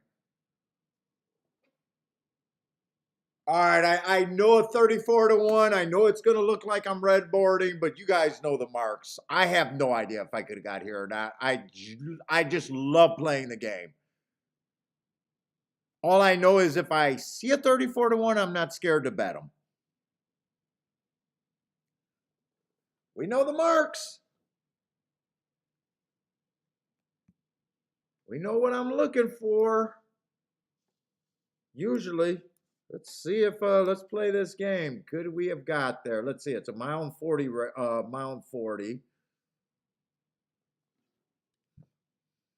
$8,000 claimers. Ran on a bad rail 4 races ago, but pretty ugly marks. But bad rail. 3 races ago, ran on an inside. Slow.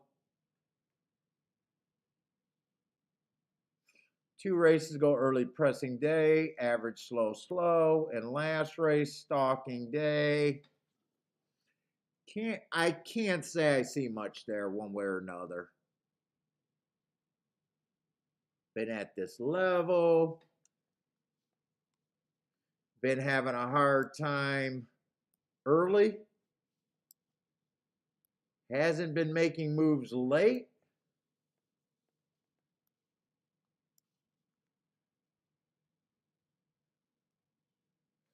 I don't know if I see a path for me.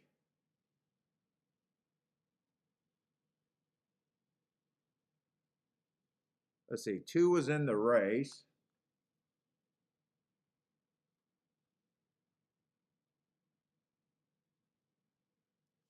Is there any scratches there? I love, let's see, how did they bet that race? Okay, so no scratches in that race.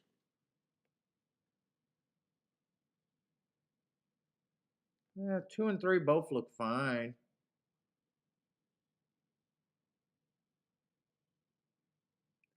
Five would have definitely caught my eye. 5 would have definitely caught my eye.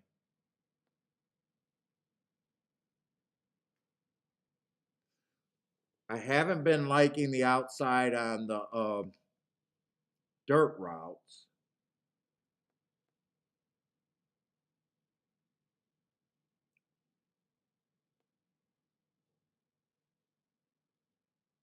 Five would have been an interesting horse to me. I'm not really seeing a path.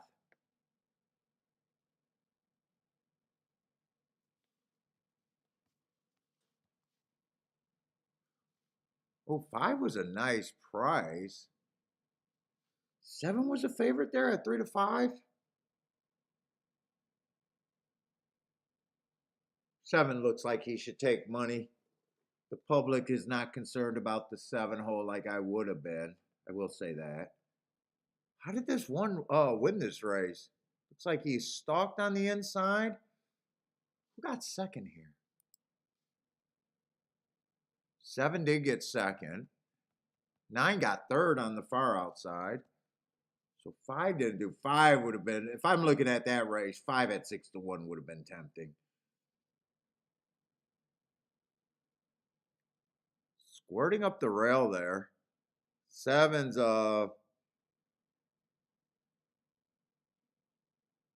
you know, the inside's been playing, right? The inside at Tampa Bay on the routes, but there's nothing on his form. There's nothing on the form. There's only one other thing. I'm not really familiar with what they've been doing.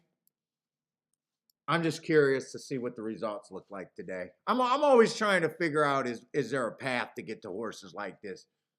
You guys know that, because horses like this is what can make you. I'm just curious.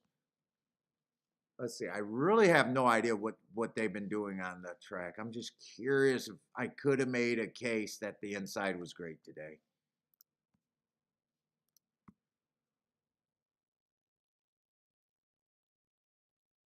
First race came in 5-6, but that was a sprint. 2 went wired, but he was back.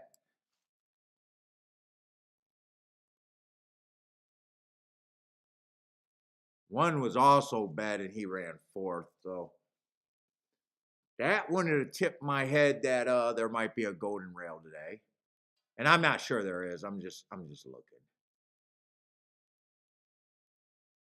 This race came in 4-2, but they were both chalk. What is that?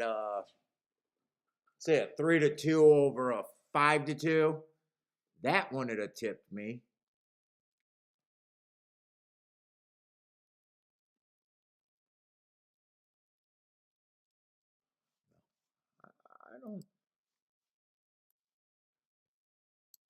I don't see it. I wish I could. I wish I could. He had a couple excuses, but I will be honest, those excuses aren't enough to catch my eye.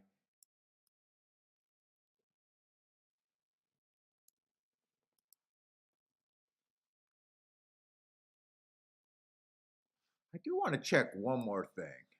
I want to make sure that I'm right about the inside has at least been good over there at Tampa.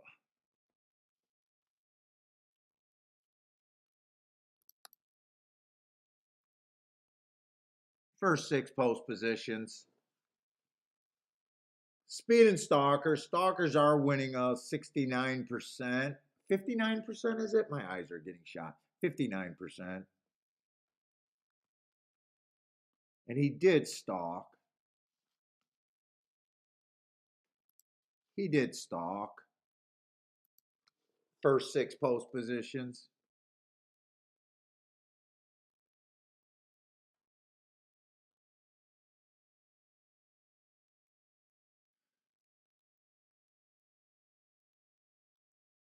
I don't have a problem with him winning,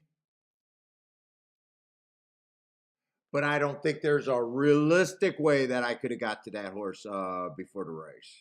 I'm not saying bullshit or anything like that, because stalkers are winning, and I've seen that he got a nice stalking trip towards the inside, but did anyone have that? Because if you got that, that's a really nice job.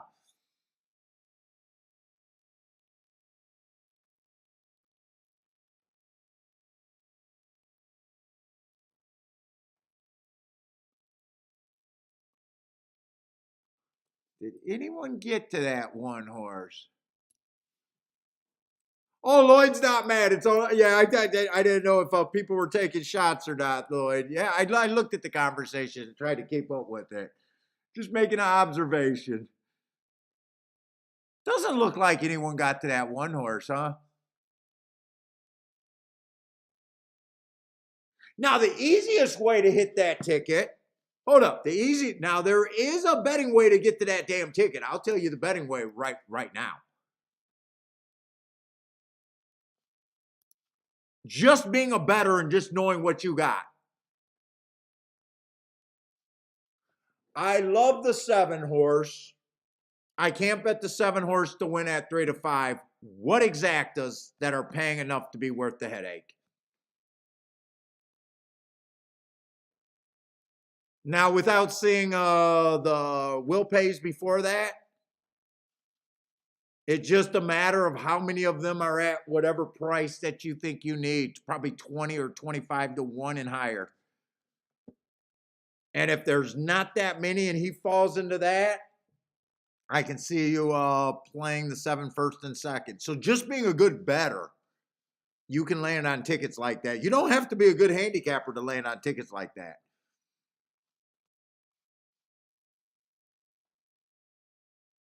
Kathy's back. How's it going, Kathy? Oh, you're at the Saratoga casino today?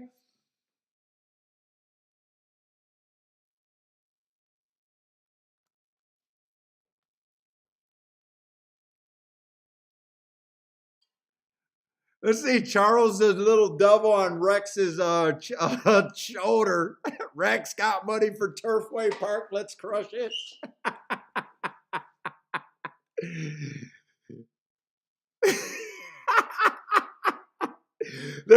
Charles, there's no hey, take it out, it's yours. Take it out, it's yours. Go buy someone special in your life a gift. Go enjoy yourself. It's that little devil on the shoulder. Let's play tonight.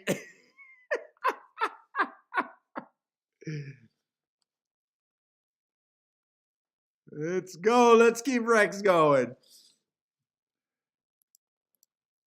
All right. Yeah, I couldn't have handicapped that one, but I got no problem with him winning, though.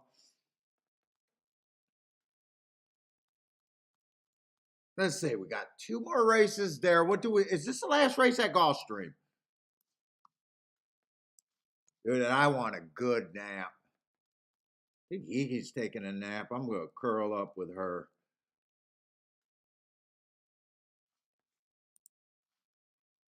Kathy's having a good day over there at Oaklawn.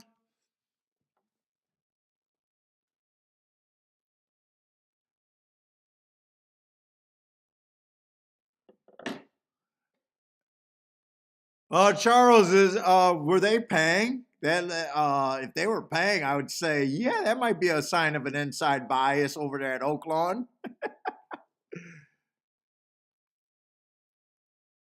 How easy it is, right? Did that pay?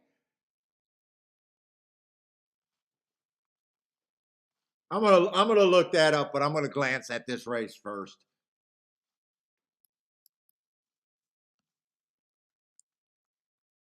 Peter Sprints looking for speed and stalkers. Let's see, the one only ran 2 races. So far, not fitting the profile, but lightly raced. There's always a chance. He got steadied at the start and awkward shut off. So, I mean, maybe the horse fits the profile, but I'm not willing to bet maybes on a 7-2. When I bet 7-2s, I got to like, and not maybe 7-2. That's what I don't like about that. 7-2, not a bad price, but it is still on the shorter prices. So, you got to think, I got to think a horse, should be 2 to 1 or lower for me to even consider betting 7-2, at least for the win. Oh, only the 2-horse was a big pro. So it's been kind of super chalky over there at Oaklawn. Marco's letting me know, huh? So maybe or maybe not. Maybe it just might have been the best horse happened to be on the inside every race. You always got to be careful about that. And people ask me because they know that I'm such a biased guy. Well, how do you know? And it's like, I don't know. I might just be a good coincidence handicapper. But I know what's good at the end of the year. So maybe not an inside bias. Or maybe it's an inside bias with chalks that happened to be on the inside and it was still an inside bias, but kind of sneaky. You never know. But one's you're excited about and the other one not so much. Let's see, the 3 only ran 1 race, got a nice speed figure, but can you trust the speed figure on a 1 race sample? Not according to how they say they make speed figures. Not when I read the books on how to make your speed figures the way Andy Byer explains it. He needs to know if the track was fast or slow that day, and then he judges it according to the class. So how the fuck can you make a 1 race speed figure? Answer the goddamn question out there, people. You know, if that's a real speed figure, that probably puts him in a position to win.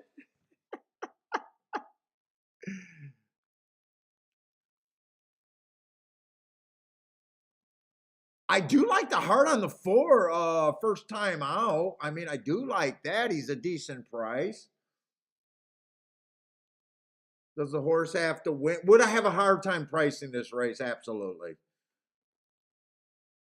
Let's see, this 5 earned his heart at a route, so I don't trust his heart as much as I would the 4. Even though they're the same price.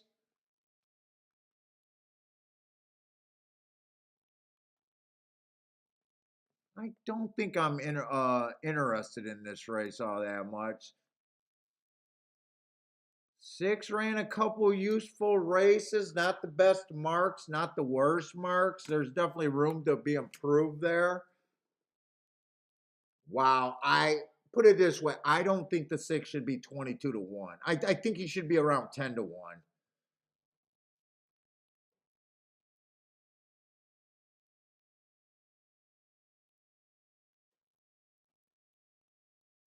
Seven being the favorite, not the quickest early. Technically never been on the lead, but close to the lead. At best, he's average. 7, I got no problem with 7 winning, but he's a chalk where I would probably try to be outside of.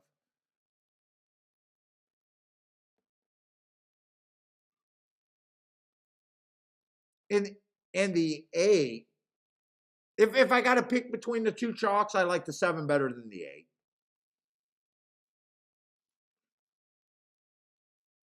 8 to me ran 2 route races, and I'm not even sure if this horse has front speed as a sprint.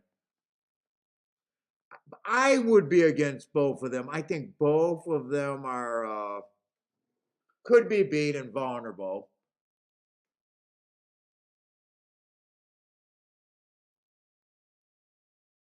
The problem is, I basically think, I'd be looking at the 6, the 4, the 3, and the 1.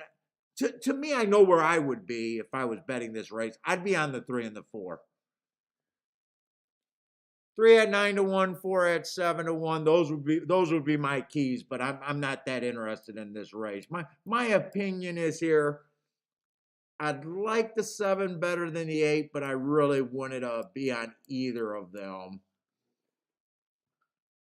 So 8, I probably wouldn't even use in the exacta with the 3 and the 4. Where 7, I would probably use in the exacta with the 3 and the 4. And then I'd use the 6 and the 1. So I got no bet, but this is kind of what I'm rooting for. 3 and 4 to win. 3 and 4. 3 and 4. 1. 7.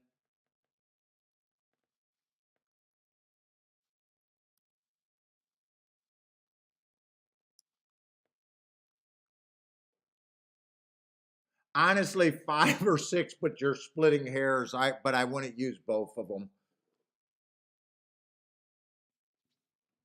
4 gets to lead the heart horse. 8's chasing. 3's right there. I like everything but the 8 being closer than the 7.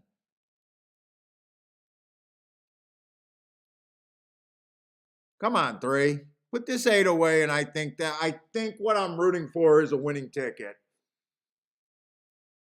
Jesus Christ, all you got to do is know how to handicap a little bit. I might be a little too full of myself right now.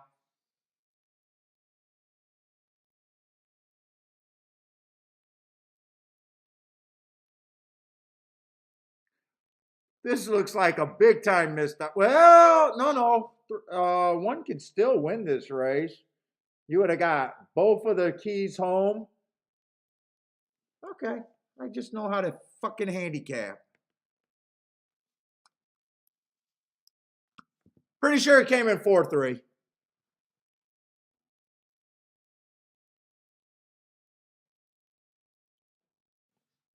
And this would have been a super nice exacta because I think I would have used a 6, by the way.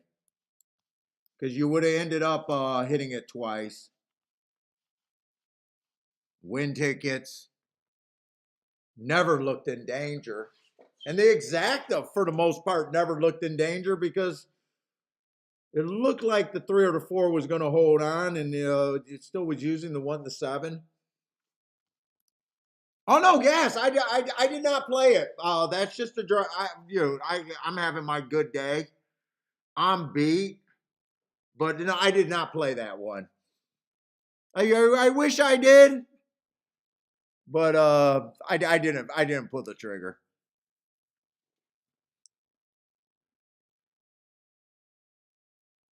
I'm wishing I pulled the trigger though, because that's honestly, I think it came in 4-3. So 3-4 would have been the best outcome, but 4-3 would have probably been the second best outcome by far.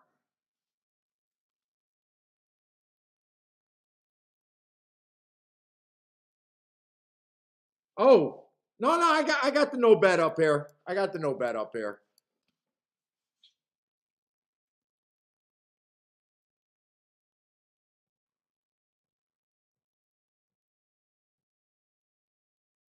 It's kind of like yesterday where I left a lot of money on the table, but I got to a point where I'm like, fuck, this is a good working day for a lot of people. You know, and I had that nice hit on Wednesday. Basically I had $3,000 days in a row.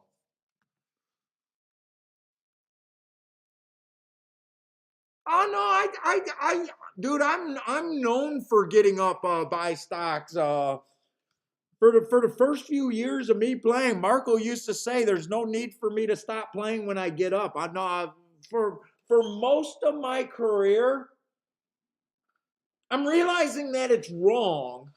But for most of my career, I operated where I don't turn losing days or winning days into losing days, and I've been known for squirreling money away. Just in the last maybe 6 or 7 months, I've been pressing and staying away from that because I do know that if the math is good, the math is good.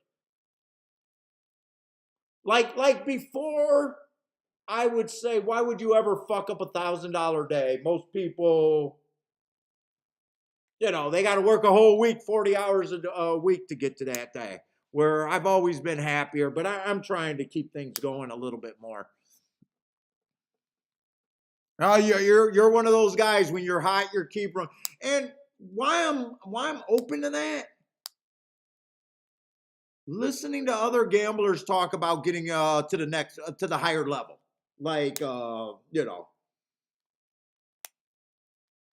talking to Disco and just hearing guys that are closer to you know.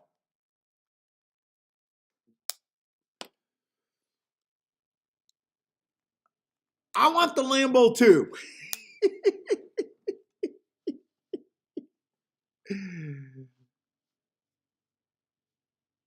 Yeah, and buy stocks, I don't know if you ever were here when I talked about my first winning year. It was back before we had simulcasting in Michigan.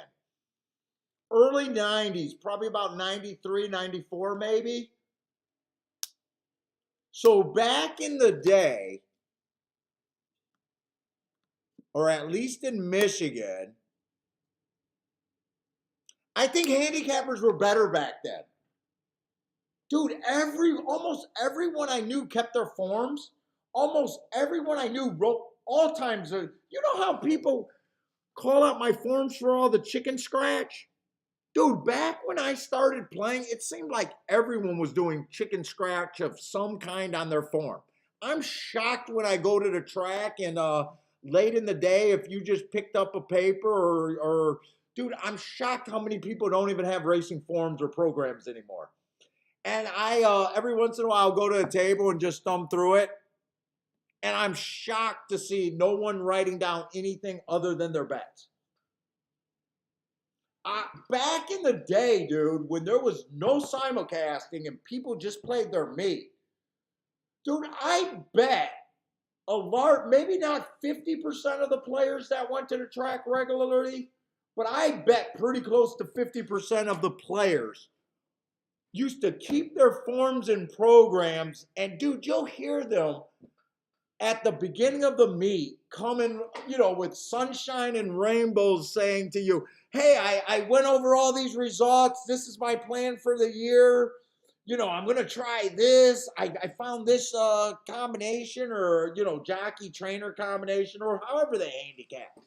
Dude, guys used to talk like that. It used to be like fucking once racing was over in the state that you were in, everyone went back to their lab.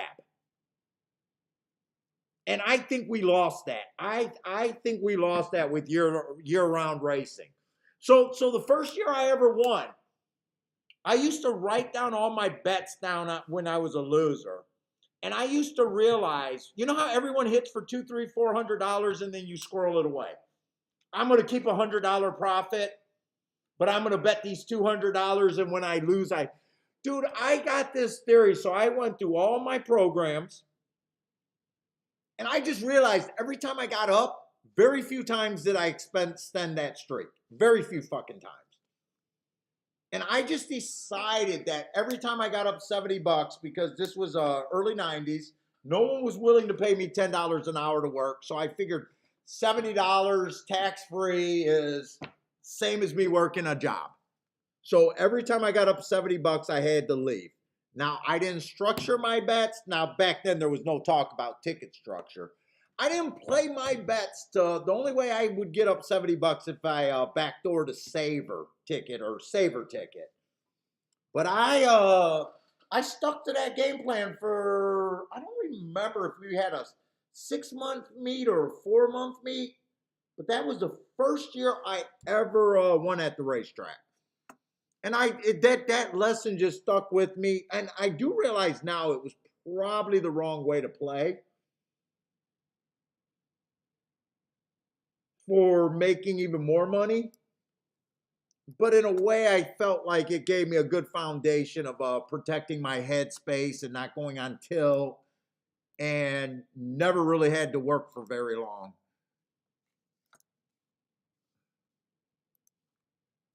Now I'm leaning towards the game is just math. And if you don't suck and you keep making plays based on your opinion in the math, that there's no reason to really sit out. If you think there's an edge and you think it's a good bet, it's a good bet whether it's the first race of the day or the last race of the day. It's a good bet whether you're up, or whether you're on your last pennies for today or whether you're up. If the math is good, the math is good. And I've been on a tear since I started adopting that philosophy a little bit. Or I'd say embracing that philosophy a little bit more.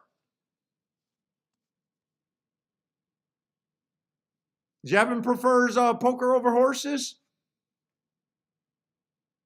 Oh, you're getting ready to retire this year. Hopefully you're a young retiree.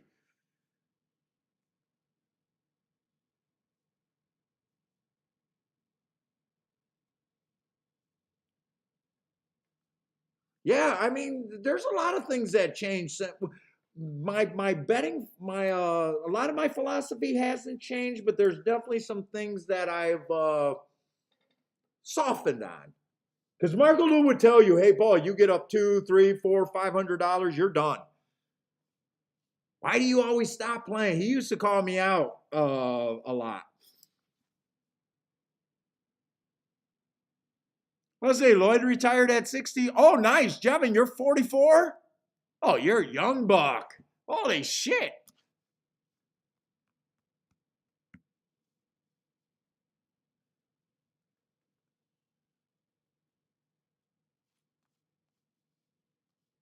Nice. I'd say that's on the young side.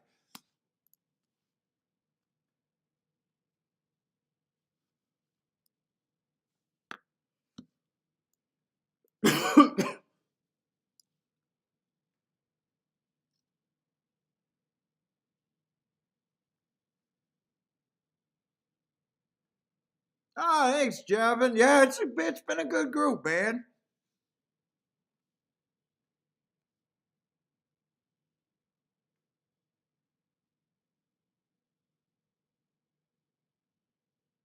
Marco Lou's looking to retire before 50 is the goal.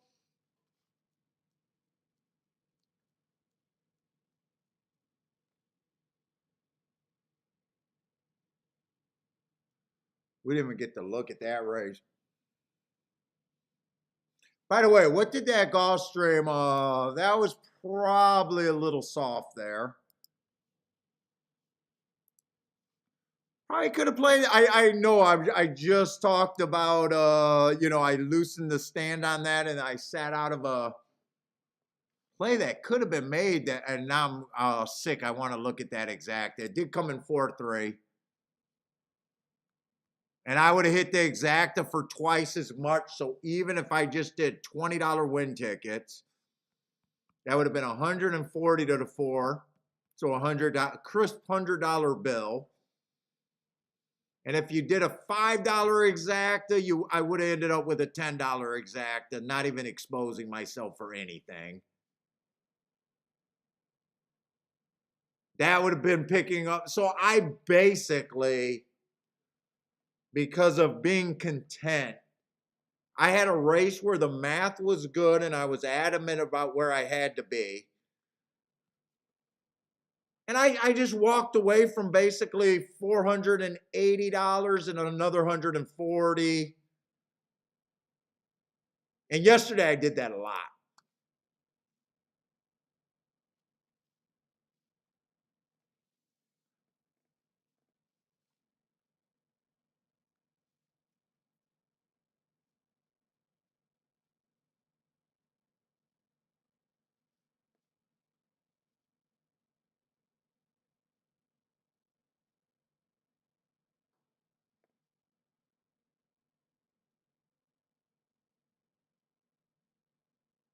Like Tilla said, yeah, I like hearing people's angles.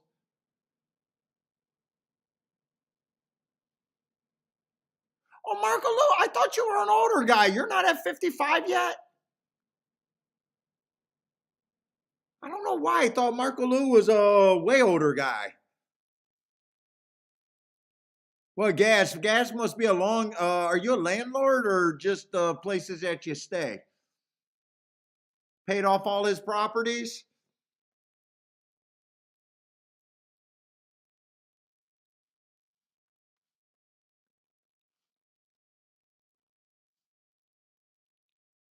I don't know why I thought or are you an older dude, Marco? I don't know why I thought you were an older dude for some reason.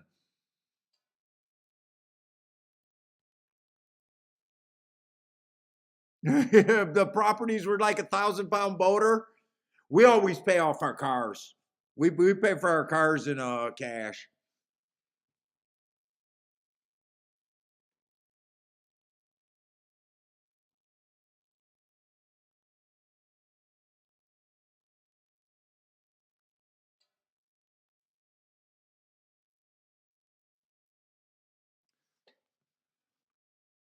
Marco Luce, he's not giving up his age. Here I'm young. I don't know why I thought you were in your 70s. Maybe I got it mixed up with someone. I don't know why. I always thought you were an old dude. Older guy. An aged dude. A mature. I always thought you were a mature. How about that?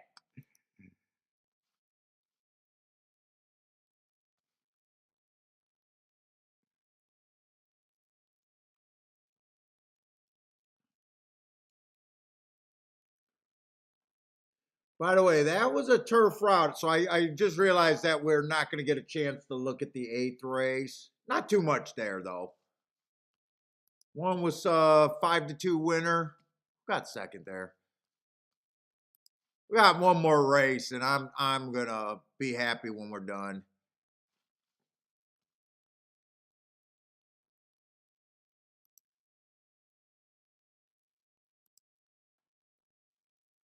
Just say it, old fuck. Dude, I've been age conscious ever since, dude, as long as I remember. As a little fucking kid. I don't know why I've been so age conscious. like like to the worst thing.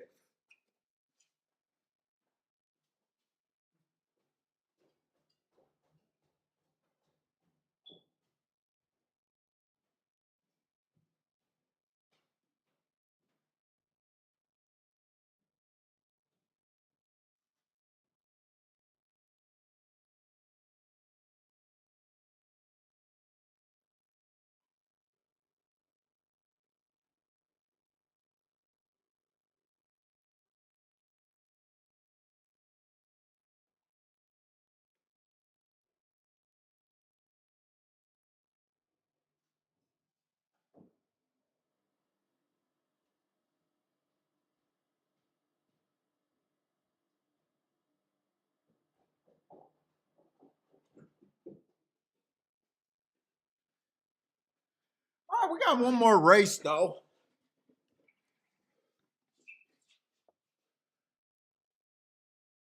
Did the one go wire to wire at Tampa, or did he come off the pace a little bit? See if I can see that replay.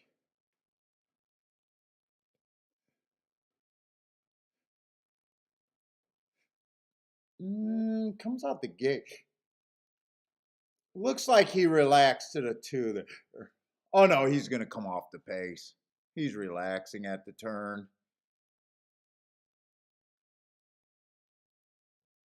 3 got the lead. 6 is chasing. Okay, so 1 did rate. 3 and 2 went to the lead.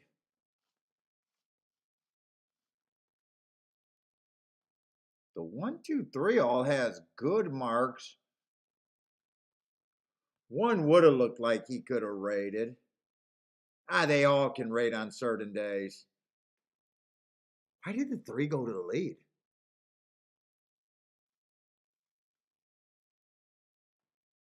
Am I seeing that right? Did 2 and 3 go to the lead?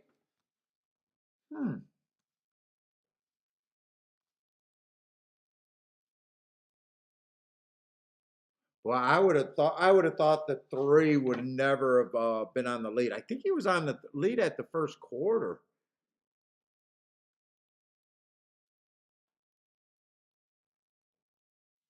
How did that race finish?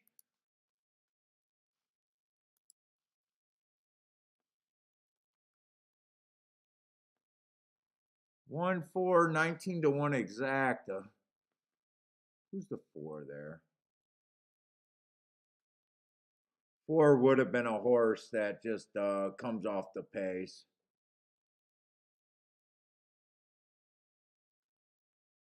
5 might have been on the lead. There was a lot of heart horses in that race.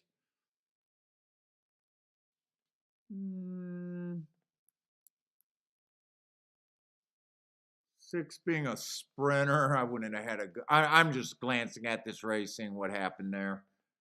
I wouldn't have liked the 6, I don't think. 7 at 5 to 1, probably would have thought at least about using him. 8 would have been tricky, but he's a huge price. Why was he? Because he's a little short in class.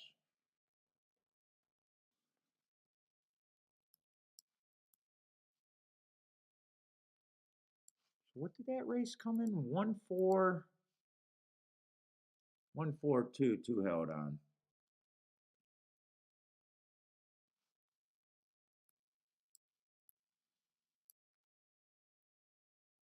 Yeah, one.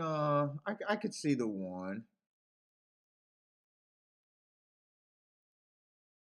I would have thought two would have been likely going to lead.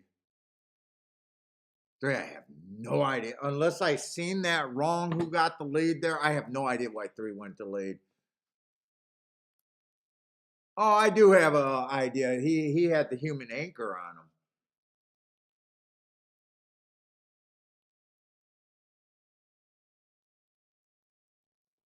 What was he bet down to? 15-1 Black Seal. Yeah, I don't know why he went to lead other than that. Five, I would have been against because I would have think that he was probably going to lead. What was the horse that got second? I don't think last race was bad. Oh, he is making a decent size. Oh, he's making really decent size drops actually. He's been as high as a grade 2 and grade 3. He does look like an off the pace, so I think I would have been interested in him. Eh, all right, didn't get a chance to look at it or bet it or even decide what to do there, but I'm always going to try to do that as many times as I can.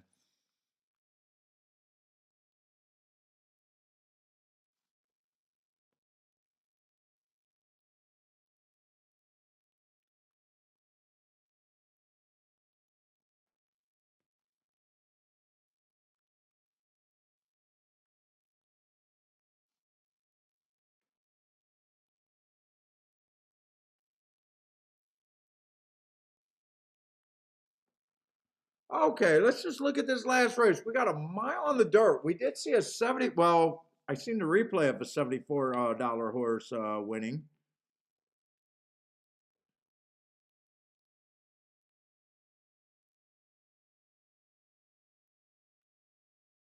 I did kind of look.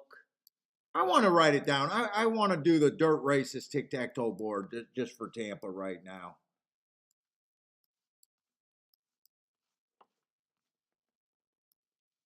Whenever I see something like that, it makes me. Could there be an inside thing? What got that horse home? It always makes me a little like get my bias sensors up a little bit. I kind of glanced at it and didn't think there was too much there, but in a way, I think I want to do the routes and the sprint just to see if I could believe that. Let's see. The 5-horse stalked the first race.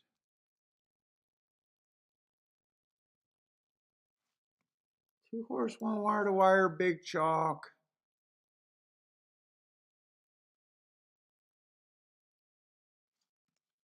5-horse stalked that race.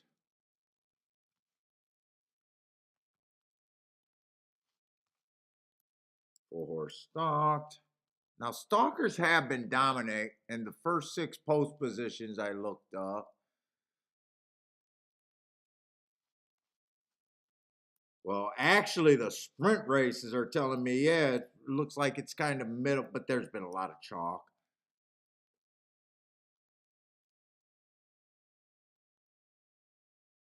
And then that's the 1-horse that won, and he's stalked, and I don't even know where that stalking speed came from.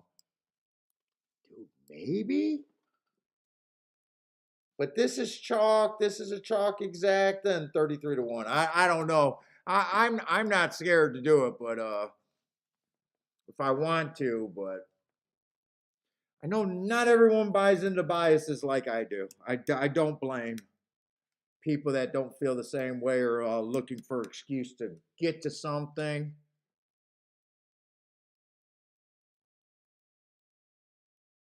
But I think if I'm playing this game right, I'm always doing something that makes me feel a little bit uncomfortable getting to horses that matter.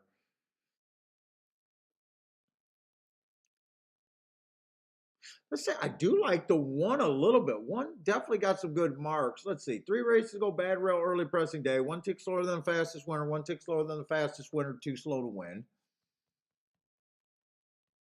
Comes back early pressing day. Average, average, average. I don't know if this horse is more of a router or a sprinter.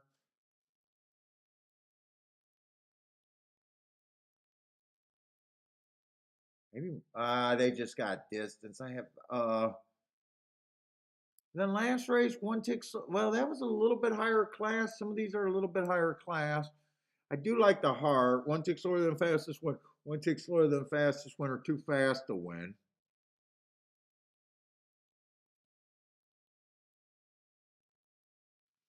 Two horse. I'm not looking up these races going to a year ago. They didn't lay them off waiting for this spot. They didn't take them to Finger Lakes because they had high hopes for them. Right? You don't take horses to Finger Lakes that you like, right? Let's see. 3 got speed. 3 got speed. I like that race. 2 races ago. Stalking closing day. Tried to go wire to wire, going fast pace. Matching strides with the fastest winner of the day. Average fastest winner of the day.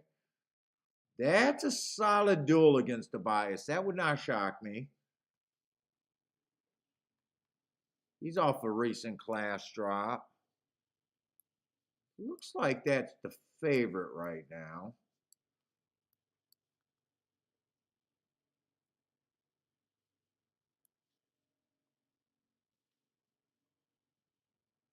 Where the hell is what track is CML and GAPR and all of this?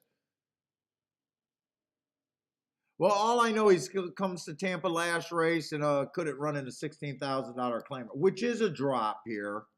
Actually my marks on that race is not bad. Wait a minute, I want to throw this horse out and he's a decent price and he did go one tick slower than the fastest winner average. That's got to be like Island Racing or something like that, CML.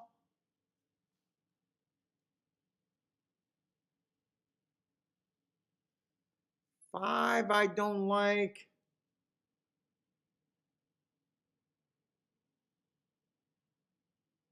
6 ran on a bad rail 2 races ago. That's not a bad race. I don't think the 5 I don't like. I think 6 is there's a little bit of value on the 6.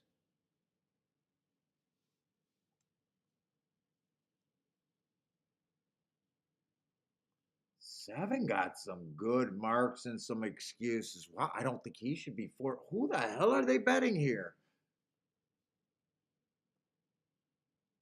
They're betting the 8 at 4 to. Okay, so they're betting the outside horses here. And they're betting quite a few speed horses here. Dude, I'm pretty sure on my bias reports that I don't want to be that far outside. And I'm questioning if the inside's good right now. Let me pull this out. I might have to play this race a little bit. I got that. Once you get to 7 on out, it's winning 14% of the time. Speed is not great, only winning 29% of the time. I do think there's a lot of speed in this race. Closers are terrible 12% of the time. So it is a speed and stalking track, but stalkers are winning just under 50, well, at 59%. And I do think that it might be a little bit inside right now, and I do think there's a lot of speed. I'm going to try to put something together here.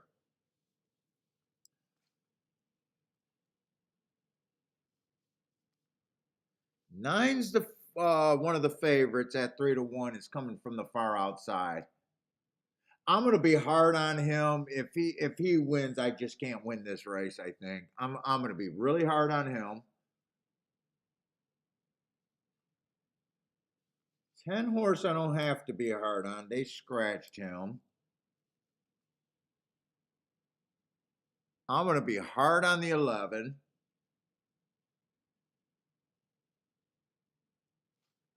How many horses are in this race? 10 horses. And I want to be fairly hard on both of them.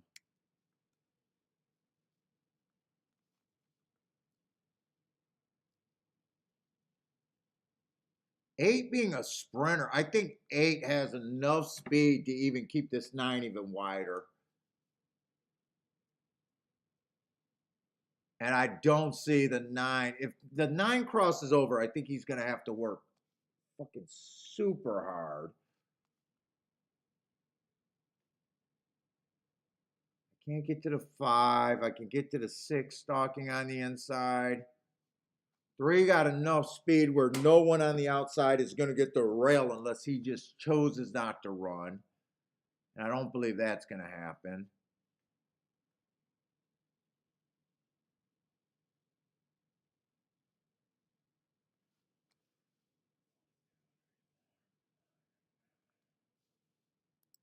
Whoop, whoop, whoop.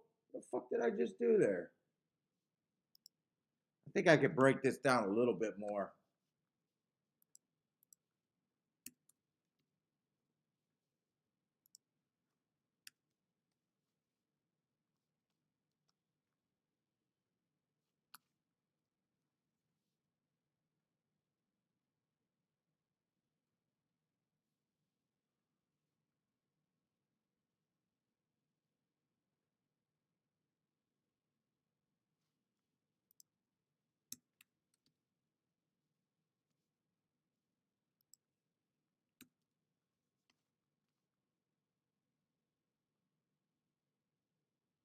Four's a horse I'm not sure with what to do. My first thought was to toss the 4 completely.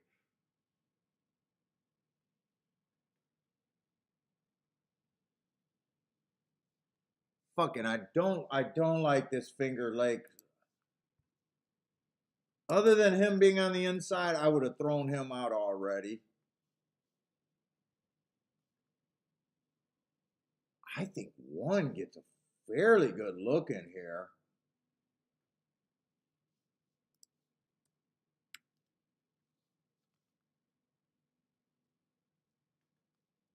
Four, I'm still not sure what to do with. Who's a 7? I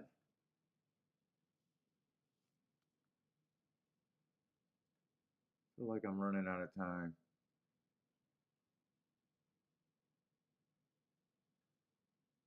7, I think, gives me a good stalking trip.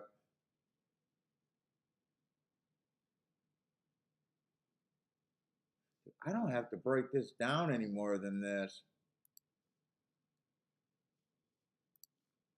I'm not sure what I think of the 4.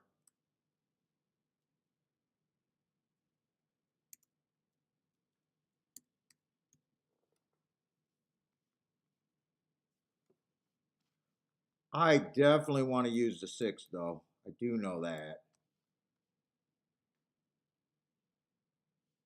4, maybe a bit.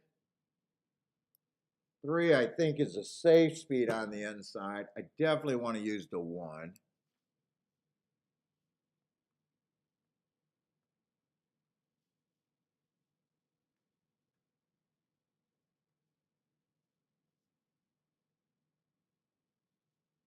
Oh, and I want to use the 7. Wait a minute. Am I fucking crazy?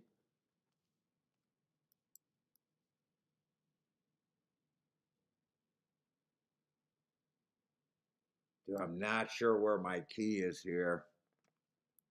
I think I bet more to win on the 1.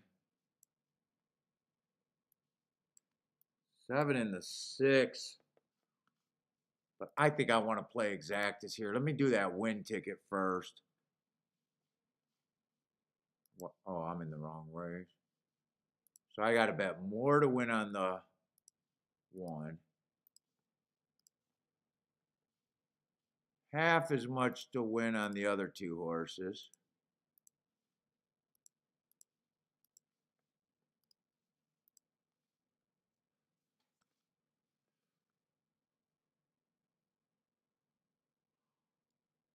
Who do I feel the best about?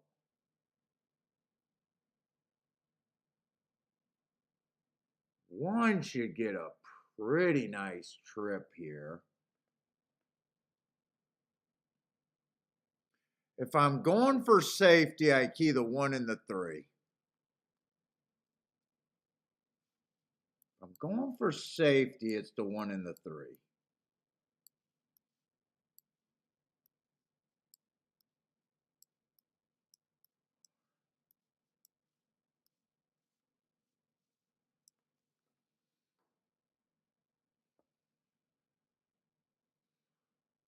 But 3 is going to have to, do I want to pay for the safety on the 3?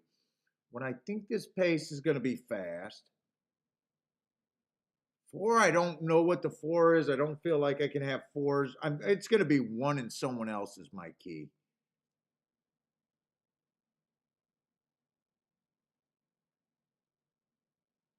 6 would be extremely gutsy.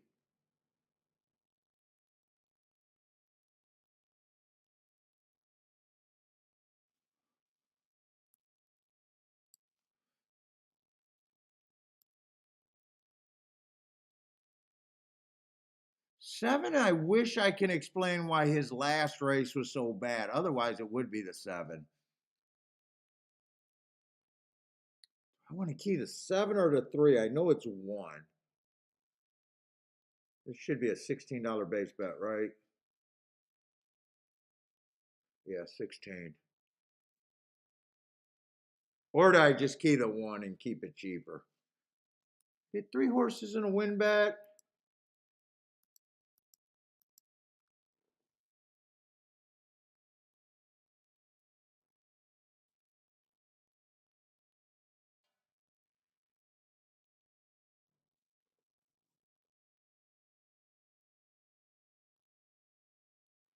Or I could key the 1 and play the other horse for less.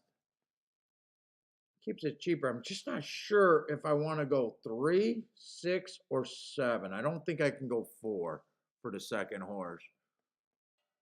Let's see. I did the win bets. I'm going to do the key box with the 1 first. So that would be 3, 4, 6, 7.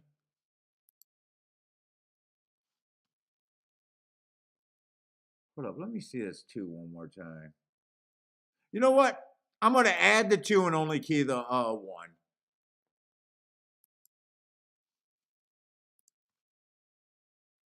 One's on the inside.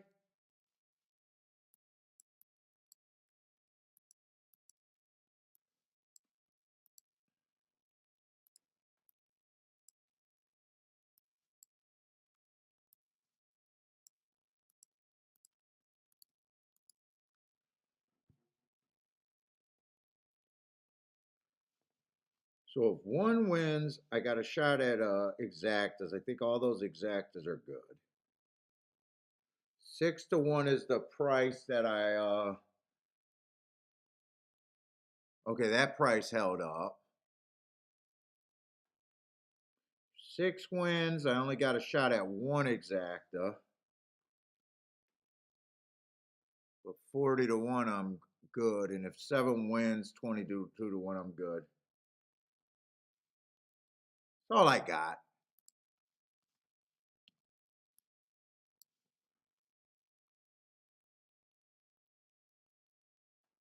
Hey, Marco, yeah, big day tomorrow. Oh, you think you're one of those conspiracy guys where you think they want the carryover and going to force a carryover here?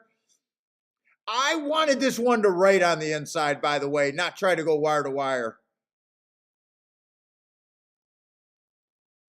Yeah, I wanted the 1 to rate. I thought that when I kept saying I thought the 1 would get a really nice trip, I thought it'd be stalking. I'm a little nervous now with him going to lead.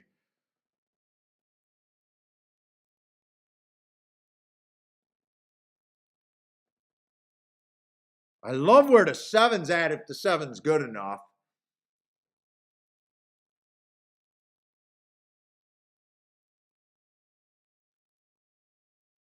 Come on, 1. I need you to keep running because I'm not worried. I'm a little worried about the 7 now. Eight's how does the 8 horse get the rail? How can you handicap that? I can't handicap the 8 horse getting the rail. 9 horse duck to the inside too. I'm in big trouble now. I thought there was no way they get to the inside.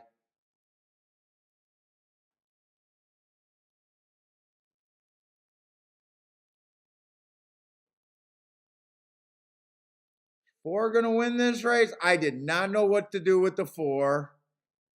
No, he's not gonna win. He just flatted out. The way that I did the betting line, I could not hit that race. I took a hard stand against the outside of the track. I think it came in 9842. 9842. Either 9 or 8 won that race. I'm pretty sure it looks like they're focusing on the 9.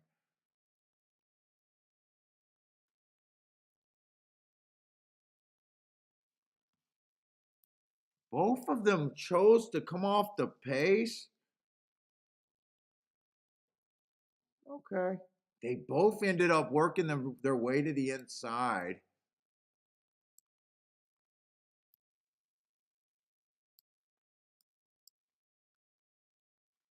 I wanted that one to give me a stalking trip on the inside. He did not come through with that. The way I seen that race, I thought the inside was going to be better. I thought the outside horses were going to get strung wide. Oh, 4 did manage to get second.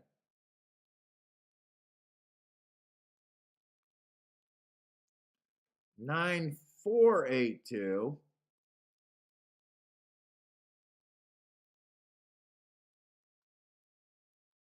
I thought the 9 and the 8 was going to get strung outside. I thought the 3 was going to get the lead.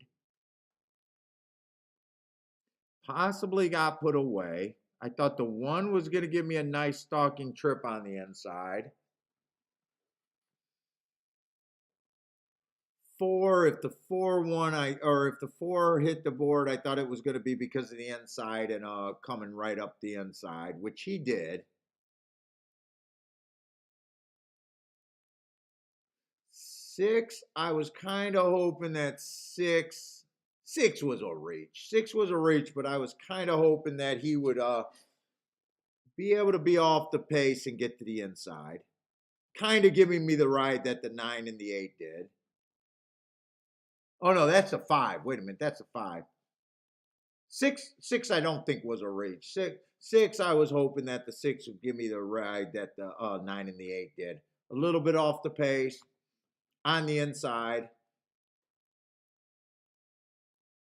7 I actually really liked, other than last race could have been used as a warning. I want to watch this replay again. I could see him running extremely well, and I could have seen him not doing anything. 1 probably let me down in my head more than anything else. Let's say Charles was not fooled, hit the exact in the try multiple times. So Charles goes out. That has to be a pretty solid ticket, right, Charles? Yeah, 33 to 1 on the exact. Yako,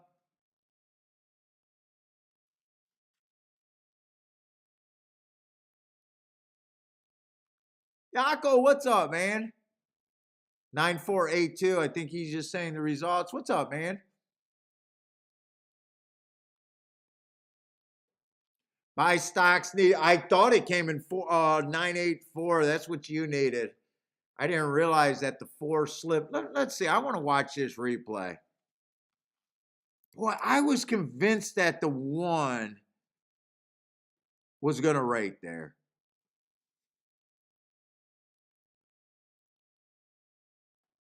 Four is giving exactly what I wanted. I want to see when this 8 and 9 got to the inside. You know what?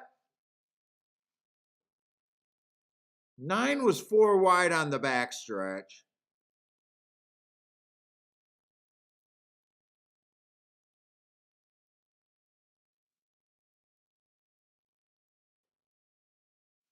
A lot of the race, he was on the outside. If the outside was really bad, I think he would have got hurt there.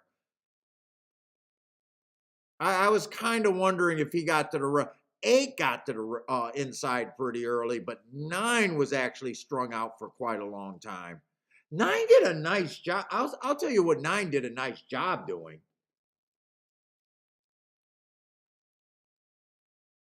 I don't know where this trip came from of him coming off the pace.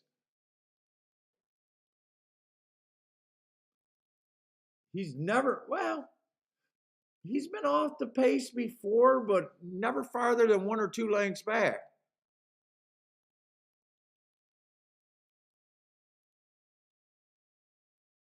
Nice ride. He was just much the best.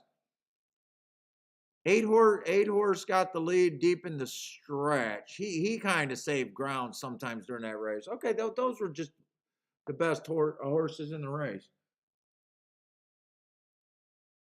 And looking at marks wise, I got no problem with the 9 horse winning because he is 9 and 8 are well, actually there's a few more. 9 and 8 are 2 of the better marked horses. 7, you go back to November.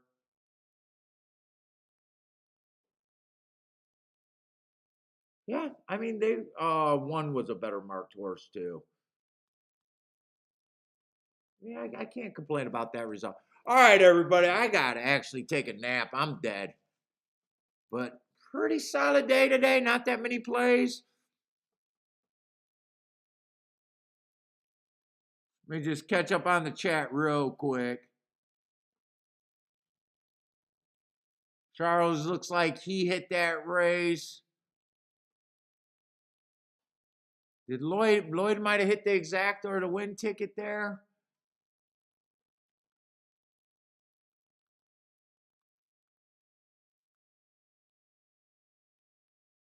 Doesn't look like too many. But anyways, guys, if you guys are, or gals, if you guys are playing tonight, good luck. Tomorrow, hopefully a good card over there at Tampa Bay and Gulfstream. Got a lot of work to mark that up, but I'm ready to take a nap. So good luck if you guys are playing tonight. Hope to see everyone this weekend. Take it easy, everyone, and stay safe out there.